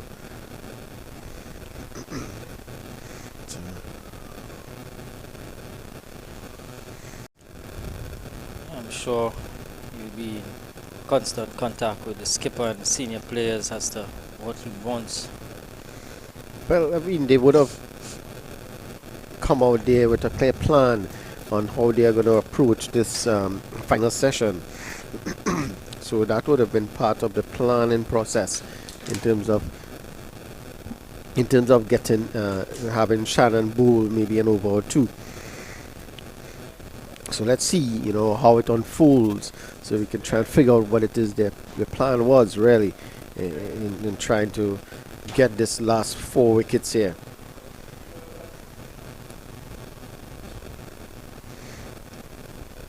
This one down the leg side, swept away nicely by Amir Django. It's going to run away into the boundary for 4. So that's a good shot. He likes playing that sweep shot, Django, and it has brought him a number of runs throughout his career and brought him runs here as well. So he moves on to 29 at the end of 75 overs. It's 194 for 6. Django is at 29, so just 6 runs away from 200 runs. That would be the first benchmark as such they would want to reach. Yeah, and South bringing up the lead by 52 now with that boundary. Just stretching that lead ever so slightly. Yeah, definitely. And the way this partnership has been building and going thus far, they hope that these two could bat as long as possible. If they could bat all the rest of this session, and they could end up with around 100 leads by the end of the day. And that would be excellent for them to start up the third day. Yes. And they will give the likes of Hines to come and express himself. Quick runs.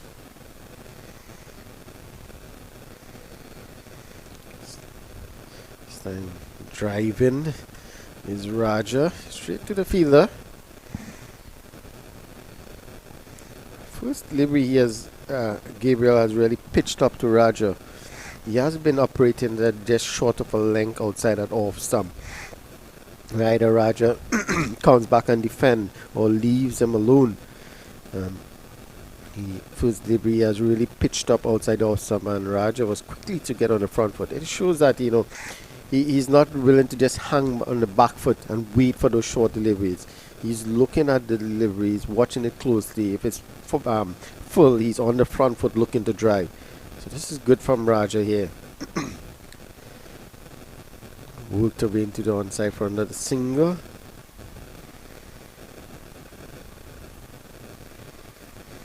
So Shannon just a bit too straight here in this session after the tea interval. Yeah, Shannon still just trying to find his spots, his areas. He's been either too wide or too not really causing the batsman to play. So you have to find that channel. Into his 12th over already.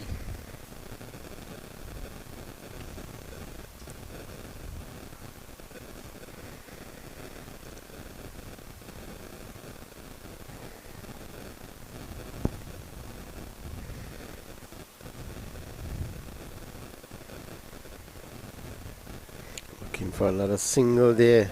Django, but not on at all. Raja, he's not going to take the single this time around. He's not going to take that chance. As he already knows he got away with one.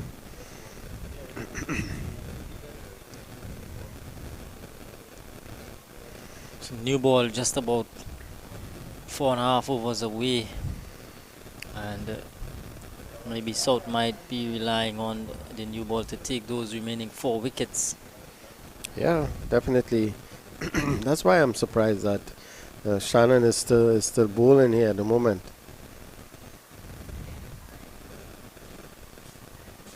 I've been tempted to probably give him 78 over, and then you have another over, and then he would get the new ball. So you would have an over on the belt where he's warm and already into his action, and then you take the new ball. So it wouldn't have been him bowling the new ball right away. Yeah. And he would have been fresh with the new ball as well. Yeah.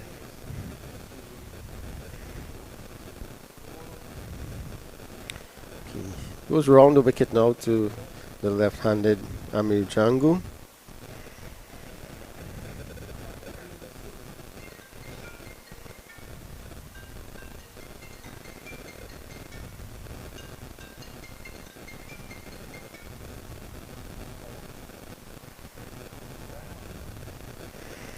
He has this nice routine, Shannon Gabriel, at his mark.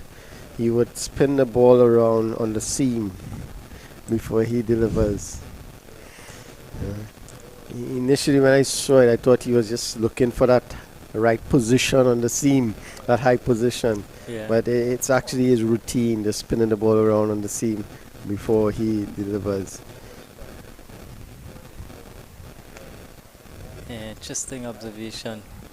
I noticed the same thing as well. I never really thought, just something he does. Yeah.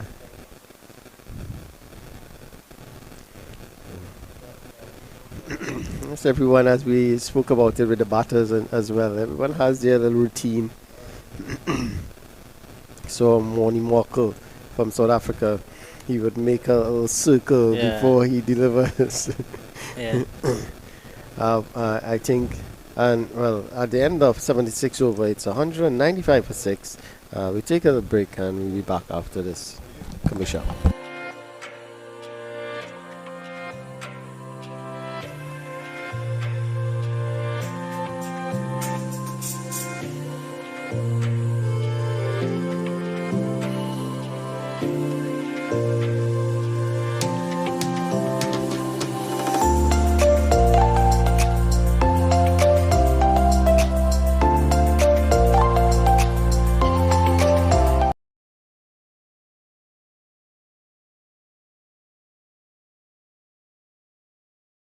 Yes, we're back here at the National Cricket Centre in Balmain.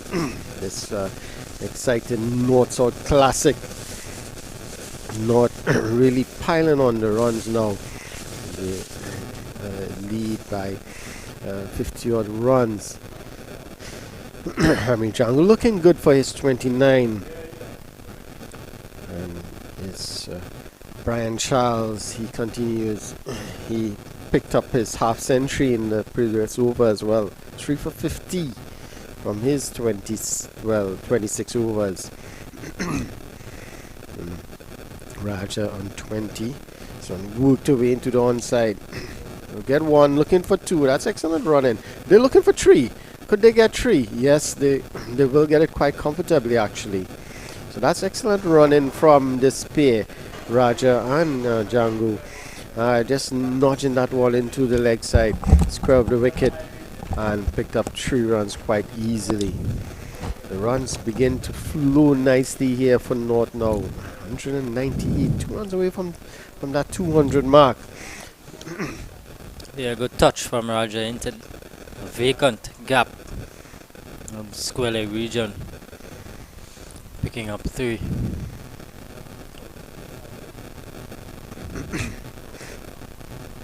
So looking for a quick single there. Good work by Kyle Kisundat, the keeper, in getting to that one quickly. And I don't think Raja will be looking to take any quick singles anymore.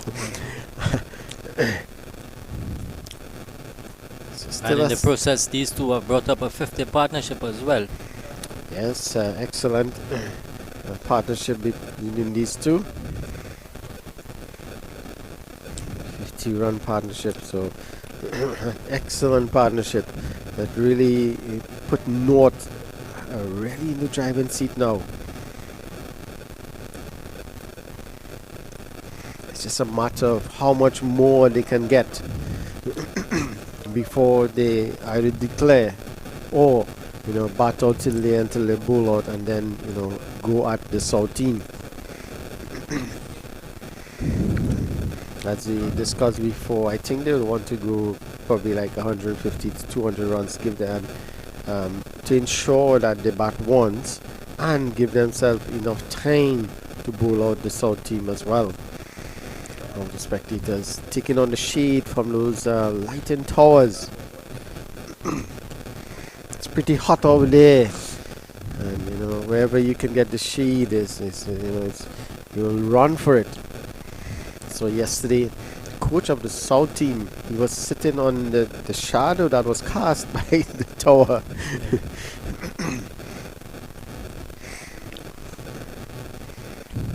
So Jason Mohammed replacing Shannon Gabriel from the northern end.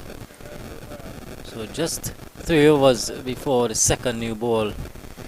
See, Imran Khan is asking for something there. In the meanwhile, Shannon Gabriel leaves the field. Oh yeah, Imran Khan was asking for the substitute for Shannon Gabriel.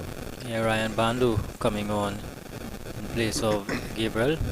2 overs there, and he's off. So the new ball is in 3 overs. So is it he's gonna just rest for 3 overs and then come back in for the new ball, or is it they're gonna just continue with this old ball with spin? No, I think they need to take the new ball. This ball is this partnership certainly has taken the sting out of the South. You know, Spin good- attack. yeah, at that time, and you know these two have continued to bat well. So I think the new ball would be the best option for South, you know, to try and do something with the new ball.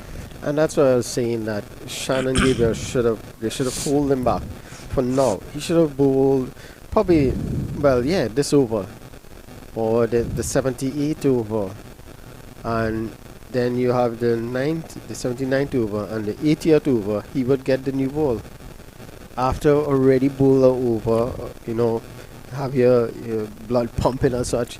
Warm up a bit. So, Yeah. but it's a decision they have made, and they have their plan in terms of how they're gonna play this session. So let's see how it's unfolds. This one is driven, but straight to Imran Khan. Again, Jason Mohammed just throws his head back, thinking it was a bit uppishly, but well short of that fielder. Yeah, they're just using his feet a bit. Get to the pitch of the ball.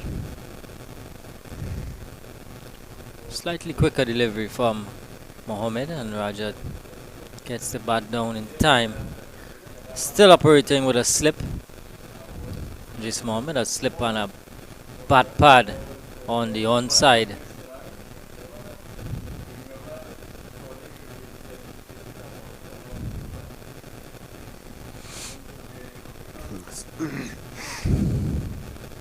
So, yes, they have been scoring runs quite easily, but Imran Khan has kept that slip there. He has kept the short leg in, short cover, so he has kept a couple or a few, catching fielders, just in case, because he wants to pick wicket, but he don't want to give away runs too easily as well. Yeah. That's a short mid wicket as well.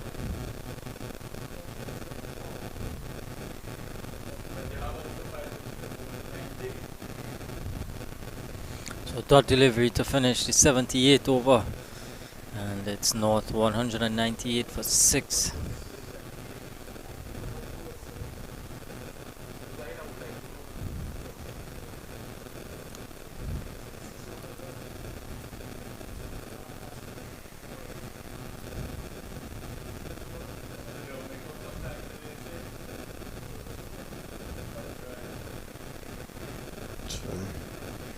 Brian Charles, he's going to continue into his 28th over.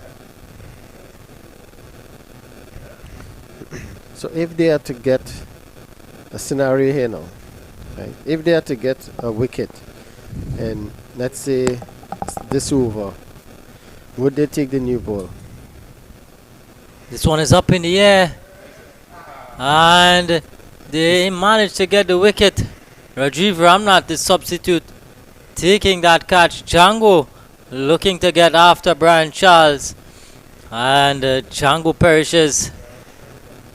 So, Ronnie, did you see this coming?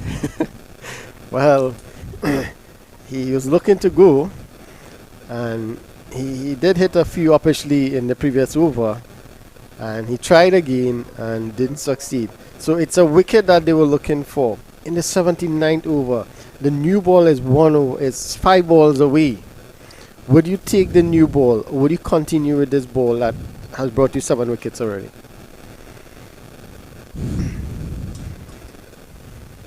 Let's go until 80 and see what happens. If it's working, then why not continue with this ball? Yeah, because yes, Brian Charles, he has the ability to bowl with the new ball. There's no two ways about it. Imran Khan as well. But would you take the new ball with when the spinners are using this old ball well? Yeah, and that's what I said. Just, let's take it until 80 overs and see, what happens. So Terrence Hines walks to the crease here to join Isaiah Raja. It's 198 now for 7. It's going to be interesting to see how Terrence Hines plays this situation. He likes to get after the bowling. And He's going to play his natural game. And his natural game is to hit the ball. If it's there to hit, he will hit it. So, and that now could play to the advantage of the South team. In terms of, it will present an opportunity for them to get his wicket. Just as we saw with Amir Jangur recently. So, it's going to be interesting. This final session here started off really well. An opportunity for a run out. Not given, Raja, but Amir Jangur now perishes. Brian Charles picks up his 4th wicket. 4 for 53. So it's Charles. This one is pushed nicely by Terrence Hines. And remember we said Terrence Hines, he has 100 in regional cricket, first class cricket. yeah, Behind his name. So he's more than... Oh, and this a loud shot for LBW. Seems to be down the leg side, and they sneak through for a leg by as well. So in all the appealing, no one, everybody forget about the ball. And let's see. Pitches. In line, going down the leg side. Good decision by the umpire. But no one was looking at it after the ball. And they sneak through for a single. yeah, slick through for a leg by. With presence of mind from Raja to call Hines too for that quick single. Yes. So it's 199 now, one away from that 200 mark.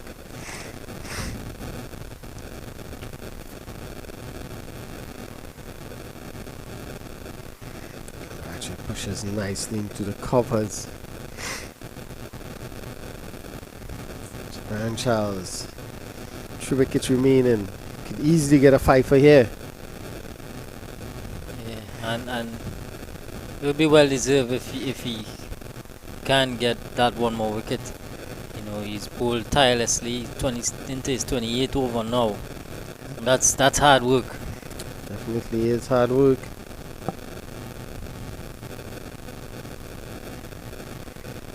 Been very economical as well, going at just 2 runs or so to the over. Yeah, that's excellent from your spinner. That's what you want. And we mentioned before, he's one that could bowl long spells, and he's proven it again here.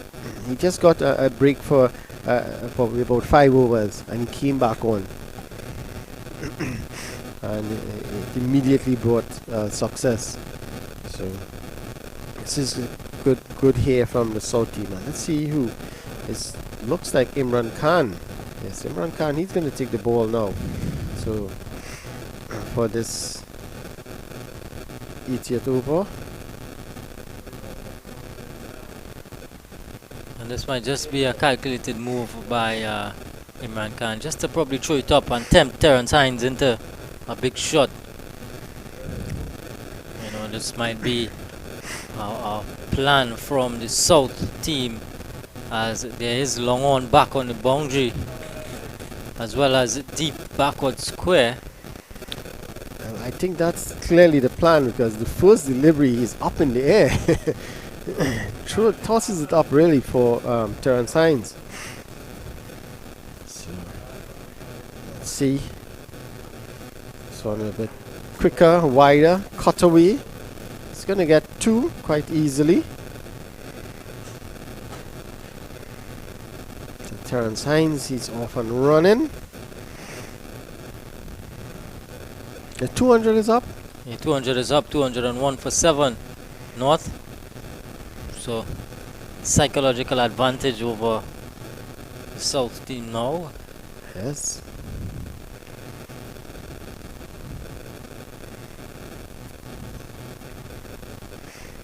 That's a good delivery from Imran Khan. Just turning him inside out a bit. I'm looking to play that one in the outside, but played with the tune. He's got to be careful on that one that rips across him.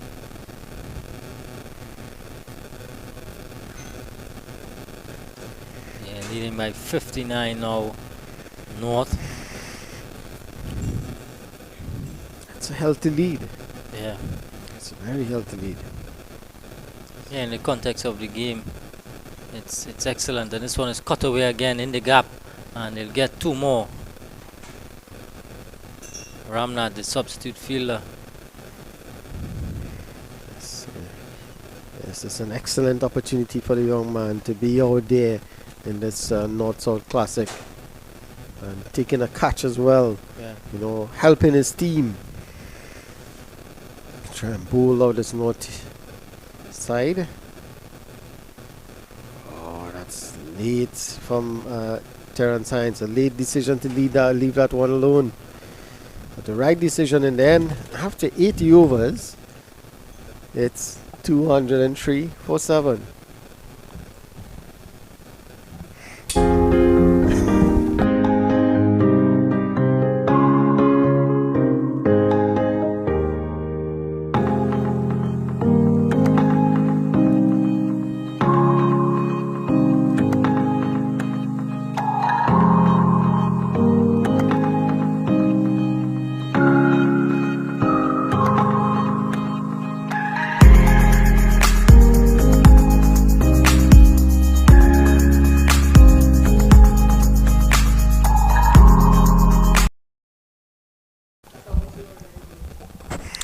This one, Charles continue looking for his 5-wicket haul here, Brian Charles. And I think he would want to bowl to Hines here to try and get Hines to hit one up in the air. Raja looks solid. And Raja now, he would be a bit more, well, less aggressive than, if you want to put it that way. In terms of his shot selection, he would look to defend a bit more to start building this partnership a bit again after losing Amir Jangu. Yeah, he has to start over now. But I don't think he needs to really. Oh, and this one a lot of people for LBW and given. Oh well. Raja is not happy. Well, Raja Yes, the collided goal. with Brian Charles as well while he was running down for that single. Oh, but he has to go LBW. Tossed up delivery. Raja going down on one knee. And did it hit him in front? Umpire. Good decision from the umpire, and in the process, Brian Charles picks up 5 for 53 in 28.4 overs. Very good bowling from the current Red Force off spinner. Yes, excellent bowling, 5 for 53, and it is exactly what his team required of him. Raja, not happy, but it was a poor decision, looking to sweep that ball middle and off stump. And he has to go, and for his troubles he bumped into Brian Charles as well, losing his cap and all that. So, but it's Carripier. He is into the wicket now to join Terrence Hines, and it shows 8 wickets down, and you have Carripier straight into the crease. That shows the batting lineup of this North team. Yeah, Carripier, a man certainly, he has 100 as well at first class level. Yes, Let's not forget that, Carripier. And he's in at number 10. And with his team in a good position, try to get at the tournament. And when he had to leave, but he done all the good stuff in terms of his leadership and his bowling, and the guys responded well. So that's another dimension to his game, that can be looked at in the future. Yeah, definitely.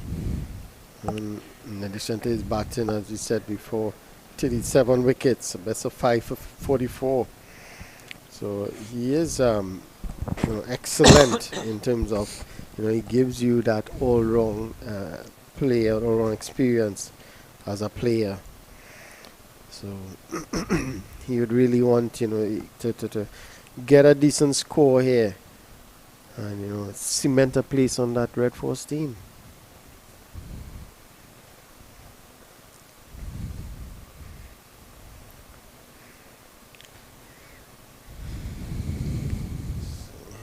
Imran Khan and the Salt team would be looking to wrap up this innings. Oh, a bit of overthrow here. Shy of the stumps from Otley, sorry. And, it wasn't collected cleanly. And an overthrow. So Hines picks up 2 more. I think Imran Khan is bowling a bit too wide to Terence Hines here, and he's allowing him to cut that ball into the offside. I'm not sure if that's intentional or he's just don't want to bowl the ball full to Hines or allow him to hit that ball downtown, because he hits the ball straight really well. Yeah, I think he's trying to stay away from the arc. Once it's in anyway in front there, he's going to go straight and use those long levers. So Imran Khan just staying out of the arc. At the end of 82 overs in North, 205 for 8, still no new ball. Well, he said it. If they gotten a wicket with that old ball, they're not going to take the new one, because the old ball is working for them. So, and it's exactly that is happening. So you can see Brian Charles really working on that old ball, really trying to get one side shine.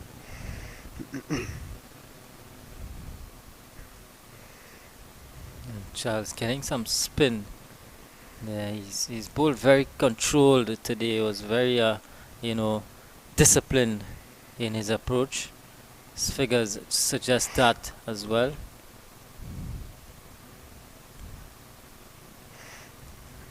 Here, just giving himself some time here. There's no need to rush to score quickly. Give yourself some time to get in, and then you can cash in later on. And again, the same thing we were talking about. We saw 2 batters that got themselves in, both Ami Jangu and Isaiah Raja, and then got out. Yeah. When seemed set, one on 25 and the other on 23. So batters not being able to carry on and get those big scores. They got themselves in. They did all the hard work to get themselves in and then get out. Django again, a poor shot looking to go over the top, as well as Raja looking to sweep that ball from outside off stump. Yeah. So both ill-advised shots at that stage or respective stages of the game. yeah. Django didn't have to play that shot. He was hitting it all along the ground before and then choosing to go over the top with the man up inside. Just speaks to the concentration of these guys. Again, Hines looking to work that one into the onside, but not making any contact. It's down the leg side, got it outside leg stop, so no real appeal from Brian Charles here. And Hines is sweeping again, can't get past Bidesi at short fine leg. That's the end of the 83rd over. 206 for 8.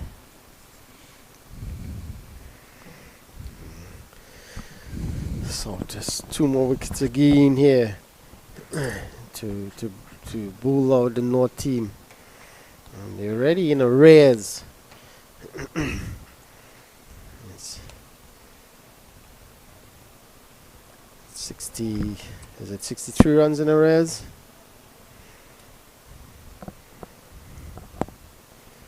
So this is really good from the North team. And these two just, as we said before, Kadir, they just need to give themselves an over or two to get in. And, you know, then you can cash in, as we saw with, that's Django and Isaiah Raja. They give themselves, both of them, give themselves a couple overs. Raja, he was 4 out of 25 deliveries. And then he was able to cash in and score a bit quicker. So they can afford to do that. It's 4 days. You don't have to rush. You can take your time and get yourself in, and then it will get easier as you go along. Yeah, definitely. It's just about spending time at the crease. And in the end, you're going to get deliveries where you can score. The appeal is going up. And nothing doing from the umpire. And it looks like he was hit outside the off stump. Let's see this one again. Yeah, he pushed. Yeah, that impact was outside off stump. So he's not going to get a decision there. This is good from Carey Pierre, looking to play out in front. Try to get his part outside the off stump. Because no, it's going to come back. Appeal for a call behind, not out. You know he's going to come back into him as the leg break. So he's trying to push out as far as possible to negate that LBW decision. So this is excellent from Carey Pierre. But a good comeback from that's Imran Khan there.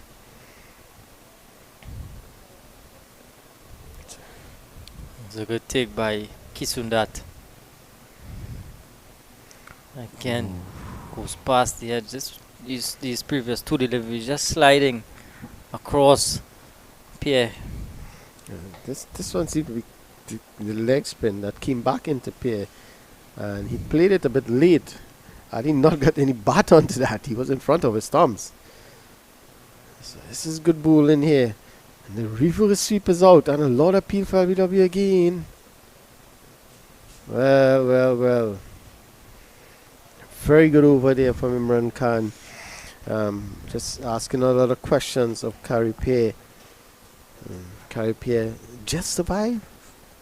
Yeah, Pierre looking to pull out that reverse sweep. Negate the spin from Imran Khan.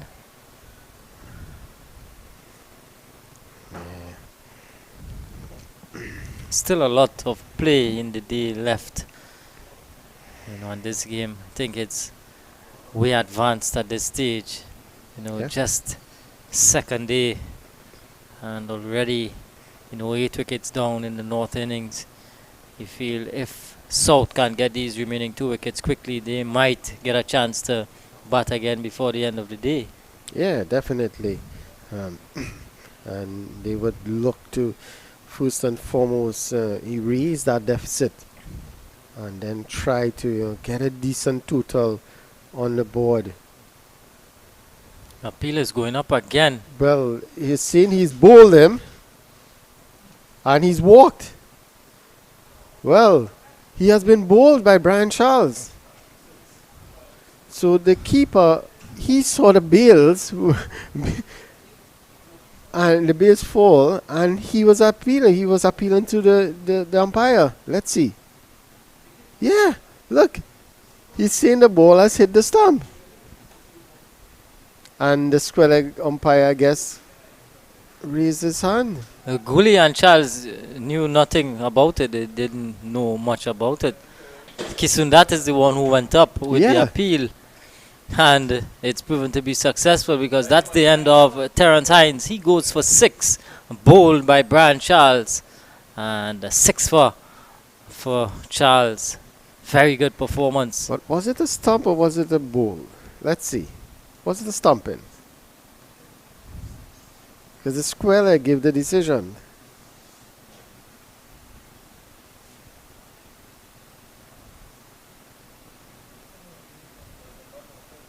Yeah, it's definitely not stump out. No, He's it not did left hit his the crease. it did hit the stump, yeah.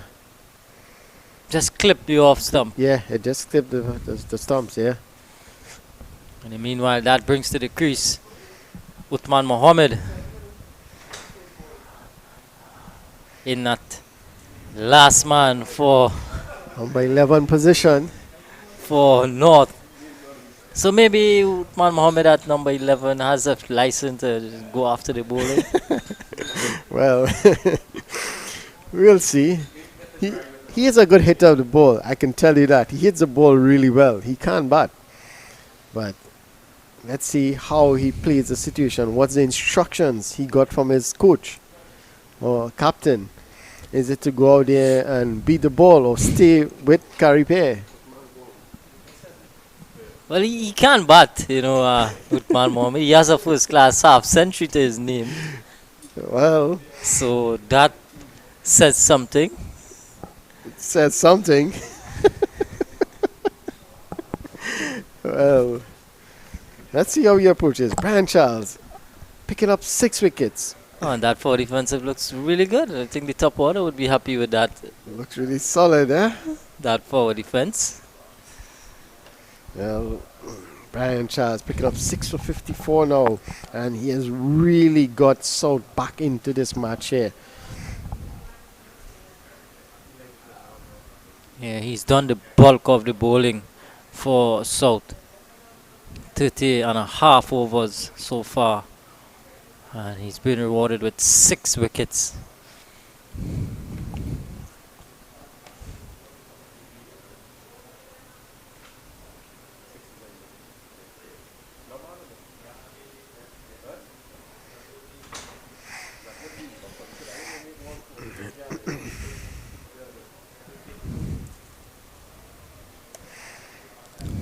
Uthman Mohammed in his first class career, 9 matches, 14 innings, 169, highest of 53. That half century. So he has a half century at reaching that level, first class level.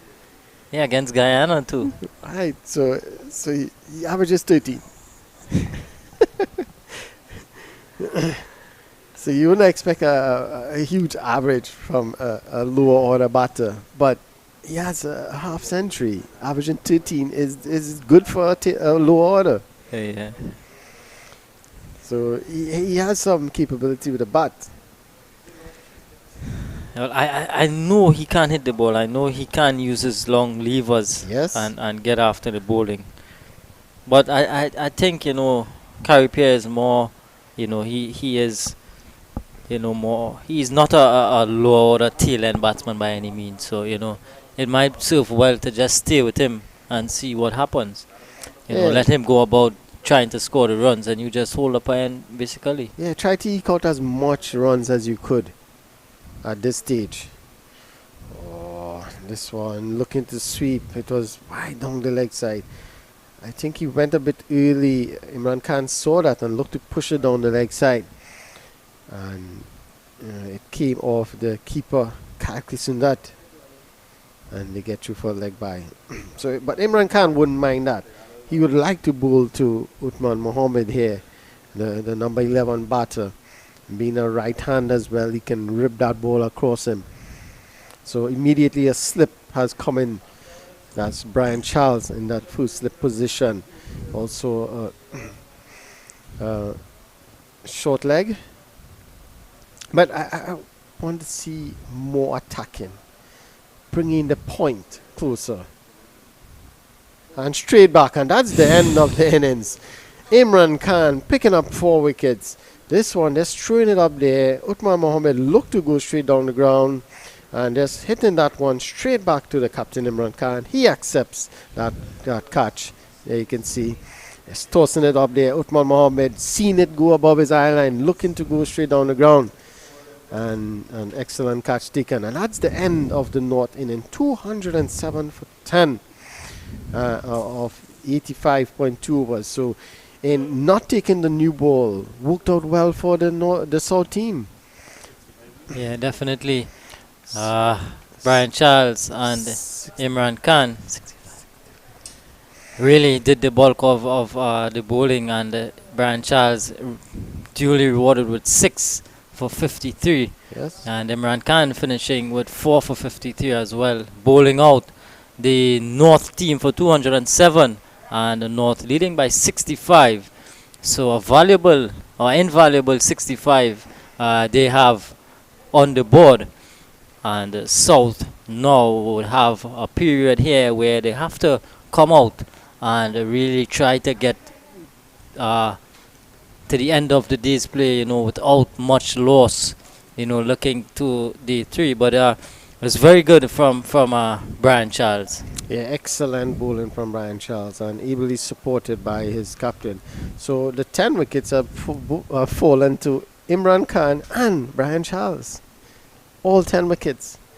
So lead not haven't been bowled out for 207 for 10.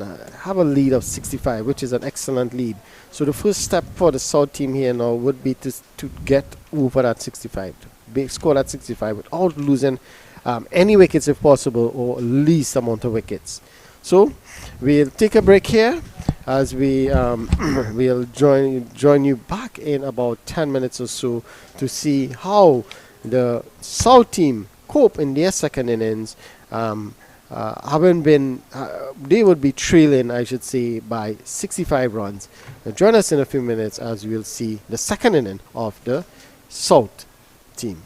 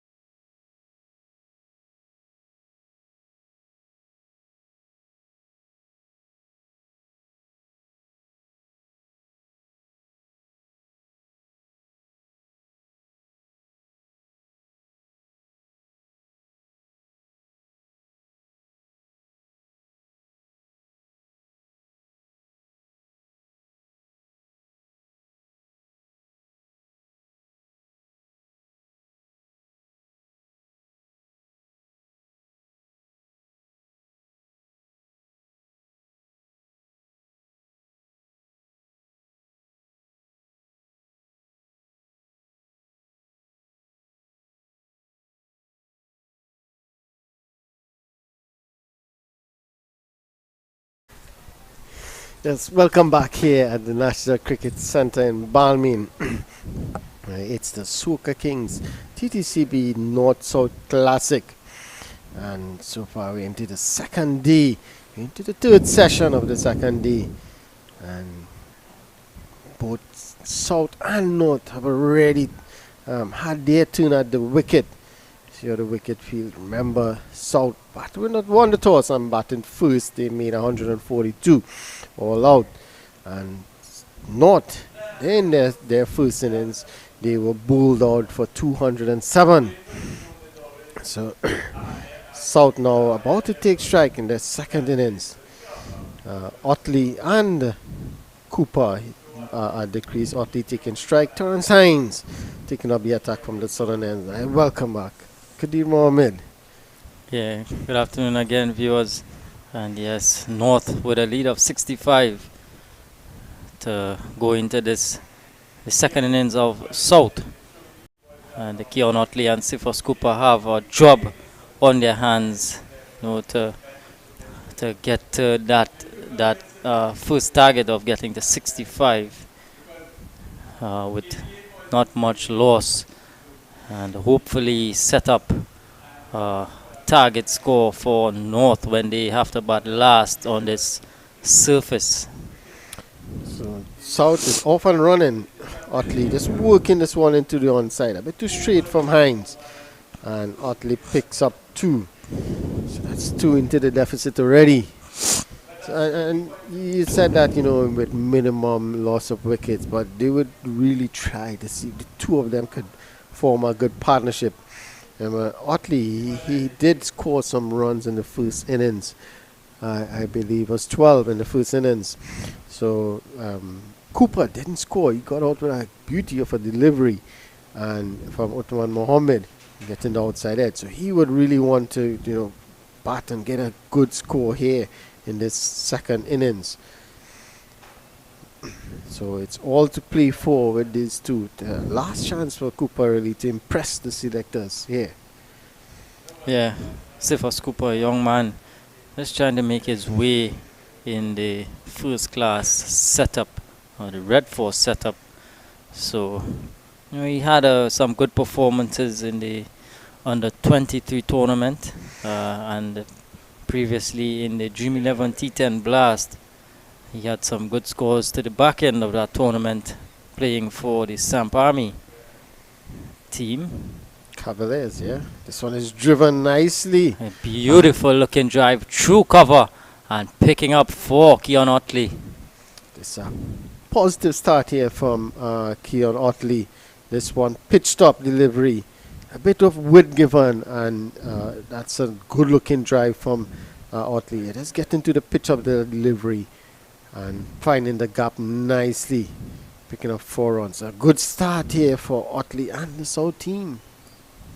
Yeah, and this is a good approach if it continues from Keon Otley and the South, to be positive and not to be overawed by the 65 on the board, or just to play your game and to be positive. And again, another drive, and this time picking up 4 more again. Keon Otley, this time a little bit squarer, more to that extra cover region.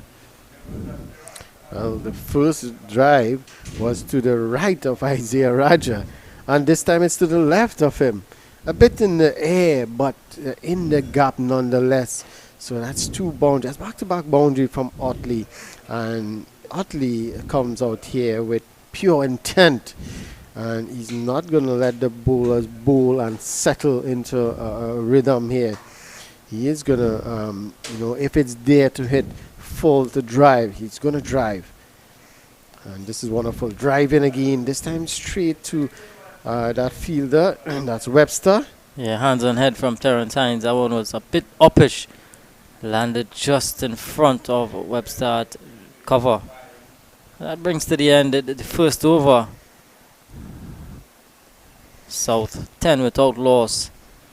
Otley has all 10 to his name, and might be seeing some spin from the northern end. The Kari Pierre would take the new ball. he bowled really well in the first inning, picking up 3 wickets, and he would want to continue. He remained not out in the end on the North innings, but he would want to continue that bowling performance and pick up early wickets. He picked up a wicket in his first over when he came on, and he would want to continue picking up wickets here. So a bit of change in pad, is it? The pads are coming out for the short leg fielder, Keegan Simmons.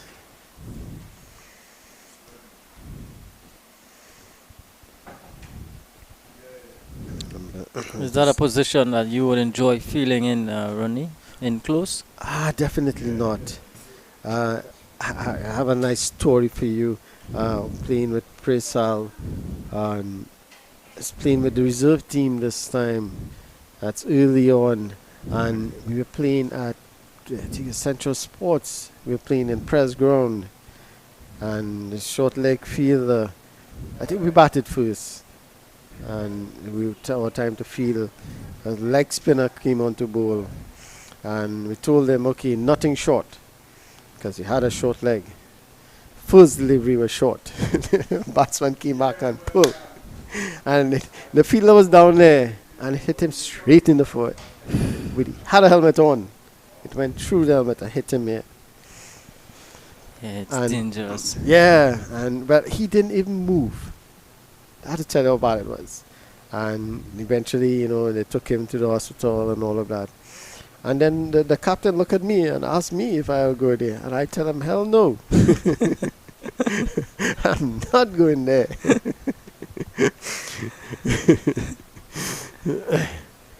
But he is okay now. Gained 4 runs. So in a hurry here. So Cooper gets off the mark now. He gets a boundary. This one was just a bit short. He's on the back foot and punching that one through that point region. And he picks up a boundary. So really, I'm scoring 14 now without loss. So they really came out with that positive intent. And this is good here for the South team. They need to really bounce back after that first inning, 142 they bowled out. So this is good from them here. Yeah, this is much better from South. Just taking those opportunities to score. Already 14 on the board. And already that deficit going down to 51. 51 now. See for Scooper and Keon Otley getting off with boundaries. Yeah, this time punched away again, straight to that fielder at just behind point. That's Terrence Hines. So good start here for this pair.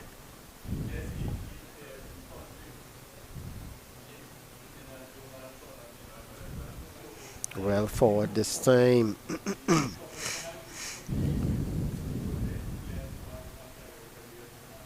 So that's the end of the second over, bowled by Carrie Pierre.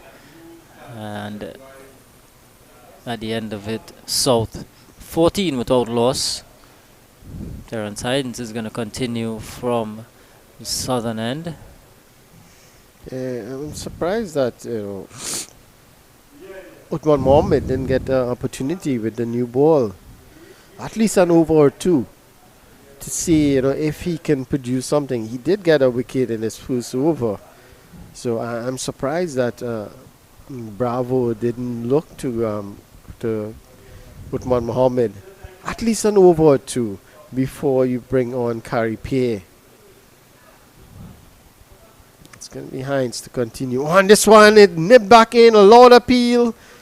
Not out, says the umpire. The umpire and Ryan unmoved. Well. Players are Let's see. Nip back a lot. Oh, that's going down the leg side. That nipped back a long way. He's batting on the leg stump, as you could see, and it did nip back a lot. So maybe it's a good decision there. It looks like it would have been going down the leg side. Yeah, Terrence Hines was adamant. He went it up celebrating. The Well, umpire didn't. the slips, everyone in the slips squad, and everyone is still shocked. Look, hands on hips. Hines, he had a long run to midway to cover. He's still asking, why is that not out? Well, even Dan Bravo had a chat with the umpire as well. Well, he's at it again. And this time it's pulled away nicely. That will run into the boundary for 4. Just a bit short, and Otley was quickly onto that one in a flash and pulling it square up the wicket. 4 more. There we go. Quickly onto that short delivery. And this is good from the South batsman here. They're showing pure intent here. Anything loose, they're going after it. So this is excellent. Otley moved quickly on to 14 from 8 deliveries. Yeah, and you look at that current run rate, it's at 7.7. It's almost like a T20. Yeah. But it's good batting. They've not done anything rash. You know, they've just put away the bad deliveries, and the score is 18 without loss. Excellent start.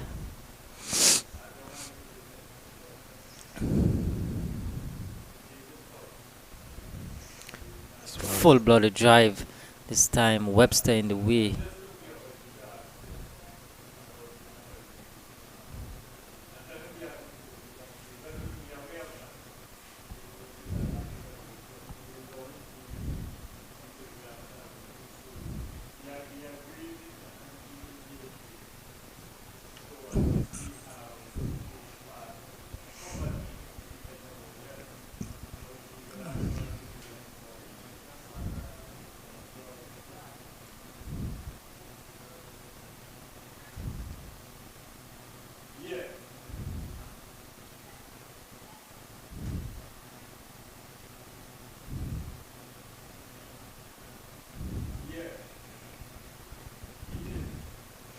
Oh, that one. Flirting with danger there. That one, he could have let that one go, and he's now playing that one, the correct shot, and letting that one go. But looking to punch that one off the back foot, and was very close to that outside edge. It's a good comeback there from Hines. Hines is really animated. You can see him moving quickly back to his run up. Yeah. And there he goes again. He's really not happy.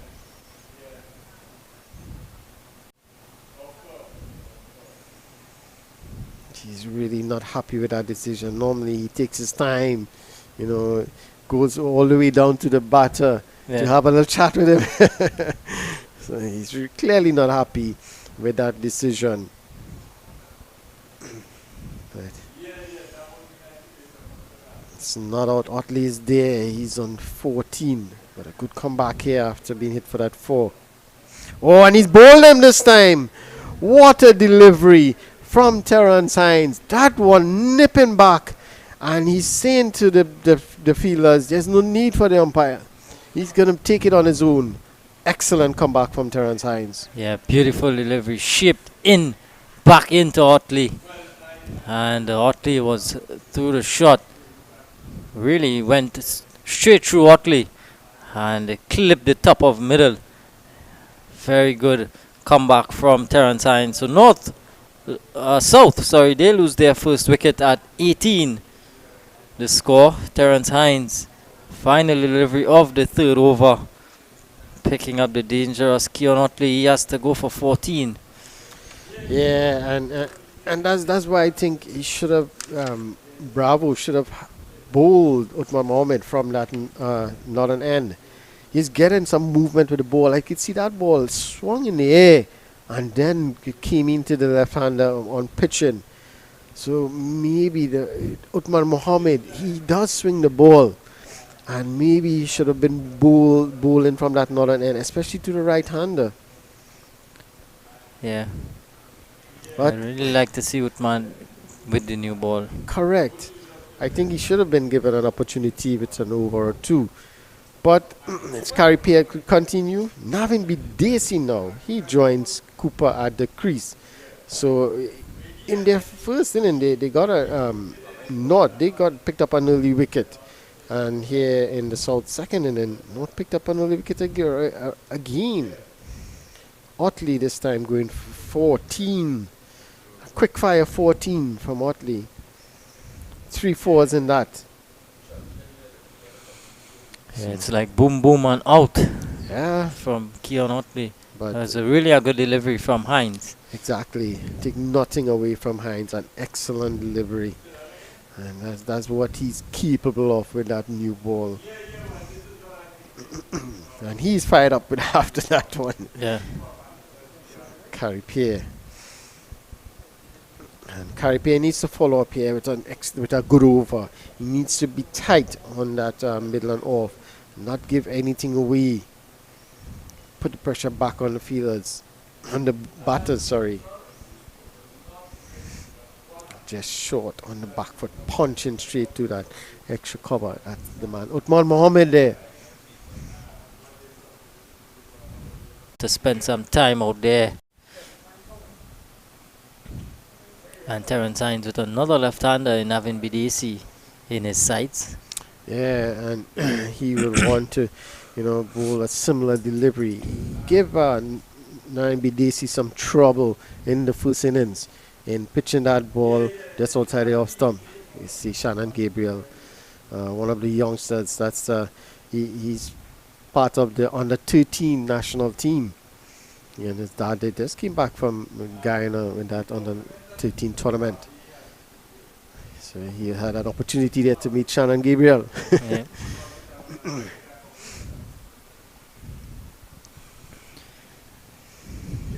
So it's Hines again. South, 18 for 1. Terence Hines picking up a wicket in his previous over. Navin Bidesi got 12 in the first innings, and it was not a fluent 12. It was a scratchy, stuff. It was good bowling from North. At Dirty that. 12, as you would say. No, not quite. Okay, I will get it eventually. Don't worry.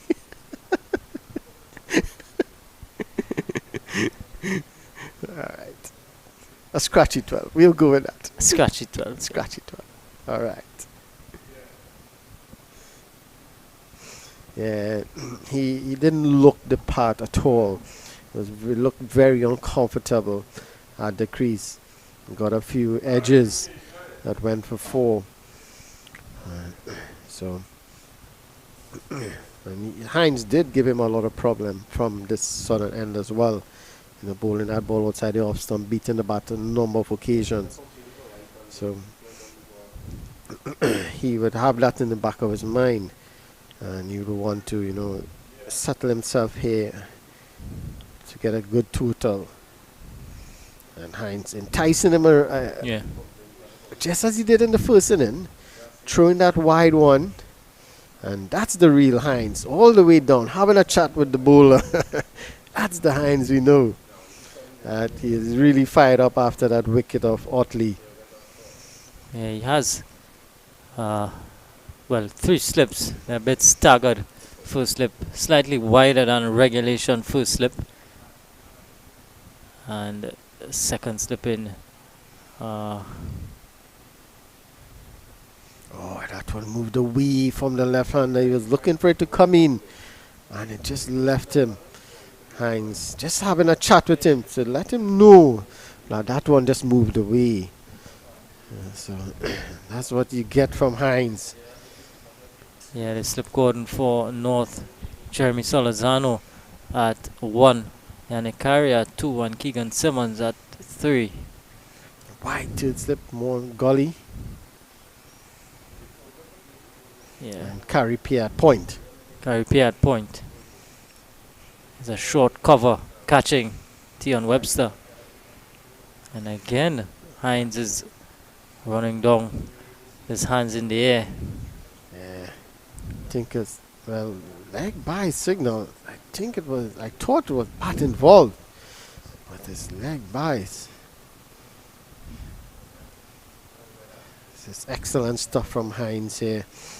After an expensive first over that cost him some 10 runs, he has come back really well. Picked up that important wicket of Otley. He was looking to take things away from the North. So this is excellent from Hines. Its captain would be proud of him. I thought it was 2 slips, but the 3rd slip in Webster is now coming in. So 3 slips in there for the right-handed Cooper. And this is good because he's going to get that ball to move away from the right-hander, bringing those slips in play. 3 slips and the gully there. It looks to me more like 4 slips. You know, Well, Ronnie, it looks that way now, yeah. Oh, this is excellent stuff from Terence Hines. Another good over from him at the end of 5. It's 19 for 1 as we take a little break.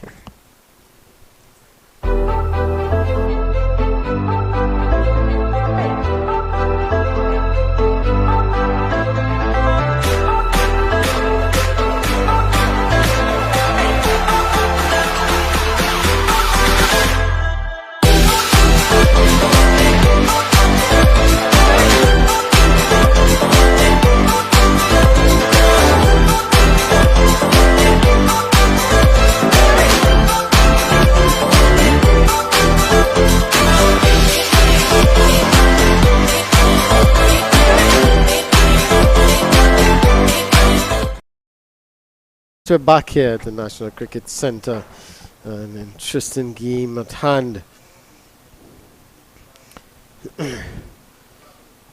South 19 for 1. Remember, they're in deficit of 65, and they need to wipe that 65 off before they can start adding to their total or be on the positive side.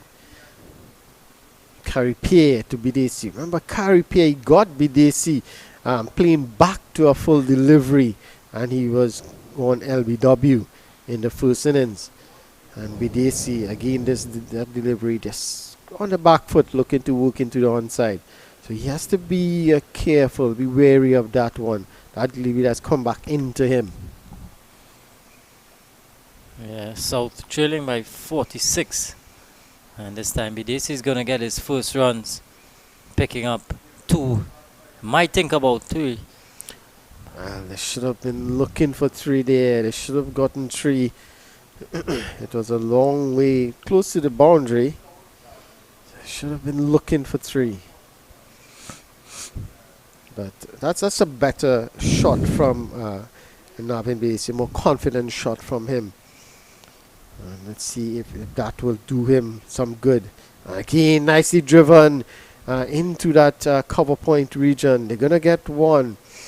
2. They should have been looking for 3 again. That's poor running, I believe, from this pair. They should have been looking for 3 more runs there. Yeah, Bidesi happy with 2.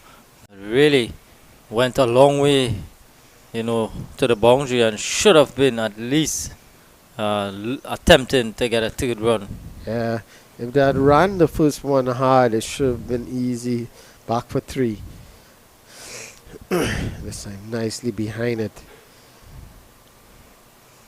Let's go most quickly on to 23 for 1 and 6 overs. At one time the run rate was 7.7. Yep. So doing really well here to pull things back. And a wicket will always do that. Pull things back. And was it a single? No, they didn't get a run there. No single. Wow, that's poor running, I must say, from this pair. That should have been a single there as well. Cooper should have been backing up and immediately called for that, because it was to the left of Carrier, and he is a right-handed fielder. So every chance of him have to go around and get that.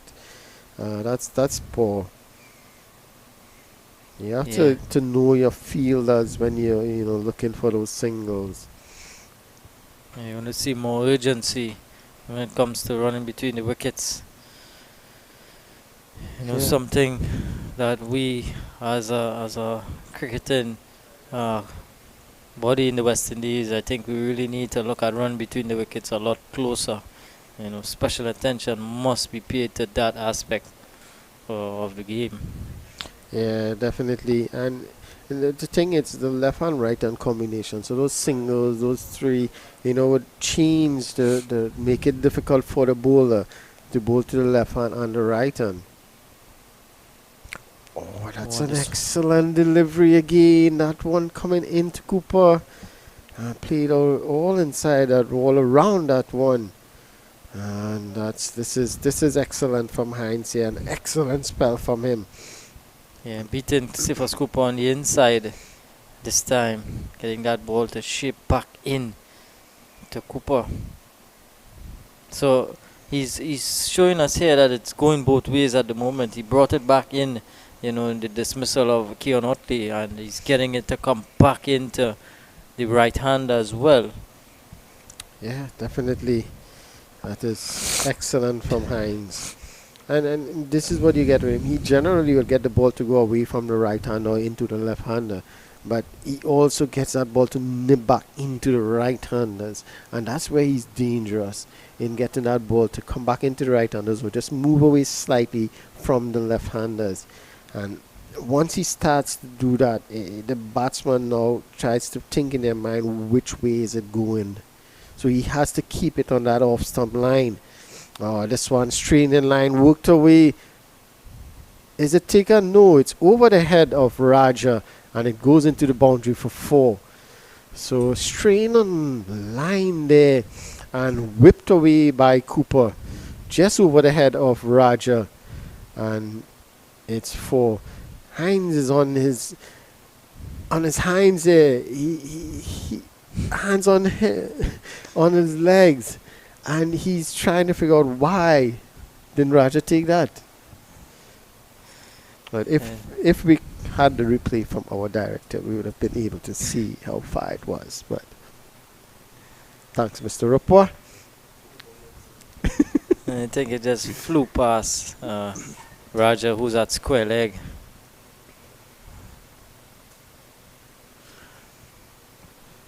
Just 2 fielders on the leg side. One here, Darren Bravo doing the fielding at mid-on. And Raja, who's a long way away from him, at square leg. So it's a huge gap in between on the leg side, on the on side. Yeah, and that's why Heinz, he has to be out on that off stump, outside that off stump. He can't stray straight or on that leg some line. He's going to be picked off every time for runs. And this time it's better. Heinz is looking to have a shy of the stumps there. He also had a look at the batter. Yeah, Sifas Cooper looking a lot more organized in this innings. Barring the fact that 1 or 2 have got past him, he's still there. And this really looking compact and solid at this moment.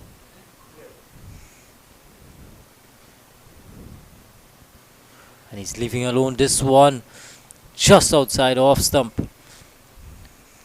Well, remember, he's leaving alone, so the impact outside the off stump wouldn't matter if he's leaving alone. Alright, let's see. This is the catch. Let's see how far it is from. Way over the head. Yeah, it was difficult. It was very I difficult. think he might have needed a step ladder there. Well, you have had to ask the 12th man to run out with a step ladder for him. The way Heinz reacted, it seemed very close.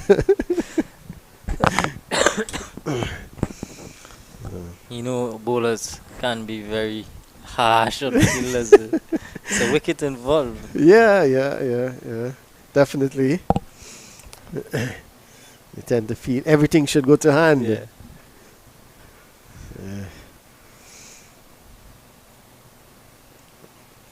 Oh, that's an excellent delivery. That one coming back into the left-handed BDC.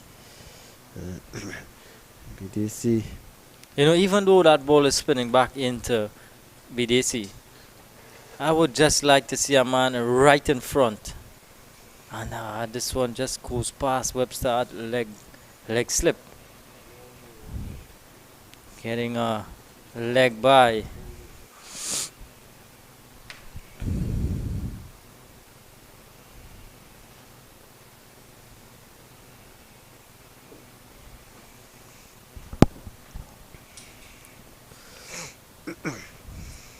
Carry pair. Operating from the northern end. This one is worked into the one side. They're gonna get for a single. And look at this. In terms of the running between the wicket here, it's a clear indication. Cooper immediately when he played that, he was quickly down the wicket, looking for that second run. Navin Bidesi on the other hand, he was just trotting down the wicket to the striker's end, not even looking for that second if there was a misfield. And that is poor cricket from Bidesi here. He should have been looking for that extra run, that second run.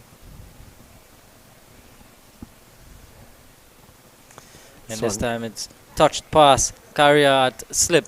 It's running downhill and they'll come back for an easy 2. It's jogging through for 2. Yeah, I think they're not looking to push to get that extra run. And you know how important those extra runs could be in the scheme of the game.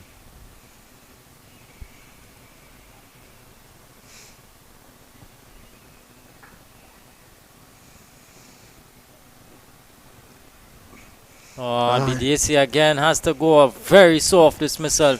Looked like it came off the inside edge and spoon up to carry at slip. And Pierre celebrates. They have another South batsman out. This time Navin BDC has to go for 7. Pierre from around the wicket.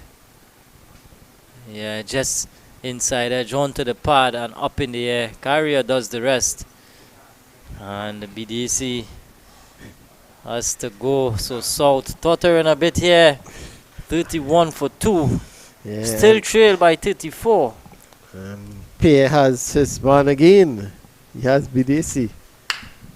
He had Bidesi in the first innings for 12. And now he got Bidesi again for 7. So Bidesi really struggling here. And this is a strange move. We have Kyle Kisundat. Kyle Kisundat coming in at number 4. Well. So the young man being given an opportunity here.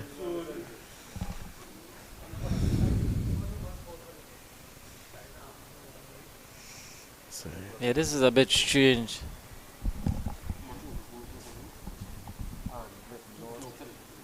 Today? 85. 85. 85 minus so much.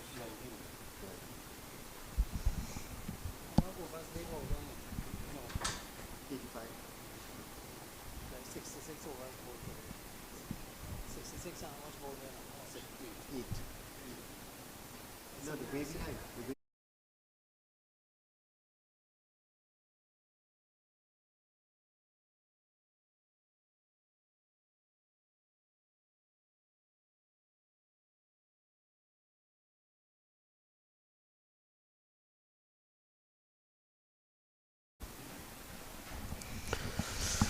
Yes, so Kyle Kisundat getting a promotion here up the order. He looked good for his 14 in the first innings, but he would need a lot more from him here if they are to get past that 65 mark initially, and then build a total in which they could defend in the 4th innings. Yeah, this is Kyle Kisundat certainly has to look at this as an opportunity, but it's really a testing situation for the young man, a man who's just trying to find his way, and when you look at, the batsmen, there's Jason Mohammed, Jet Gully. there's Jet Gully, you know, I'm not too sure, this move with Kyle Kisundat, but I guess we'll see how it goes. Yeah, and I mean, Jed Gully had a good time with a bat. I was surprised he wasn't given the opportunity to bat earlier. He did score 53 in the first innings. Looked really good. This one is whipped away into the onside, and this would run away into the boundary for 4. So again, strain in line there was Terrence Hines, and Cooper just leaning on that one and just whipping it through that mid wicket. Not trying to overhit it, just looking to find a gap, and picks up 4 runs. So this is excellent from Cooper. He moves on to 13, and a lot will depend on him here now. Yeah. Well, he's certainly looking the part. Sifos Cooper, 13 not out of 23 deliveries, and he has gotten a start and will want to carry on. Certainly try and get to the end of the day's play, not out, and come back tomorrow. That would be his first target, to really try and bat to the end of the day's play. Right. He has look really good in his 13. And as you mentioned, carry on. No batsman thus far, other than Jed Gully, got to 50. And Yeah. it's a 4-day affair where you're allowed to bat as long as possible. Only Vikash Mohan got to 45, and he faced 121 deliveries. Yeah. So it's about application here now, and batters need to carry on when you get a start, and we see that throughout both innings thus far. Batters getting starts, getting 30s, getting into the 20s, getting to the 40s, and then getting out. Yeah. Not pushing on to get that big score that is required. Yeah, getting in and then getting out. That has been something that has happened since the start. A lot of batsmen spending time. Raja spent 70 something deliveries in there. Django had a good time. But none of them really kicked on to that big score. Yeah. At the end of the 9th over, 35 for 2. Terrence Hines completes 5 overs, 1 for 22. Wait, will you give Hines another over here? Yeah, I'd go with another one from Terrence Hines, but I'd really like to see Uthman Mohammed still. I agree. And I agree, yeah, I was tempted to give Hines another over here. He has bowled really well in that channel outside the off stump, and caused some problems for all the batters thus far. So I would be tempted to give him another one. If he's able, I would definitely give him another one. He can pick up a wicket here. Or Uthman Mohammed, as you rightly say, and I kept saying it from the start of this innings, Uthman Mohammed should have been given at least an over. Oh, this one is down the leg side, shoulders. I'm looking for single, but that should have been, if the single was on, it would have been a dead ball because he didn't really play a shot. Yeah, no shot offered. Yeah. Carry Pierre. The young man, Kisundat, given a very good opportunity here. Pat at number 4 in a North South Classic. And Kisundat had a long day behind the stumps, Yeah, keeping that's the as thing. well. Correct. So I think he's a young man, probably, has the energy, but, behind the stumps all day, and to come in at number 4 with 2 quick wickets, it's asking a lot of the young man. When he's bowled him. Oh well, that experiment didn't work out for the South team. Kari Pierre has bowled Kyle Kisundat for a duck, looking to make room to play. That ball was on that off stump, and he's looking to make room to play, and he has been bowled. Yeah, just a poor shot from Kisun that backed a full delivery. And, No, no, no. and you know, now 35 for 3. Young Kisun that the experiment has not worked. It's backfired on South. And, you know, really gifting up a wicket to North.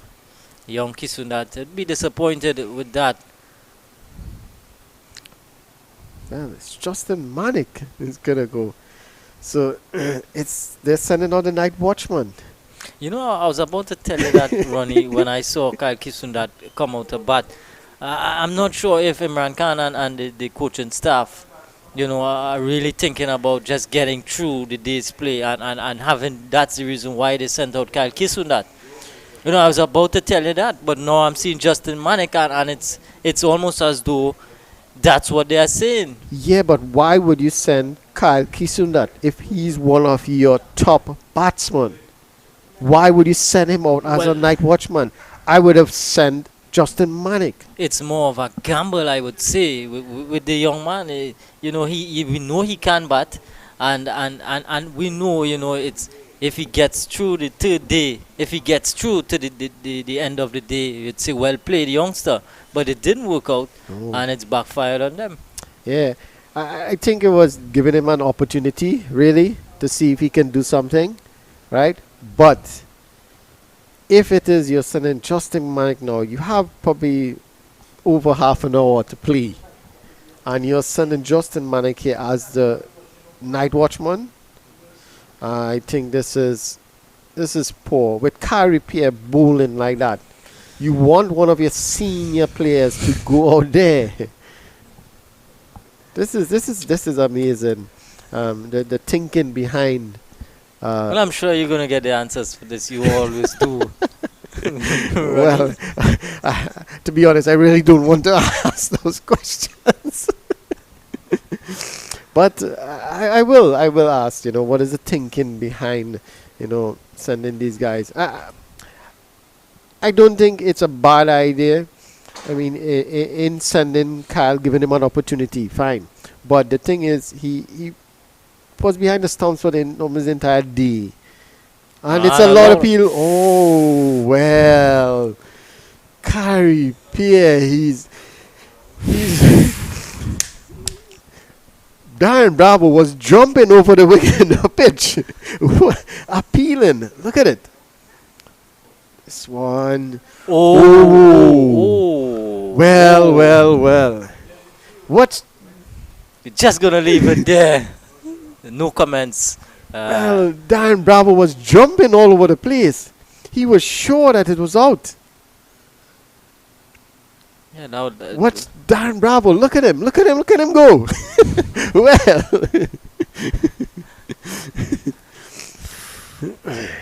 Well, Justin Manick survives. An excellent over from Kyrie Pierre. Kyrie Pierre really turning it on here. And just as you ask, Uthman Mohammed, he's going to come into the attack from the southern end. So this is a good move again by Darren Bravo.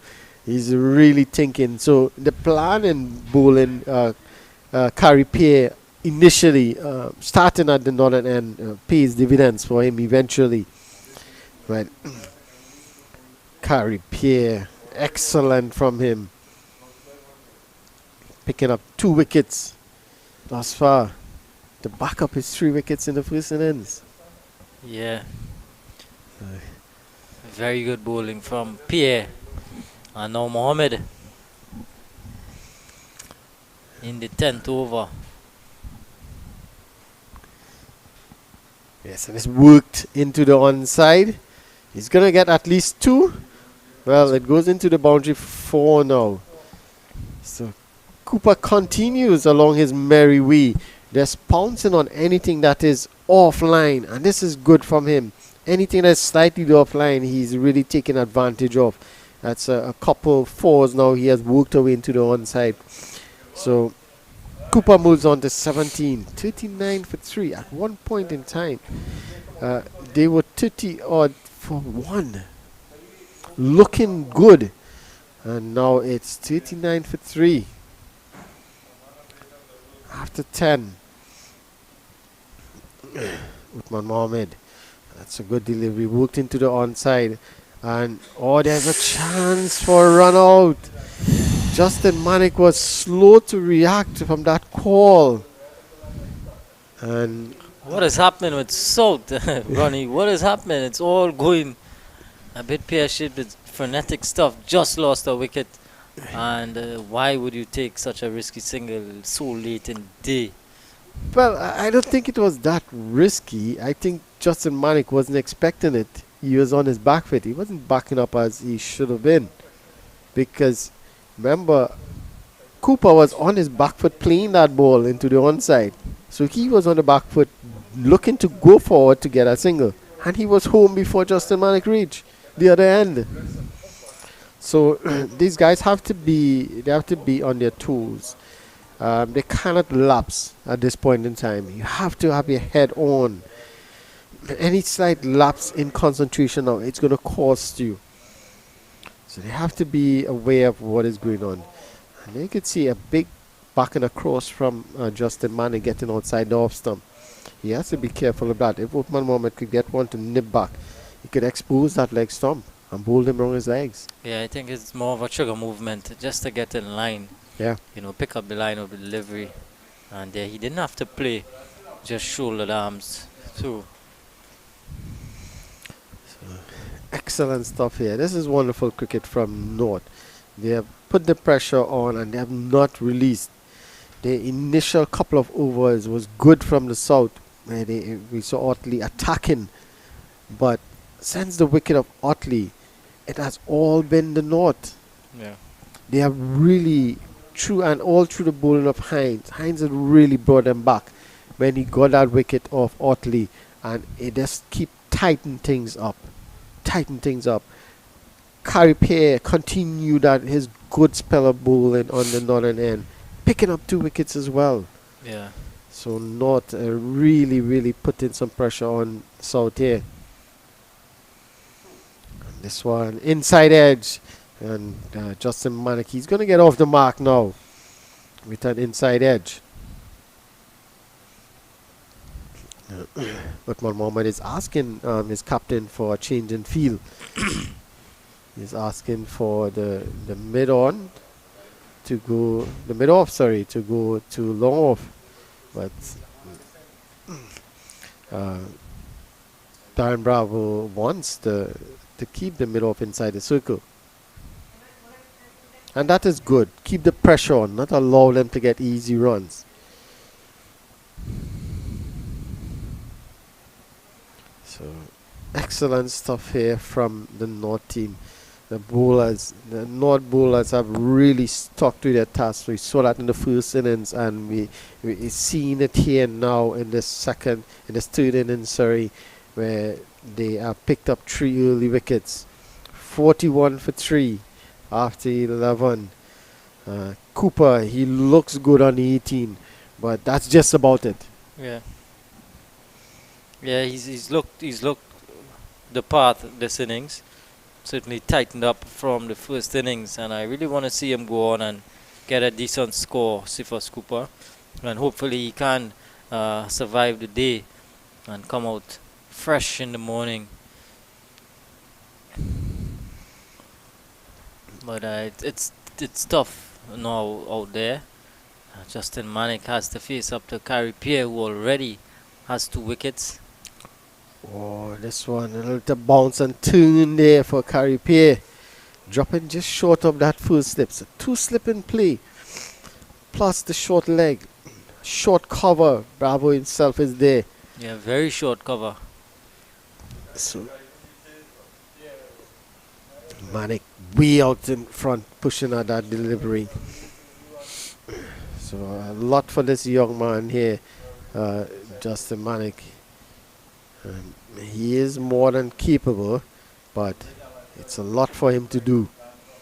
And facing Carey Pear, who's bowling really well with lots of confidence, it adds that extra dimension to it.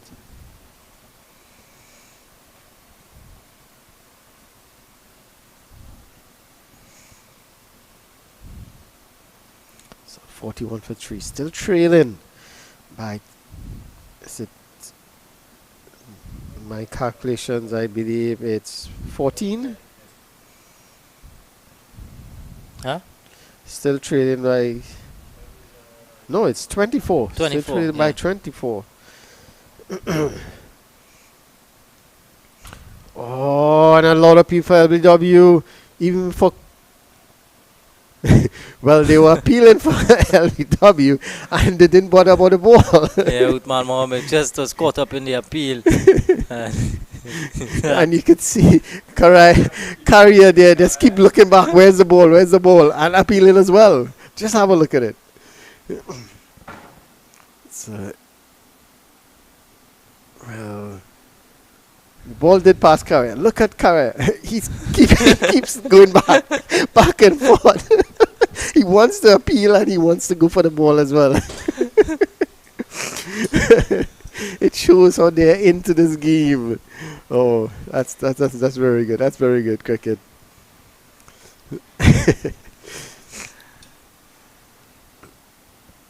This time it's cut away by Cooper. This one is going to run away into the boundary for 4.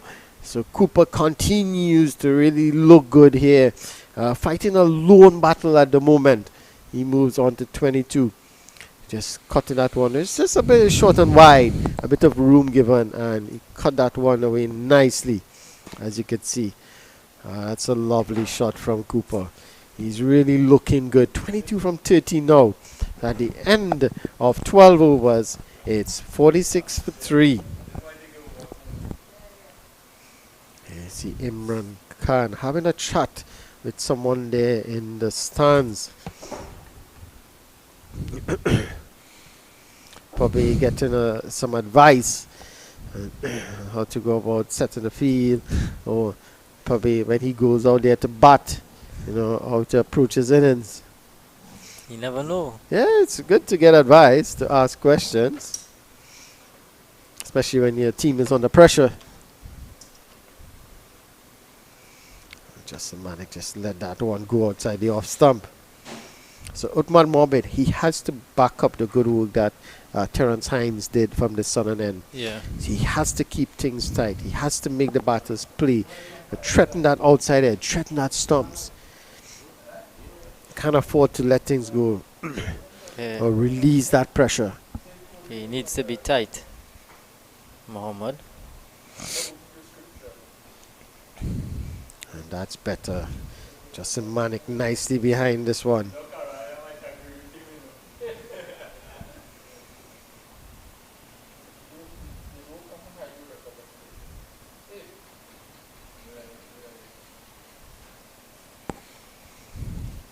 .46 for 3. Final session of the day's play. This is the second day of the Soca Kings Ttcb North-South Classic. And North really ahead at this stage. South winning the toss on the first morning and electing to bat first. They were all out for 142. And North, in their turn at the crease, were able to get to 207 all out, leading by 65.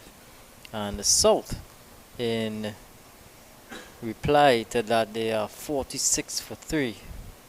Batsmen out.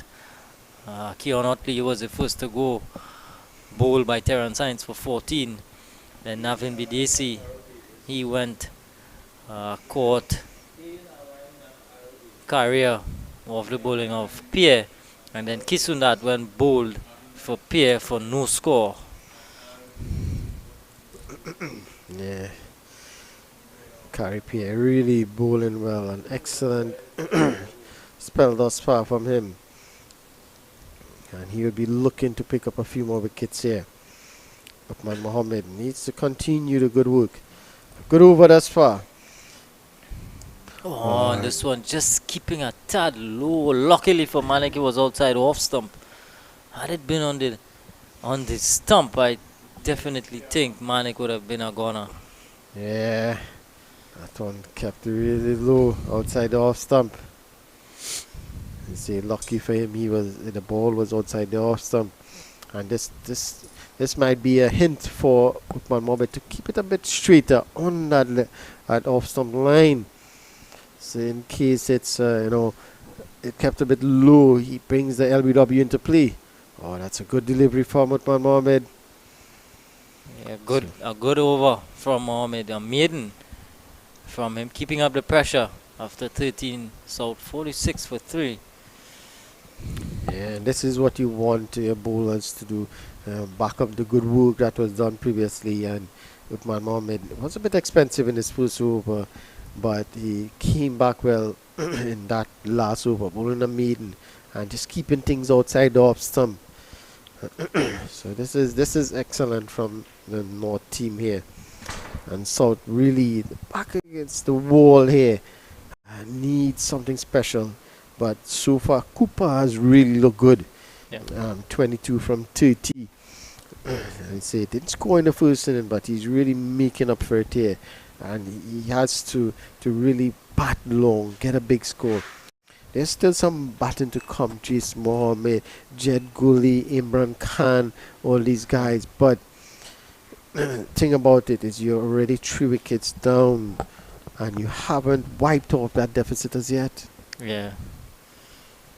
Really think the first goal would be to get through without any further loss, today, and come back in the morning and really just try to build a lead, patiently build a lead.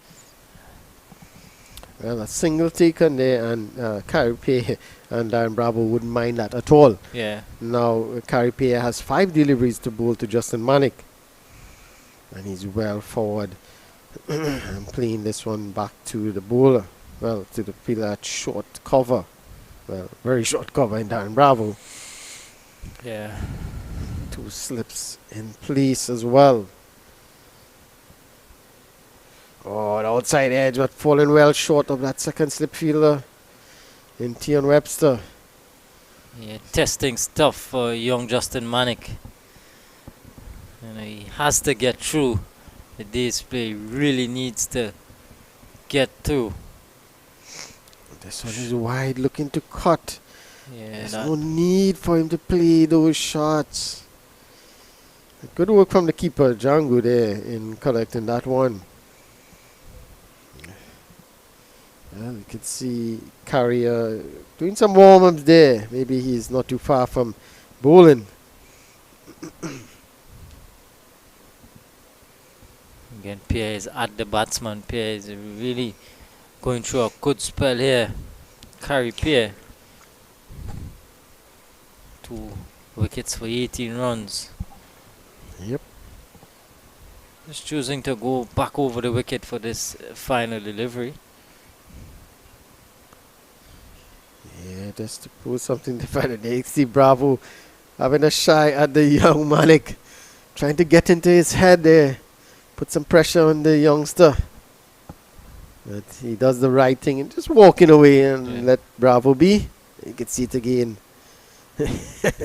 Bravo just trying to intimidate the young man. Yeah, Manik is not flustered at all. Not flustered one bit.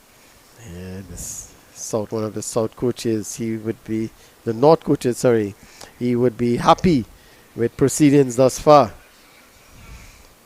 Probably on the phone there, just sending some message to state that, okay, yes, South at the moment is 47-3.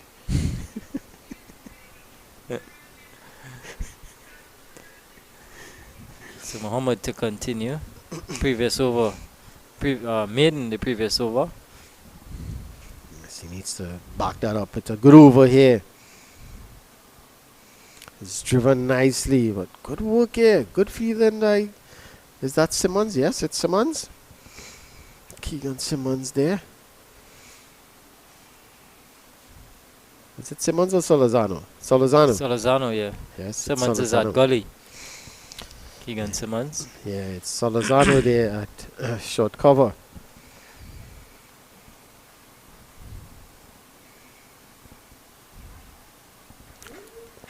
And this time, Cooper is signaling that it's hit his pad. Mohammed is running away in celebration.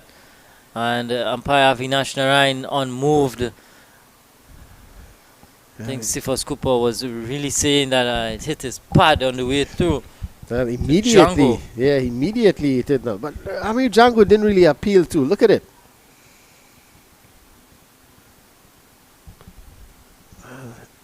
It seems like Amir Django really appealed as well. But, oh, well. Yeah, again, ball not getting up. Um, Staying a touch low. yeah. So still good stuff from Mohammed, keeping up the good work that he's done in his previous over. Following it up with 3-dot deliveries, building some pressure. Cooper immediately showed his pad as that one passed. And the umpire obliged.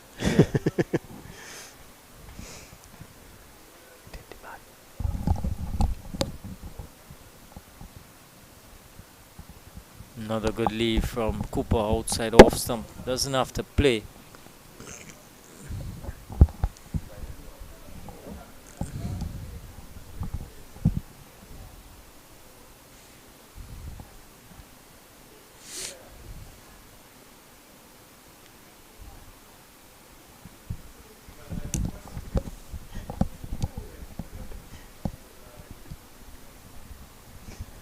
And this one, a lot of people for LBW, and it's gone. Cooper's innings has come to an end. Uthman Mohammed keeping it straight, as we mentioned before, bowling that straight line on the wicket. And Cooper is plumb in front. He's a bit disappointed, but again, that looked good.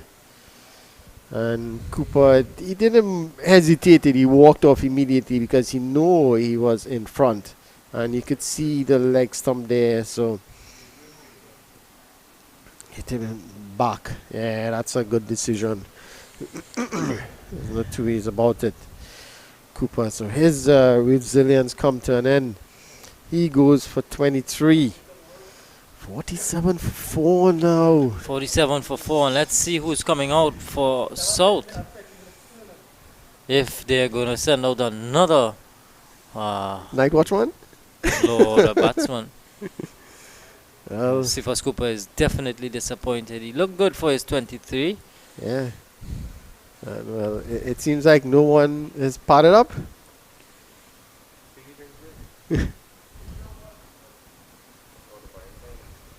So no one coming out yet for South.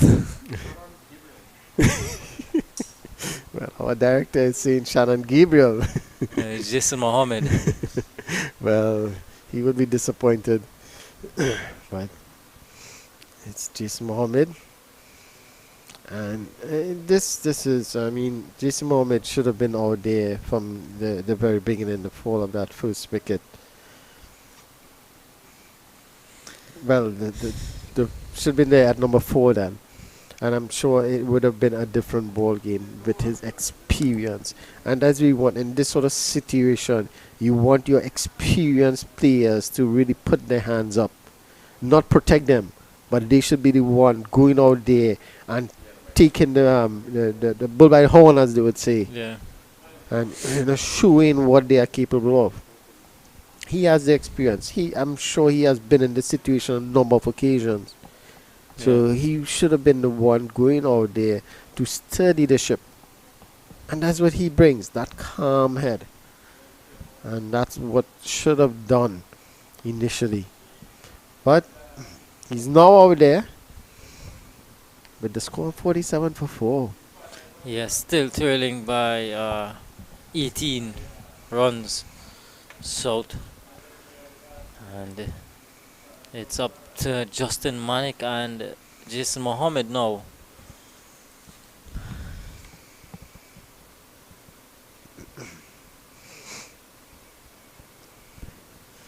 So And you really wonder what was the rationale behind sending out Kyle Kisundat at number 4.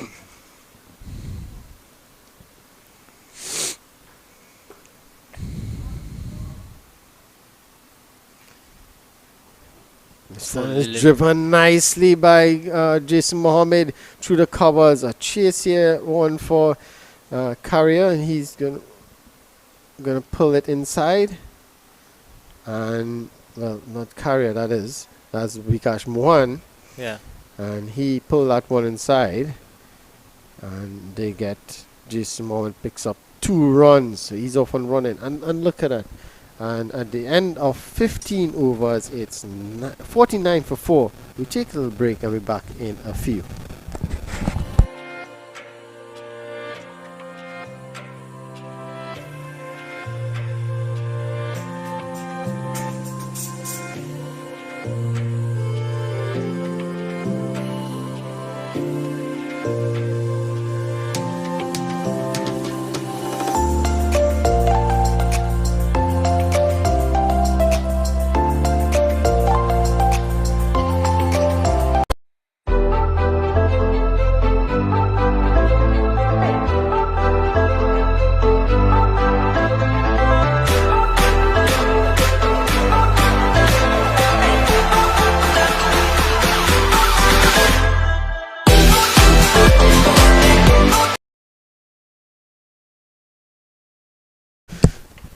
So we're back here live at the National Cricket Centre. Interesting game on hand here.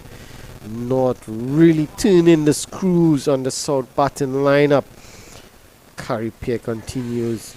He is thus far 2 for 18 from he's into his 8th over. Uthman Mohamed picking up a wicket in his last over there.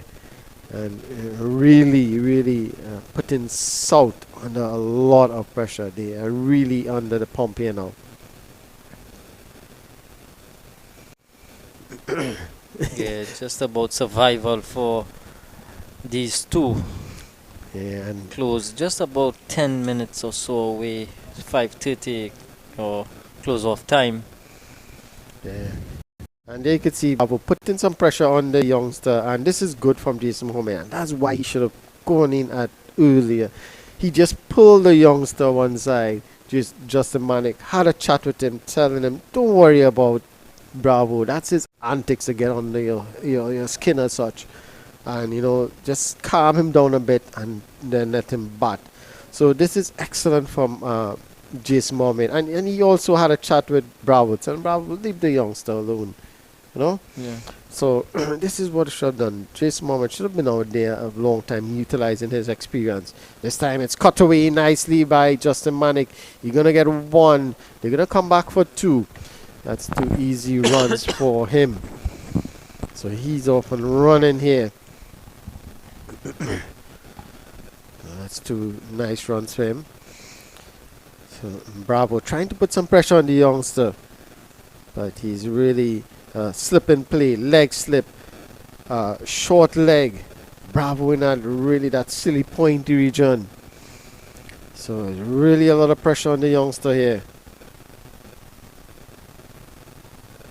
But he's handled it well thus far. Yeah, he's come out to do a job for his team. He came out at number 5. Oh, that was the quicker one there by Carrier. But Justin Manik did well to get some bat onto that one. That's excellent stuff from Carrier. And again, Jason Mohamed just having a chat with the young man. This is good work here. And looking to kill some time Yeah, as well. Get some ticks off from the clock. Yeah, this is wonderful from Jason Mohamed. And that's what I said. He should have been there early. His calm demeanor, his experience would have made a difference. Oh, this one ripped past the outside edge of Justin Manik's bat. Good work from the keeper, Django, in collecting and ripping the bails off in a flash. And look at that delivery. There's nothing much more he can do with that. Yeah, very Just good delivery. thank his lucky stars he didn't get an edge. Yeah. Yeah. A very good delivery again from Pierre, getting some bounce, and again Mohammed is down in the air of young Justin Manik.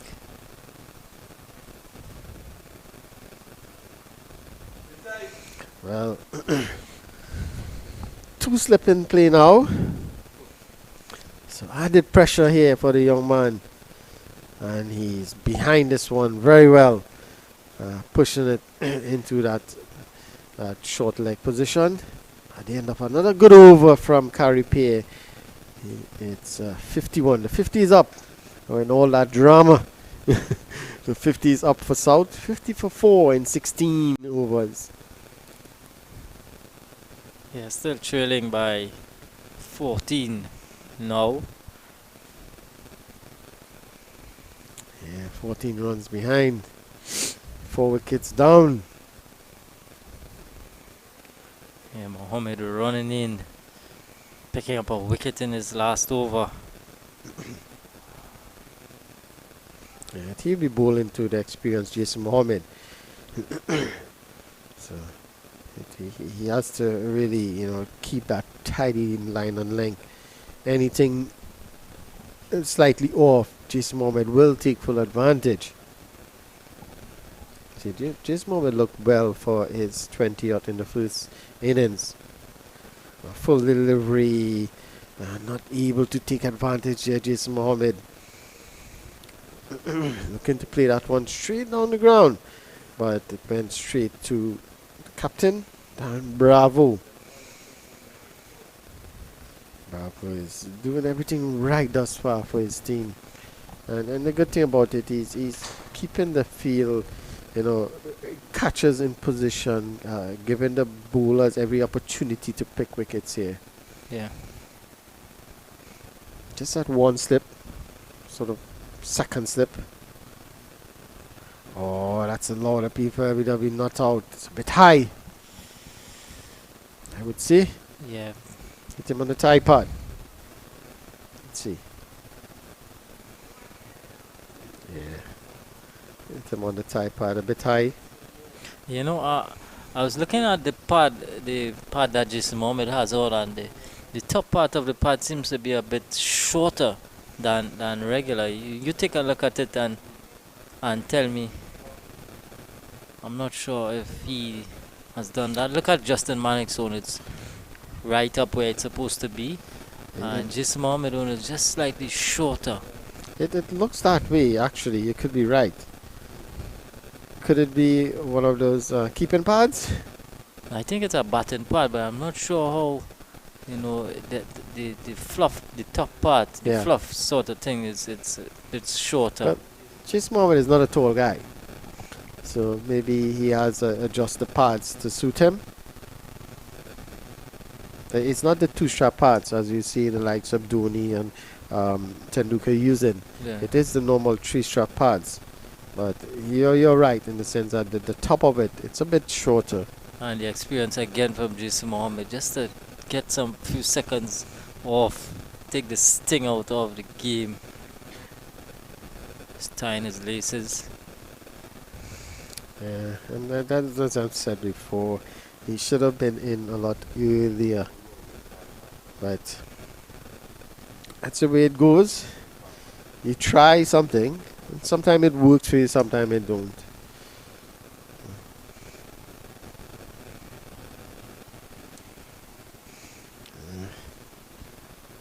I think there's a...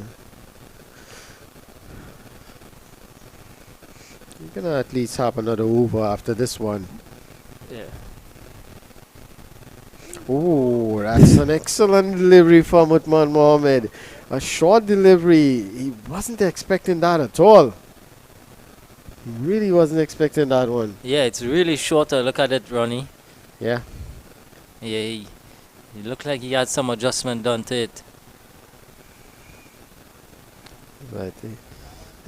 Let's see. It's a very good delivery. Just over the shoulder. Ducking away. Well, it went over his shoulder. It didn't hit his helmet, so there's no need for concussion testing or anything like that. He's saying it, his neck. well. His neck is hurting. After he ducked away, and he did sway away, move his neck away, but it clearly went over his shoulder. It clearly went over his shoulder. But in turning away, maybe he's twisted his neck, So, getting some treatment there.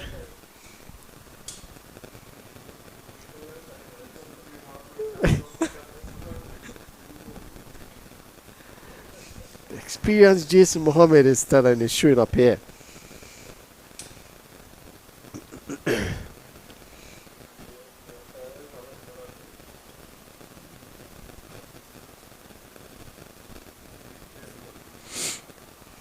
There you can see the pads. So it's a normal 3-strap pads, but it's just a bit shorter, as you rightly say, on the top.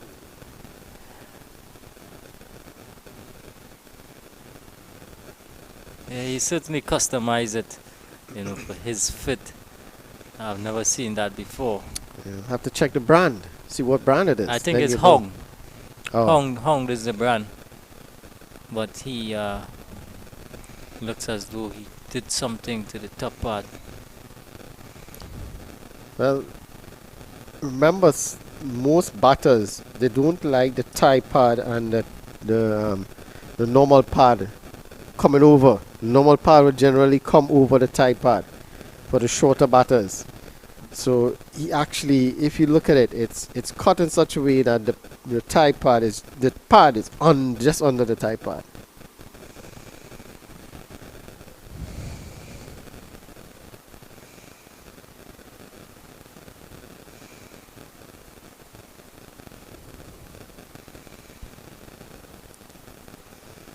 That's a good delivery from Uthman Mohammed, but worked away nicely. And he's going to pick up 2 more. Jason Mohammed moves on to 4. So looking for that Yorker. After that short delivery, the 1-2 punch from the fast bowler. A nice short delivery, hoping the batter will hang back on the back foot. And he went for that Yorker, but Jason Mohammed is too experienced for that.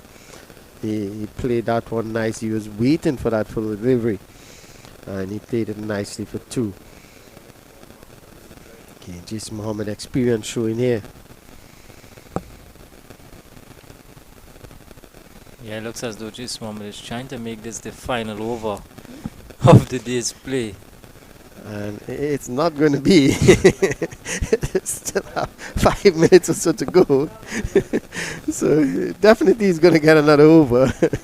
Yannick Carrier looks to be coming on. Replacing Kari Pierre. For maybe this might be the final over. Maybe. Jason Mohammed that certainly wanted to be. Well, he wanted the last over to be the final over. He wanted a concussion test done as well. For the ball going over his shoulder.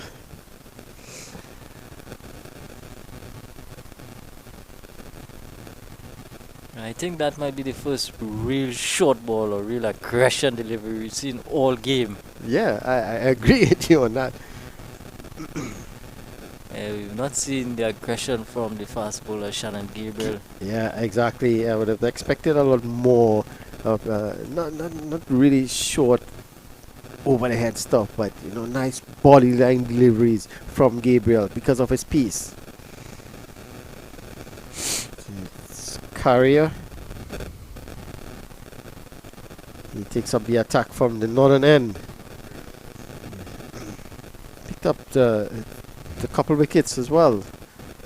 Yannick Carrier picked up 4 in the first 4 innings. in the first innings. Yes, he did. Picked up 4 wickets. Oh, and this one into Justin. Just went between his legs. Lucky for him, it didn't go onto the stumps. And there you see the experienced Jason Mohammed just having a chat with the young man. And Darren Bravo, adjustment to the field here. A leg slip in play.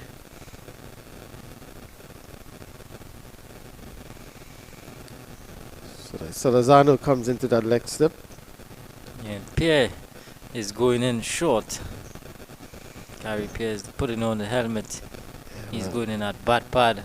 Yeah, he doesn't have any the shin guards on, the shin pads on, but he's going into that position.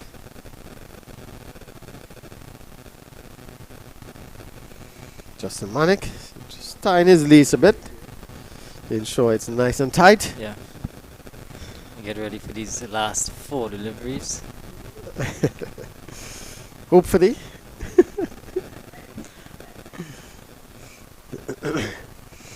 think they're doing all in there, all within all that they can do to make it, Yeah, to make sure it's last over.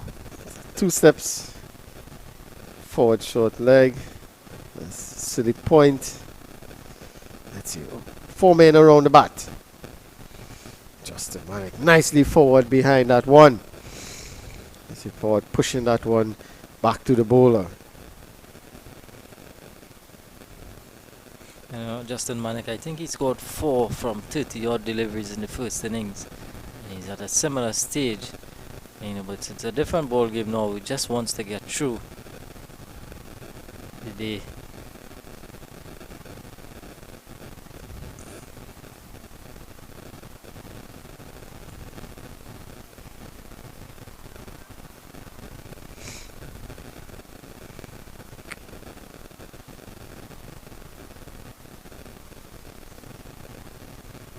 Two deliveries remaining.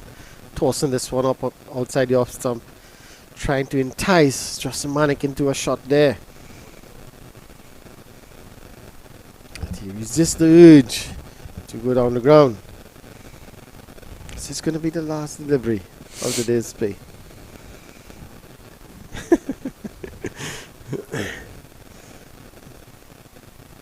This one, the googly, but it was well wide. And that's the end of the day's play. Justin Manick walks away. The umpire picked the bails off. And that's the end of an interesting day's play. Second day's play here in the Soca Kings Ttcb North-South Classic. Remember, the North team started the day's play on 30 odd without loss. And they eventually were bowled out. And they could see some highlights from the second innings, the South second innings. Otley got off to a flyer. 2 wonderful drives either side of that cover fielder in Raja. Then Cooper, he got into the act. A lovely 4 of Carrie Pierre.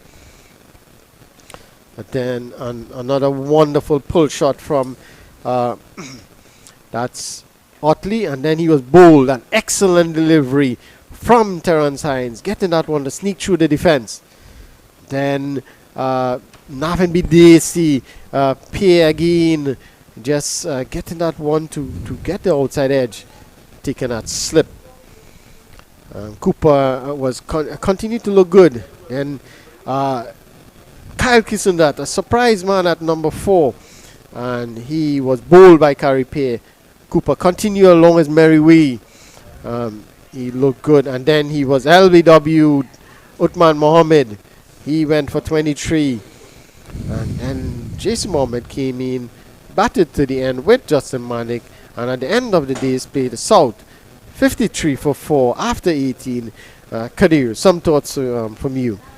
Yeah, definitely North in front at this stage, posting 207 in reply to South's 142 all out, and they had a lead of 65 going into this second innings, and at the end of it all, South closed the day on 53 for 4, trailing by a further 11 runs.